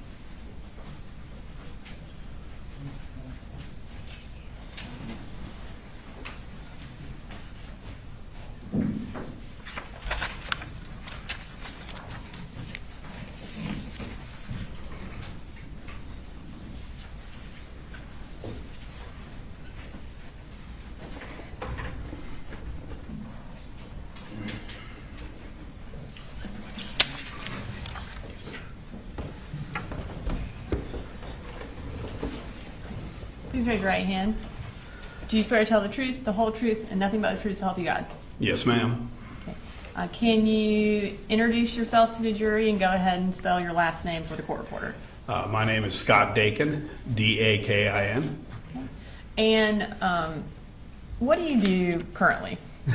Currently, I am the executive director of the Ministry Village here in Winder, which is a Christian counseling nonprofit and a resiliency center. Okay. So prior to working for Bear Ministry Village, what did you do? I spent almost 30 years in fire and EMS here in Barrow County. Okay. We've had some teachers testify about training regarding like Stop the Bleed, that kind of thing at school. Were you involved in that? Yes, ma'am. In the summer of 2017, I met with the school administration about the Stop the Bleed program to try to get help set up. In 2017, we actually taught every staff member of Barrow County schools and have continued to teach staff members since then. We also started implementing it in the high schools as well, teaching students, some of the students. And when did you retire from fire EMS? January 6th of 2024. And when did you take over as executive director of the Barrow Ministry Village? Towards the end of February of that year. Okay. So February of 2024, you took over. What do you do as executive director of Barrow Ministry Village? I'm responsible for the overall management of the organization. And you indicated that it's counseling services. Can you just tell us a little bit about who you offer counseling to? So we have numerous programs and numerous counselors. We offer a lot to victims of crime. We do a lot of teenage anxiety and depression. We offer it depending on how we have sliding scale fees and everything else to help as much as we can. We want to make it accessible to everybody. So that would include adults, teenagers, and children? Yes, ma'am. Okay. As part of your duties as executive director of Barrow Ministry Village, do you have access to their records? Yes, I do. Okay. And do y'all keep records for each individual person that y'all treat or that has been referred for treatment or has filled out a referral to get treatment? Yes, ma'am. We are required to keep, especially if they come in as clients, we are required to keep their information for many years. Okay. And as far as someone who wants to get treatment through Barrow Ministry Village, how do they go about contacting y'all? So whether they call or what, we prefer people to go online. There's a referral form, and even if they call, we have them fill out that referral form. That referral form goes into our system at that point. Okay. And then does that create a record of a patient or potential patient for y'all? Yes, ma'am. Okay. And how far do those records of yours go back for referral forms and also for patients? So at different times, but both of them date back to about 2019. Okay. So if someone had been a patient at Barrow Ministry Village in 2023, specifically sometime after October of 2023, would you have a record of that? Yes, ma'am. Did you review your records in preparation for testifying today? Yes, I did. And did you specifically look to see whether or not Colin Gray, Colt Gray, Jenny Gray, and Coley Gray had ever been a patient at Barrow Ministry Village? Yes, I did. And did any of those individuals ever receive treatment at Barrow Ministry Village? There is no mention of any of them individuals in any of our systems. So would that include also them never having filled out a referral form for Barrow Ministry Village? Yes, ma'am. Okay. And is there any records that suggest anyone on that list ever contacted Barrow Ministry Village for any reason? No, ma'am. The way we search, it should have showed up if any of them even just filled out a referral form. Okay. Nothing further. Thank you.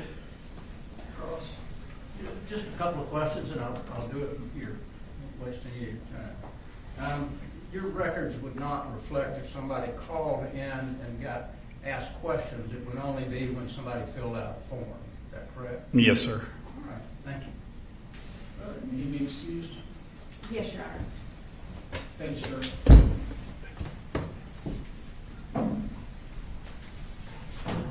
State calls next, please. State calls Dawn Crook.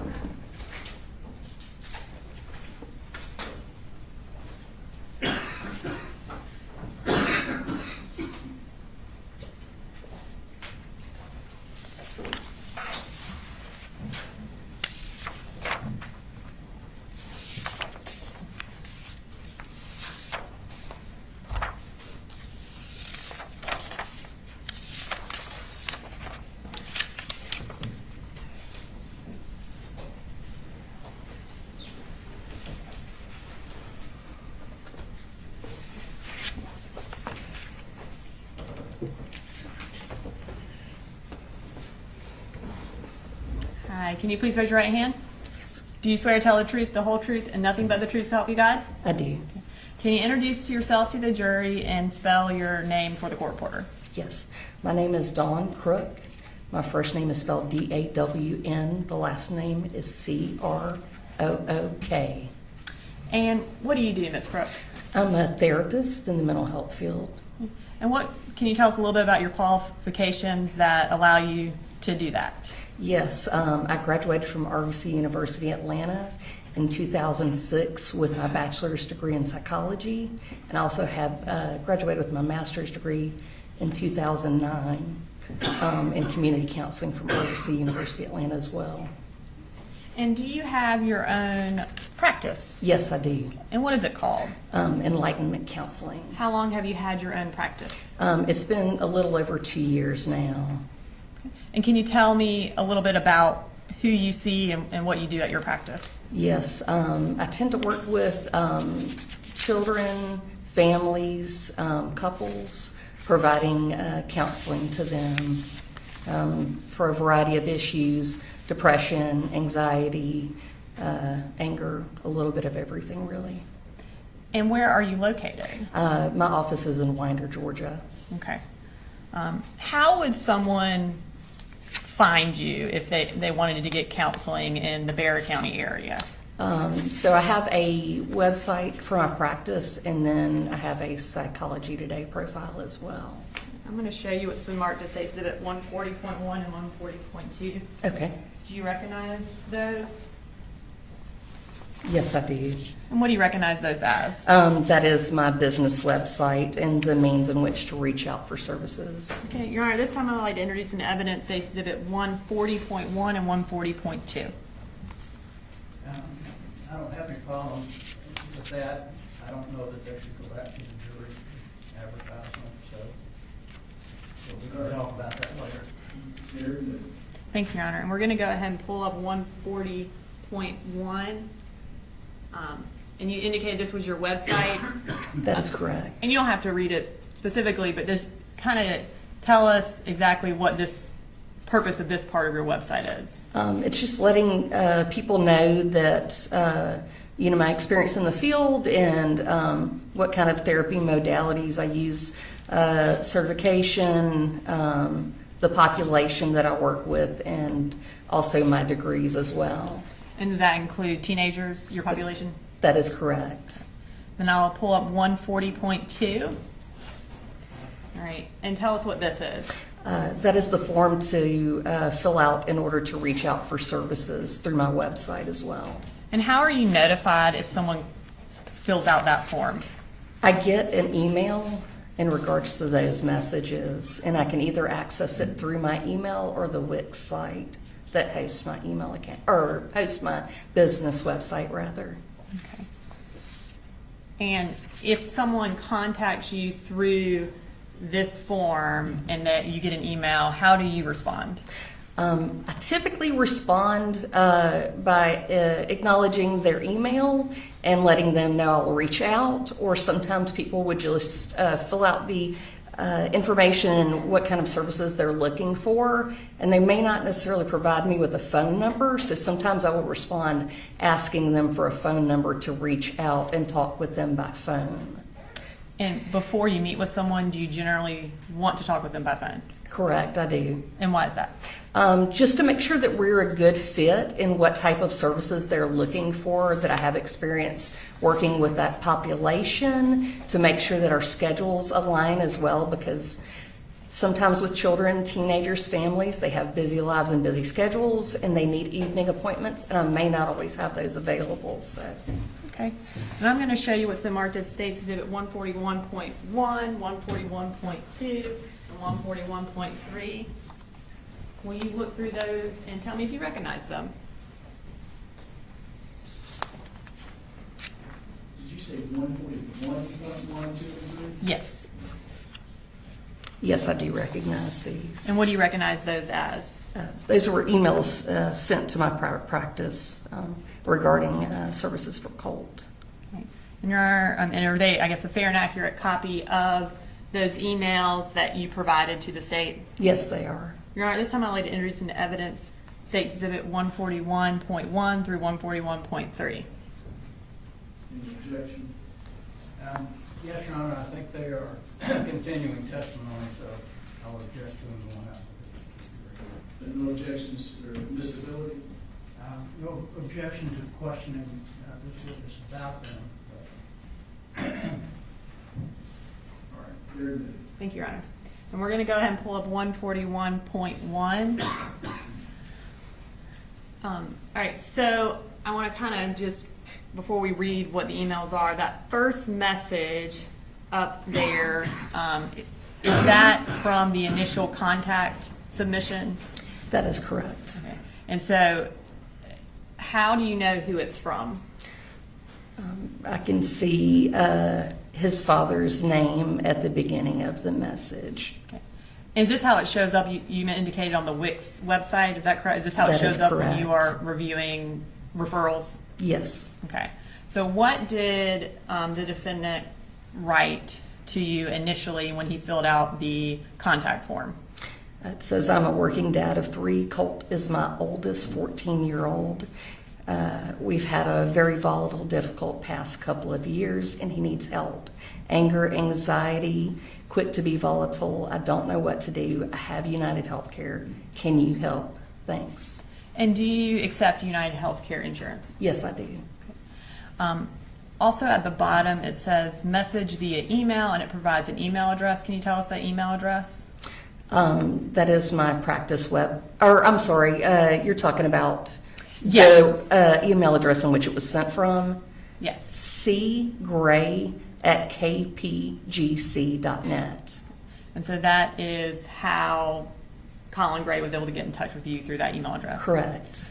And did you then respond to the defendant after that contact? Yes, I did. And what did you say? I said, hi, Coley, thank you so much for reaching out. Would you mind sending me your number and I can give you a call to discuss services and see if I would be a good fit for Colt? I've definitely worked with teenagers before that have gone through the things that he's experiencing. If this sounds good, I can go ahead and send up paperwork and get services started for him. And you indicated sometimes people don't initially send you a phone number. Was that true in this case? Correct, it was. Okay. And then we'll go to 141.2.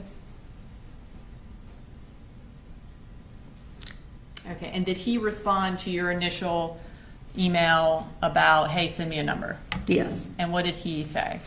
He said, oh, wow, thank you so much. Yes, please send me the paperwork.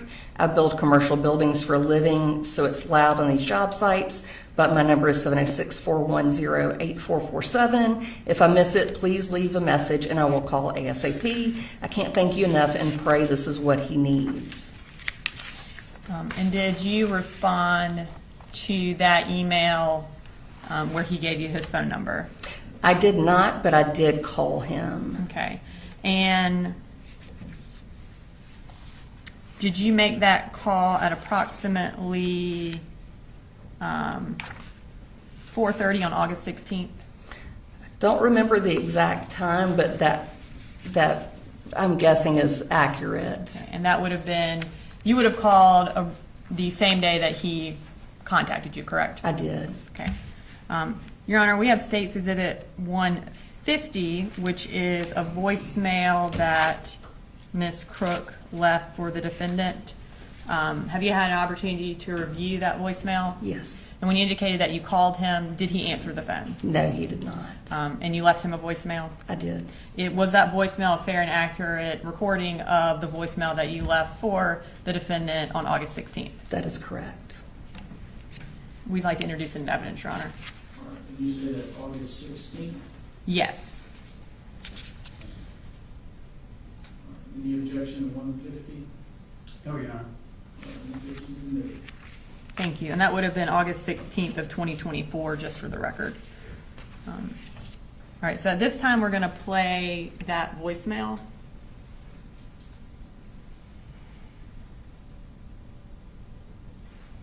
Hey, Mr. Gray, this is Dawn with Enlightenment Counseling. I was just giving you a call to touch base about services for Colt. You can give me a call when you get back. My number is 389-0448. If for some reason we don't get to touch base today, maybe we can talk on Monday if that works better. I do appreciate it and look forward to talking to you soon. Thank you so much. Did he ever call you back after you left that voicemail? No, he did not. Did he respond by email after you left that voicemail? I don't believe so. Okay. And did you, again, follow up with another phone call to him? I did. Okay. And was that phone call on August 21st? That is correct. Okay. And again, I think the call, does it sound around 4:30 sound about right? That is probably accurate. When you called him again, I guess 5 days later on August 21st, did he answer that day? No, he did not. Did you leave him another voicemail? Yes, I did. Okay. Have you had an opportunity to review that voicemail as well? Yes, I have. And was it a fair and accurate recording of the voicemail that you left for Colin Gray on August 21st of 2024? Yes, it is. And Your Honor, this time I'd like to introduce into evidence Exhibit 151, which is a second email that Don Crook left for the defendant on August 21st of 2024. Voicemail. Sorry, voicemail. Did I say email? I apologize. Voicemail. Any objection? No, no. All right, 151 submitted. Oh, I'm sorry. It was 143. I apologize. All right. Stage 143. Hey, Mr. Gray, this is Dawn Crickwood in Enlightenment Counseling. You and I had a message last week in regards to services for Colt, and I was just trying to give you a call and touch base with you real quick. You want to call me back at 786-389-0448. I look forward to talking to you soon. Thank you. And did the defendant ever return that phone call? No, he did not.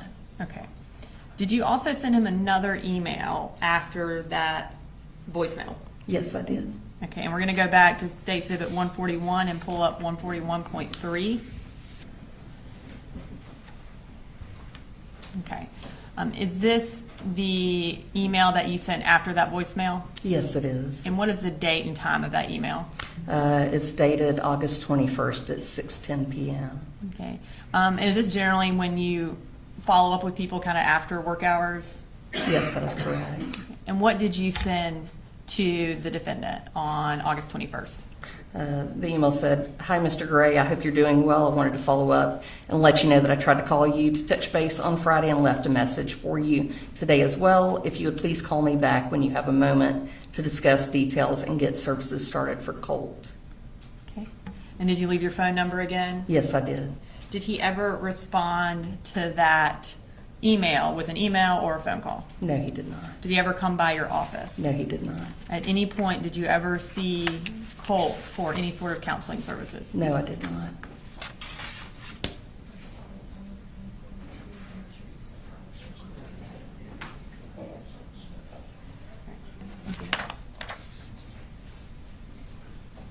Cross. No question, Your Honor. All right. Thank you, Major. Appreciate it. Thank you, sir.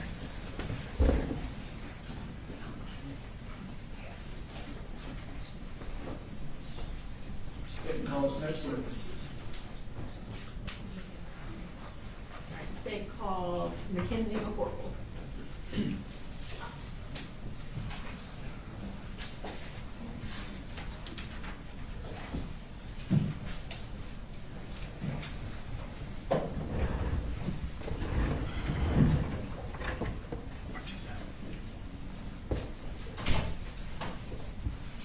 Will you raise your right hand? Do you swear to tell the truth, the whole truth, and nothing but the truth to help you God? I swear. Can you introduce yourself to the jury and also spell both your names for the court reporter? My name is Mackenzie McCorkle, M-A-C-K-E-N-Z-I-E. Last name M-C-C-O-R-K-L-E. I'm an investigator with the Sheriff's Office. I investigate crimes against persons. I internet crimes against children, and I do digital forensics. So you indicated that you work with the Sheriff's Office. How long have you worked with the Sheriff's Office? 13 years. Okay. When did you become a member of the investigations unit? In July of 2021. And when did you start doing the digital forensics? Around 2022. And kind of tell us that part of your job. What does that entail? I do cell phone extractions. I do computer evidence, USB thumb drives, anything that stores data. And can you just sort of tell us a little bit about what you mean by cell phone extraction? Yeah, it's also called a phone dump is the more common term, but it just takes all the evidence, everything on a device and puts it into a readable format. Okay. And back on September 4th of 2024, were you in that same role at the Bexar County Sheriff's Office doing digital forensics and investigations? Yes, I was. Did you perform any phone extractions related to the Colt and Colin Gray case? I did. Okay. And before we get into the specific phone extractions, I want to get into a little bit about your training that you have related to conducting phone extractions. First off, are you certified in phone extractions? Yes.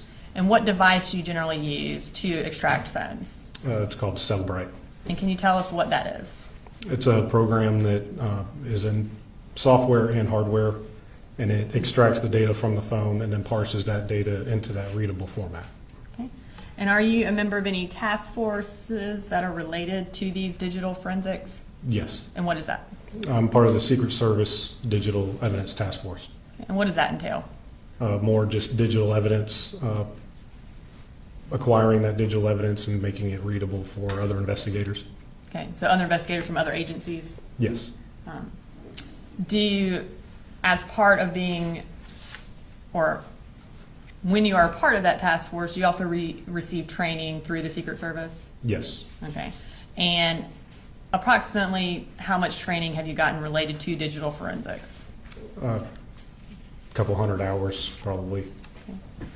And as far as for extractions, approximately how many devices have you done extractions on? Somewhere between 400 and 500. Talking about Cellbrite, you mentioned that it takes data from a phone and puts it in a readable format. Can you tell us what kind of, generally speaking, what kind of data comes off a phone?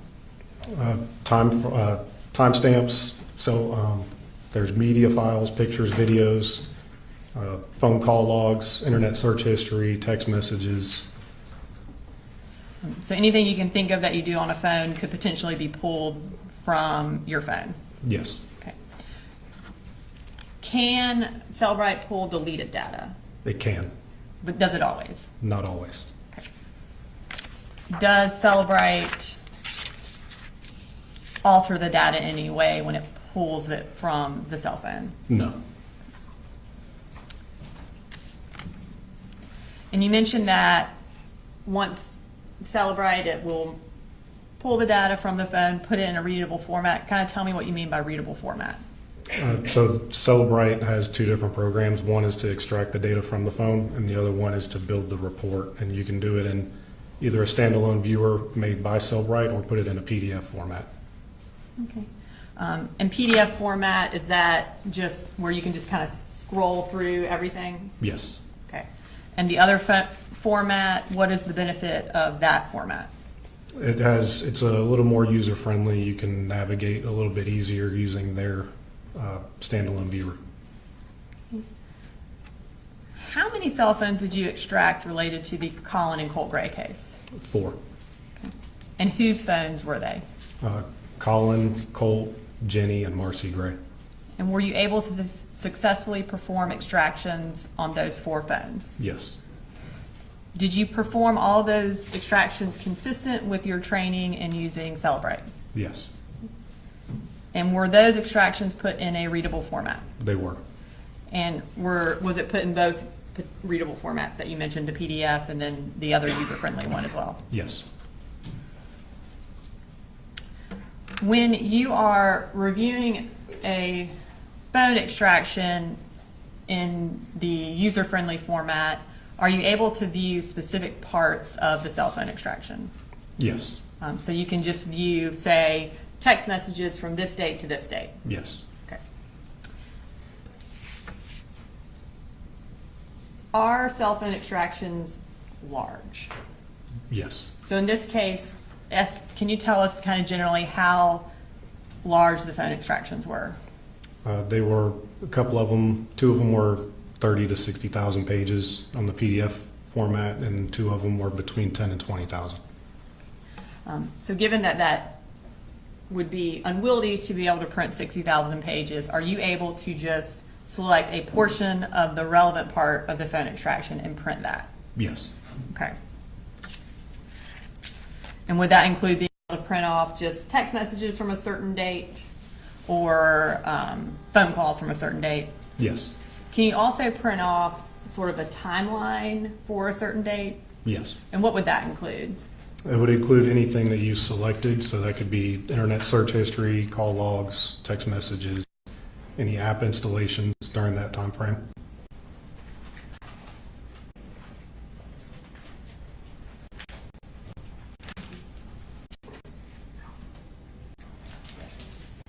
I'm going to show you what's been marked as Safe Exhibit 155. Do you recognize?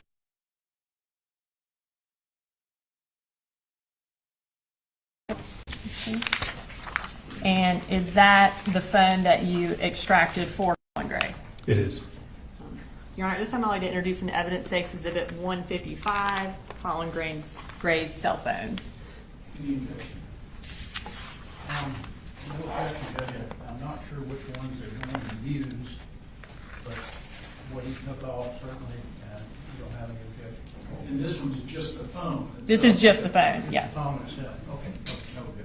All right, 155 is moved.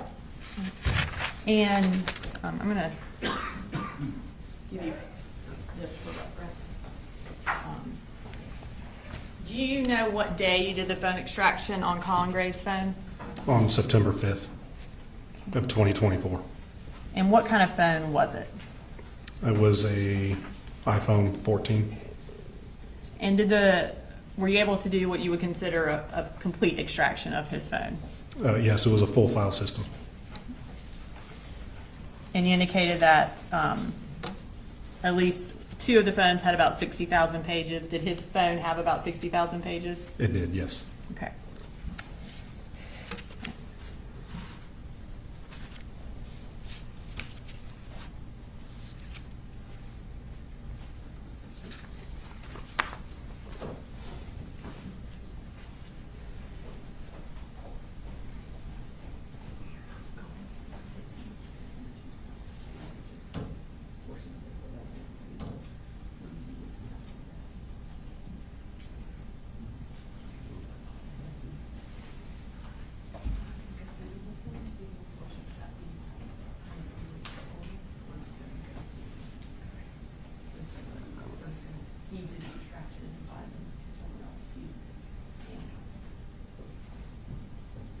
Can we come to the bench, Your Honor? Yes.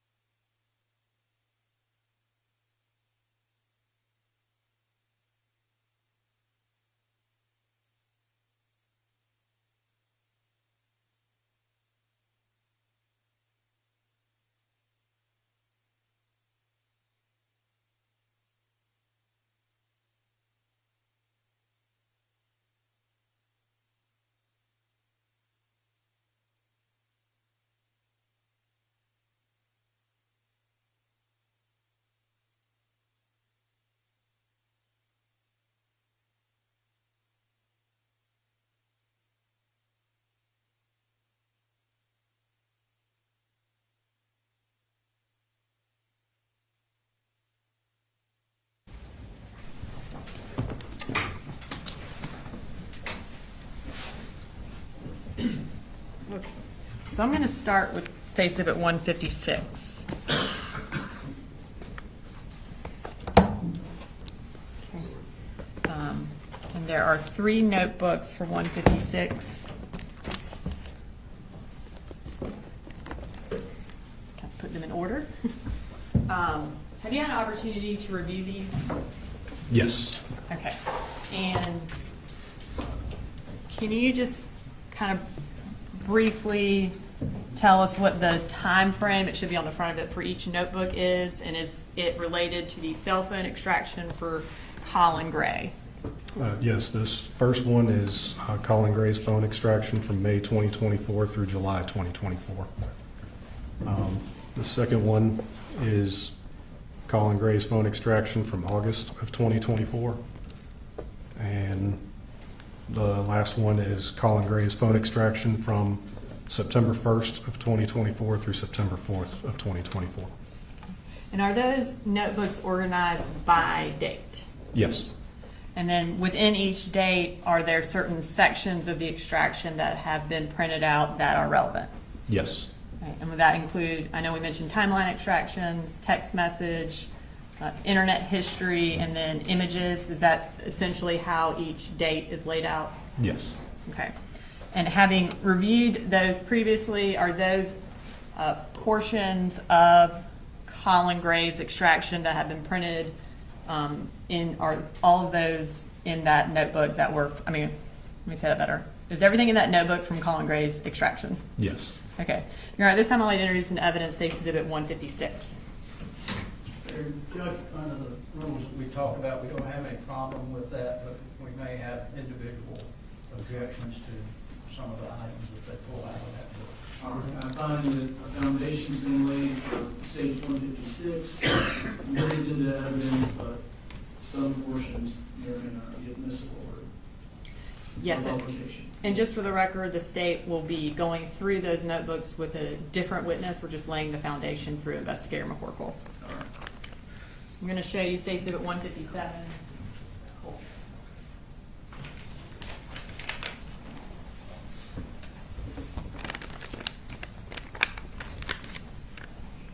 Can you tell us for State Exhibit 157 whose phone that is?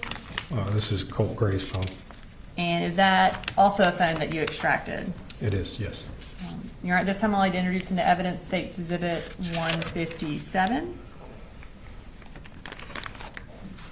Any objection to the phone now? Same objection as the last one. All right, 157, phone of Colt Gray.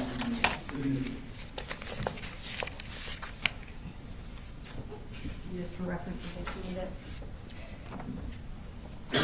When did you perform the extraction for Colt Gray's phone? I was on September 4th of 2024. All right. I'm going to go grab State Exhibit 158.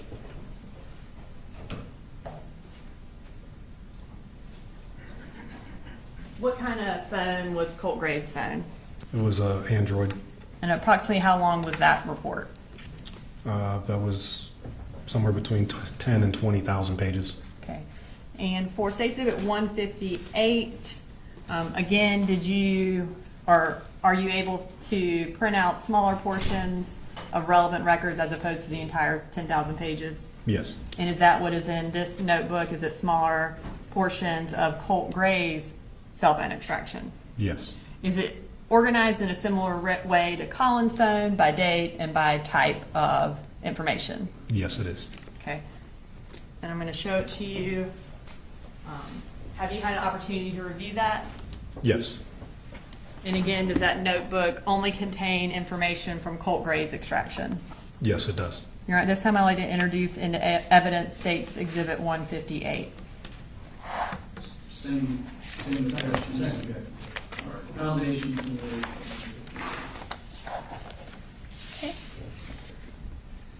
Okay. And you mentioned you also did an extraction for Marcy Gray's phone. Is that phone still in evidence? No. Was it returned to Marcy? It was, yes. Okay. And when did you perform an extraction on that phone? September 12th of 2024. What kind of phone was it? It was also an Android. And approximately how long was her report? Somewhere between 30 and 40,000 pages. I'm going to show you what's been marked as State Exhibit 159. It is one folder.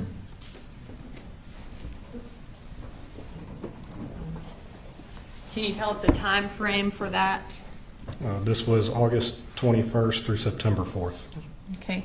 And is everything in State Exhibit 159 from Marcy Gray's extraction? Yes. And again, is it the smaller snippets that are organized by date and by type of information? Yes. Your Honor, this time I'd like to introduce into evidence State Exhibit 159. Foundation's familiar with the 159. Okay. And did you mentioned you also did a phone extraction on Jenny Gray's phone. Is that phone still in evidence? No. Was it also returned to Jenny Gray? Yes, it was. Okay. And when did you perform an extraction on that phone?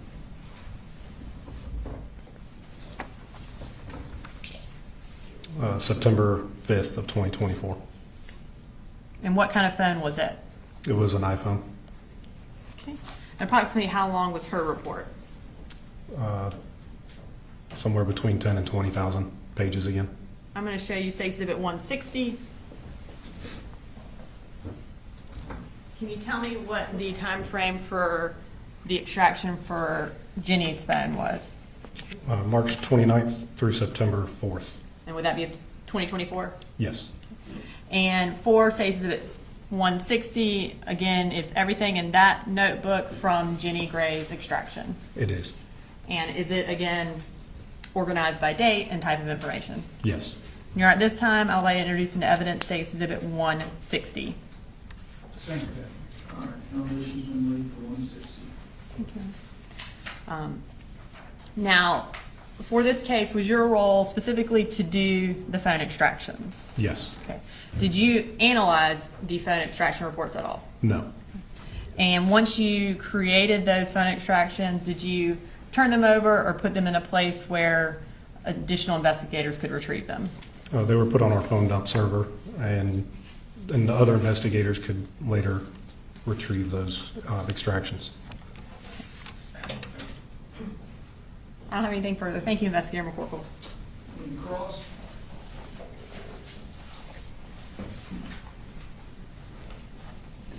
Good afternoon. Were you ever told that there was a second phone that Colt Gray had? Not that I recall. Okay. As I understand, you didn't do anything with the computer. You didn't attempt to take anything off of the computer that was there at the home? No. And who would have done that? I don't know. Maybe the GBI. Okay. Do you know if anybody did? I don't. Thank you. Can you redirect? No, Your Honor. May he be excused? Yes, you're free to.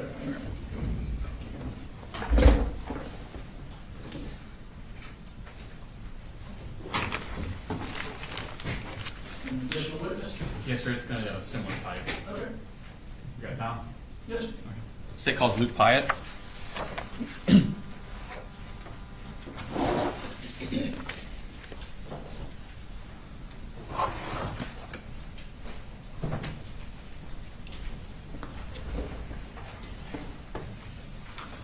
Could you raise your right hand, please? Swear the testimony you give in the matter and opinion before this court will be the truth, the whole truth, nothing but the truth, so help you God. I do. Okay, have a seat, please.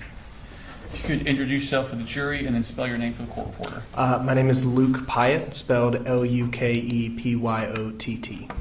and where do you work, sir? I work for the Piedmont Judicial Circuit District Attorney's Office. And what do you do for it? I'm a sworn investigator. Okay, and what did you do before you came to the district attorney's office? I work for the Winder Police Department. Okay, and are you what's referred to as post-certified? Yes. And how long have you been in law enforcement? I started with Winder PD in 2019. I was certified in June of that year. Okay, and what are your duties with the district attorney's office? I wear a lot of hats. I work major felony cases, post-arrest or post-charges, things like sexual assault, murder, aggravated assault, child abuse, things like that. I also consult with local agencies and provide assistance on pre-arrest cases or cases where Individuals have not been identified as suspects yet. That involves taking out search warrants, issuing legal process, things like subpoenas or court orders, sometimes going out and conducting interviews. I also focus very heavily on digital forensic examination and analysis. Okay. And have you had specific additional trainings based on this? Yes. And what were those? So most of my specialized training has been in the field of crime scene investigation and forensic science, but I have also attended training at the National Computer Forensics Institute in Hoover, Alabama, on a wide variety of topics from mobile device examination to advanced mobile device examination, Linux, basic network investigations, and digital evidence investigations. I want to take your attention to September 4th of 2024. Where were you working on that day? I was working for the DA's office. Okay, and where were you physically present that morning? So that morning I had gone to Gainesville. I was in the process of getting medical records for a case. Okay. And did you get a call about a shooting in Apalachee High School? I did. Okay. And what did you do at that point? The first call I had received was not from an official source. They were asking me if I knew anything about a shooting, which I didn't. So I hung up with them and I contacted our Barrow office, and they confirmed to me that the shooting was real. Okay. And what did you do at that point? So I went and got my gear, my vest, all that, and I went straight to Barrow County. I started calling all of my law enforcement contacts with various agencies to see if they needed coverage anywhere. All of the schools were locked down. It was a all hands on deck situation, and we were trying to make sure that all of the kids were evacuated and that the schools were swept properly. And I was trying to make sure that they had enough hands at each school. Those that had time to pick up the phone told me that they had full coverage, so I went straight to our Barrow office to start on the investigation. Okay. Is that here located in this building? Yes. Okay. What did you do? How did you help? So our very first priority was to identify and preserve evidence, in this case, digital evidence. When law enforcement responds to a scene, the first priority is to get rid of the threat, stop the danger, and then render aid to anyone who needs it. The third step is to secure evidence, to preserve it for processing and gathering. And so we were kind of already past those first two steps when I got involved and when I got here. So my priority was to find what evidence was out there, and in this case my crime scene was the internet, so we were looking for a lot of different things that could be out there related to this suspect, their associates, any accomplices, any family members, and so we were trying to identify anything that might be linked to them in particular before their name was released and there might be phony or dummy accounts created. Okay. So what's the first step in preserving that kind of evidence? So first we have to identify what that evidence might be. In this case, I was looking for things like phone numbers tied to the individuals related to the investigation, email addresses, usernames. We typically gather that information through both public records and law enforcement restricted databases. And from that, we are able to cast a wider net. We use a process called OSINT, or Open Source Intelligence, which allows us to take something like an identifier, a phone number, or an email address, and to query hundreds of different places all across the internet to see if there's associated info. So for example, if I had a suspect's phone number, I might be able to find that they also had a Snapchat account. And that Snapchat account linked to that phone number might contain valuable evidence, so we would want to know about that quickly. Okay. So if you do find out that the phone number is related to a certain Snapchat, Instagram, Amazon, things of that nature, these companies, what do you do at that point? So the very first step is preserving that evidence. Some digital evidence can last minutes, days, weeks, sometimes more than a year. Our priority is to make sure that what's there at the moment is not lost, and so we send out preservation requests to the various companies that may host this information. And did you do that? Yes. Okay, and when did you do that? That was on the day of the shooting. Okay, and what companies did you send out preservation requests to? I believe on the date of the incident, it was various cellular and phone carriers. There was AT&T, Verizon, T-Mobile, Comcast, Windstream, Intelliquent. We also sent off a few for social media. I believe it was Facebook and TikTok. Okay. And what else did you do on that day? So I was kind of acting as a liaison with various different agencies. In particular, I was communicating heavily with the Department of Family and Children's Services to try to get the records for the suspect's family as quickly as possible. And did you do that? Yes. Okay. I want to take your attention to the next day, September 5th, and actually September 6th also. What did you do on those days? So we were still looking for what evidence we needed to preserve. I found additional phone numbers that we also sent off preservation requests for. I also sent off preservation requests for Apple and Google accounts associated with the suspect. Okay. Did you also subpoena records from Advantage Behavioral Health System? Yes. Call logs? Yes. Okay. And did you receive those? Yes. Okay. Show us Mark State Exhibit number 161.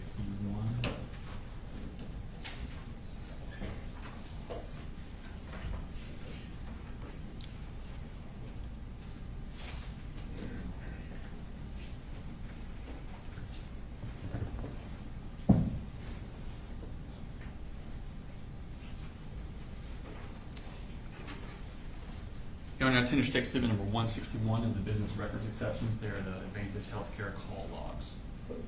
Any objection? No objection, other than whether it goes to the jury, which we'll take up later. All right, 161 submitted. Thank you. On September 11th, what did you do? I sent off another preservation request specifically for Amazon records. And for what account in Amazon? It was the Amazon account that we knew was being utilized by Colin Gray based on some data that we found in a mobile device extraction. Okay. And then what did you do on September 12th? So on that day, I did a few things. I issued a subpoena to the Department of Natural Resources trying to get some records for a shooting range that we'd received information was used by the suspect and his family. That was the Clybell shooting range. I also issued a subpoena to Mike's Gun Room because they were the gun dealer that we had information had sold the gun involved in this incident. And I also procured a search warrant for some school records for the Colt Gray from West Jackson Middle School. Okay. The business record, the Mike's Gun Room, did you receive those back, those records? Yes.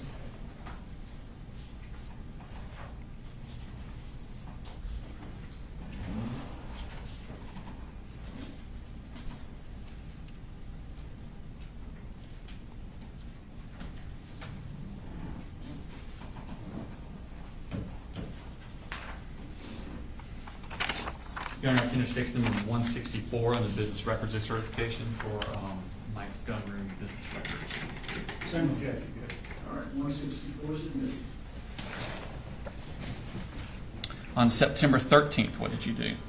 I had heard back from the Department of Natural Resources at this point, and they had communicated to me that they may have additional records relating to the defendant and his family for two other ranges, Big Laser Creek and Wilson Shoals shooting range, and so I issued them another subpoena for those records specifically.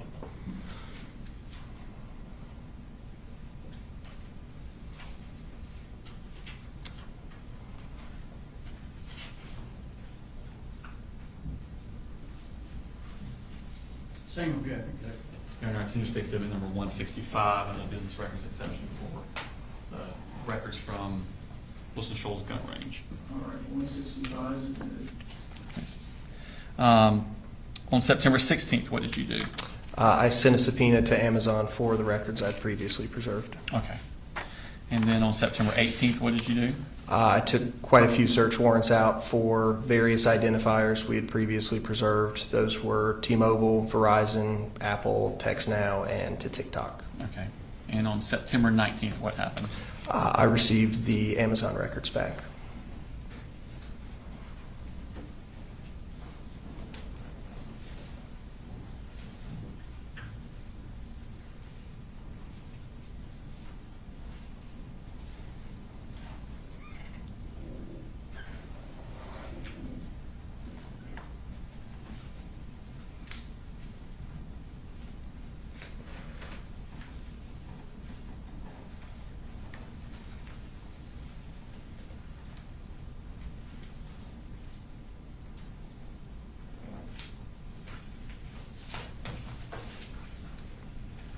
This time I tender stick exhibit number 162 into evidence under the business records section. Same objection, Judge, and I'm not sure whether some of the photos there in the back or something that was done later, whether Amazon actually sent those, whether they were photographed and put into that, but we'll discuss that later. I can Is 162 part of what you received with the business records? We're talking about Okay. check marks 162, and that's look at that.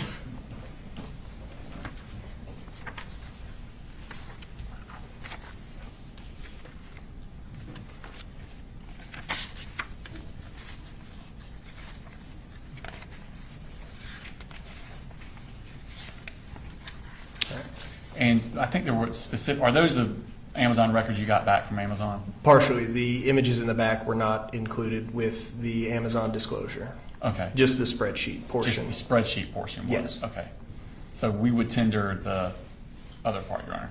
So removing the photographs, is that, Yeah. again, I haven't seen it, so, all right. If you'll remove the photographs, the balance of stage 162 is in there. Thank you.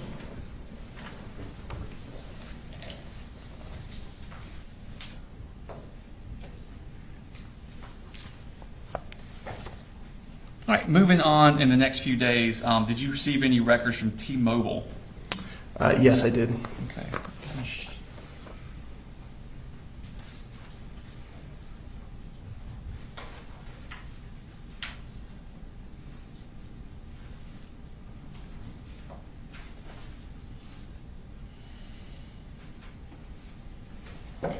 Tender exhibit number 168. And Your Honor, this is, what I have here is a description of the records. The actual records are digital, and they're on the hard. Digital? They're on the hard drive.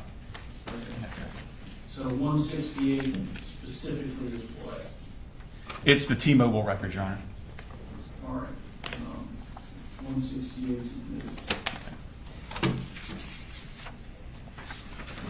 On October 18th, did you do a search warrant for Georgia Cyber Academy school records? Yes, I did. Okay. And what is Georgia Cyber Academy? It is an online homeschool option. Essentially, it allows students in Georgia to attend school over the internet. And what were you asking for? Any enrollment, attendance, any information whatsoever about Colt Gray. And did you receive a response from them? Yes. And what was that response? They had no records whatsoever. Your Honor, tender states at number 166, which is what we were just referring to in the evidence. All right, 166 is submitted. Okay. On October 26th, did you receive some Verizon account records? Yes, I did. And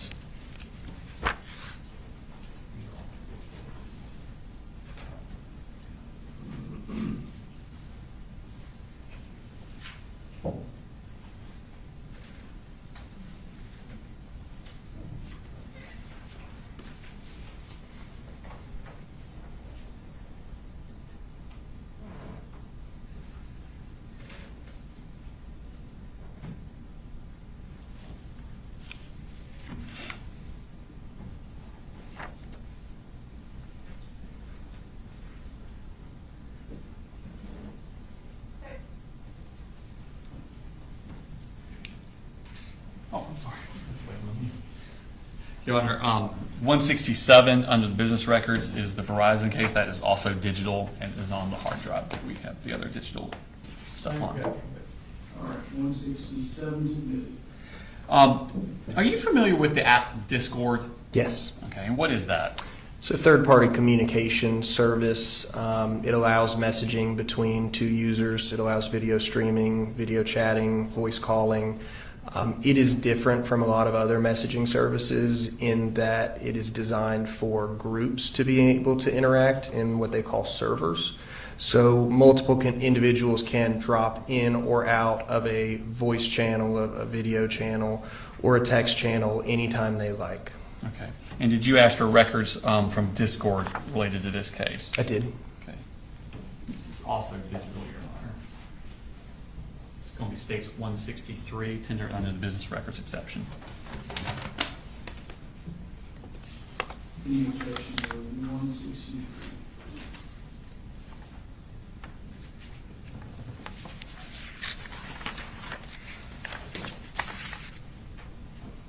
Same objection. I think I know, but for the record, when you say same objection, you mean whether or not it goes out with the charrette? That's correct, Judge, I'm sorry. No, you're fine, I just wanted to. All right, 163 is admitted. Any further questions, Your Honor? Cross? Just a couple of things. Are you familiar with the dark web? Have you dealt with that before? I have, yes. And who did the extraction of the computer there at the home? Mr. Gray, do you know? I don't know offhand, no. Thank you. Any be excused? You may, Your Honor. Thanks, sir.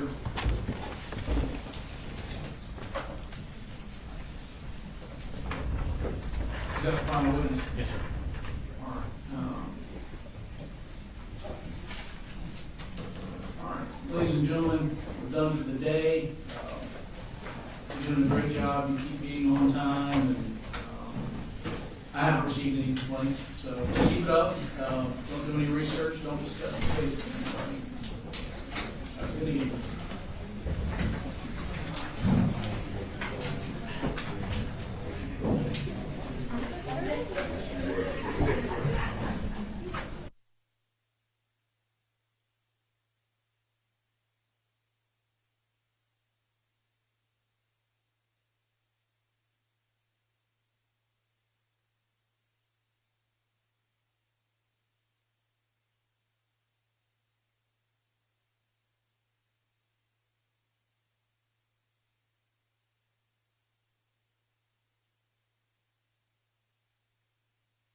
From the extractions. I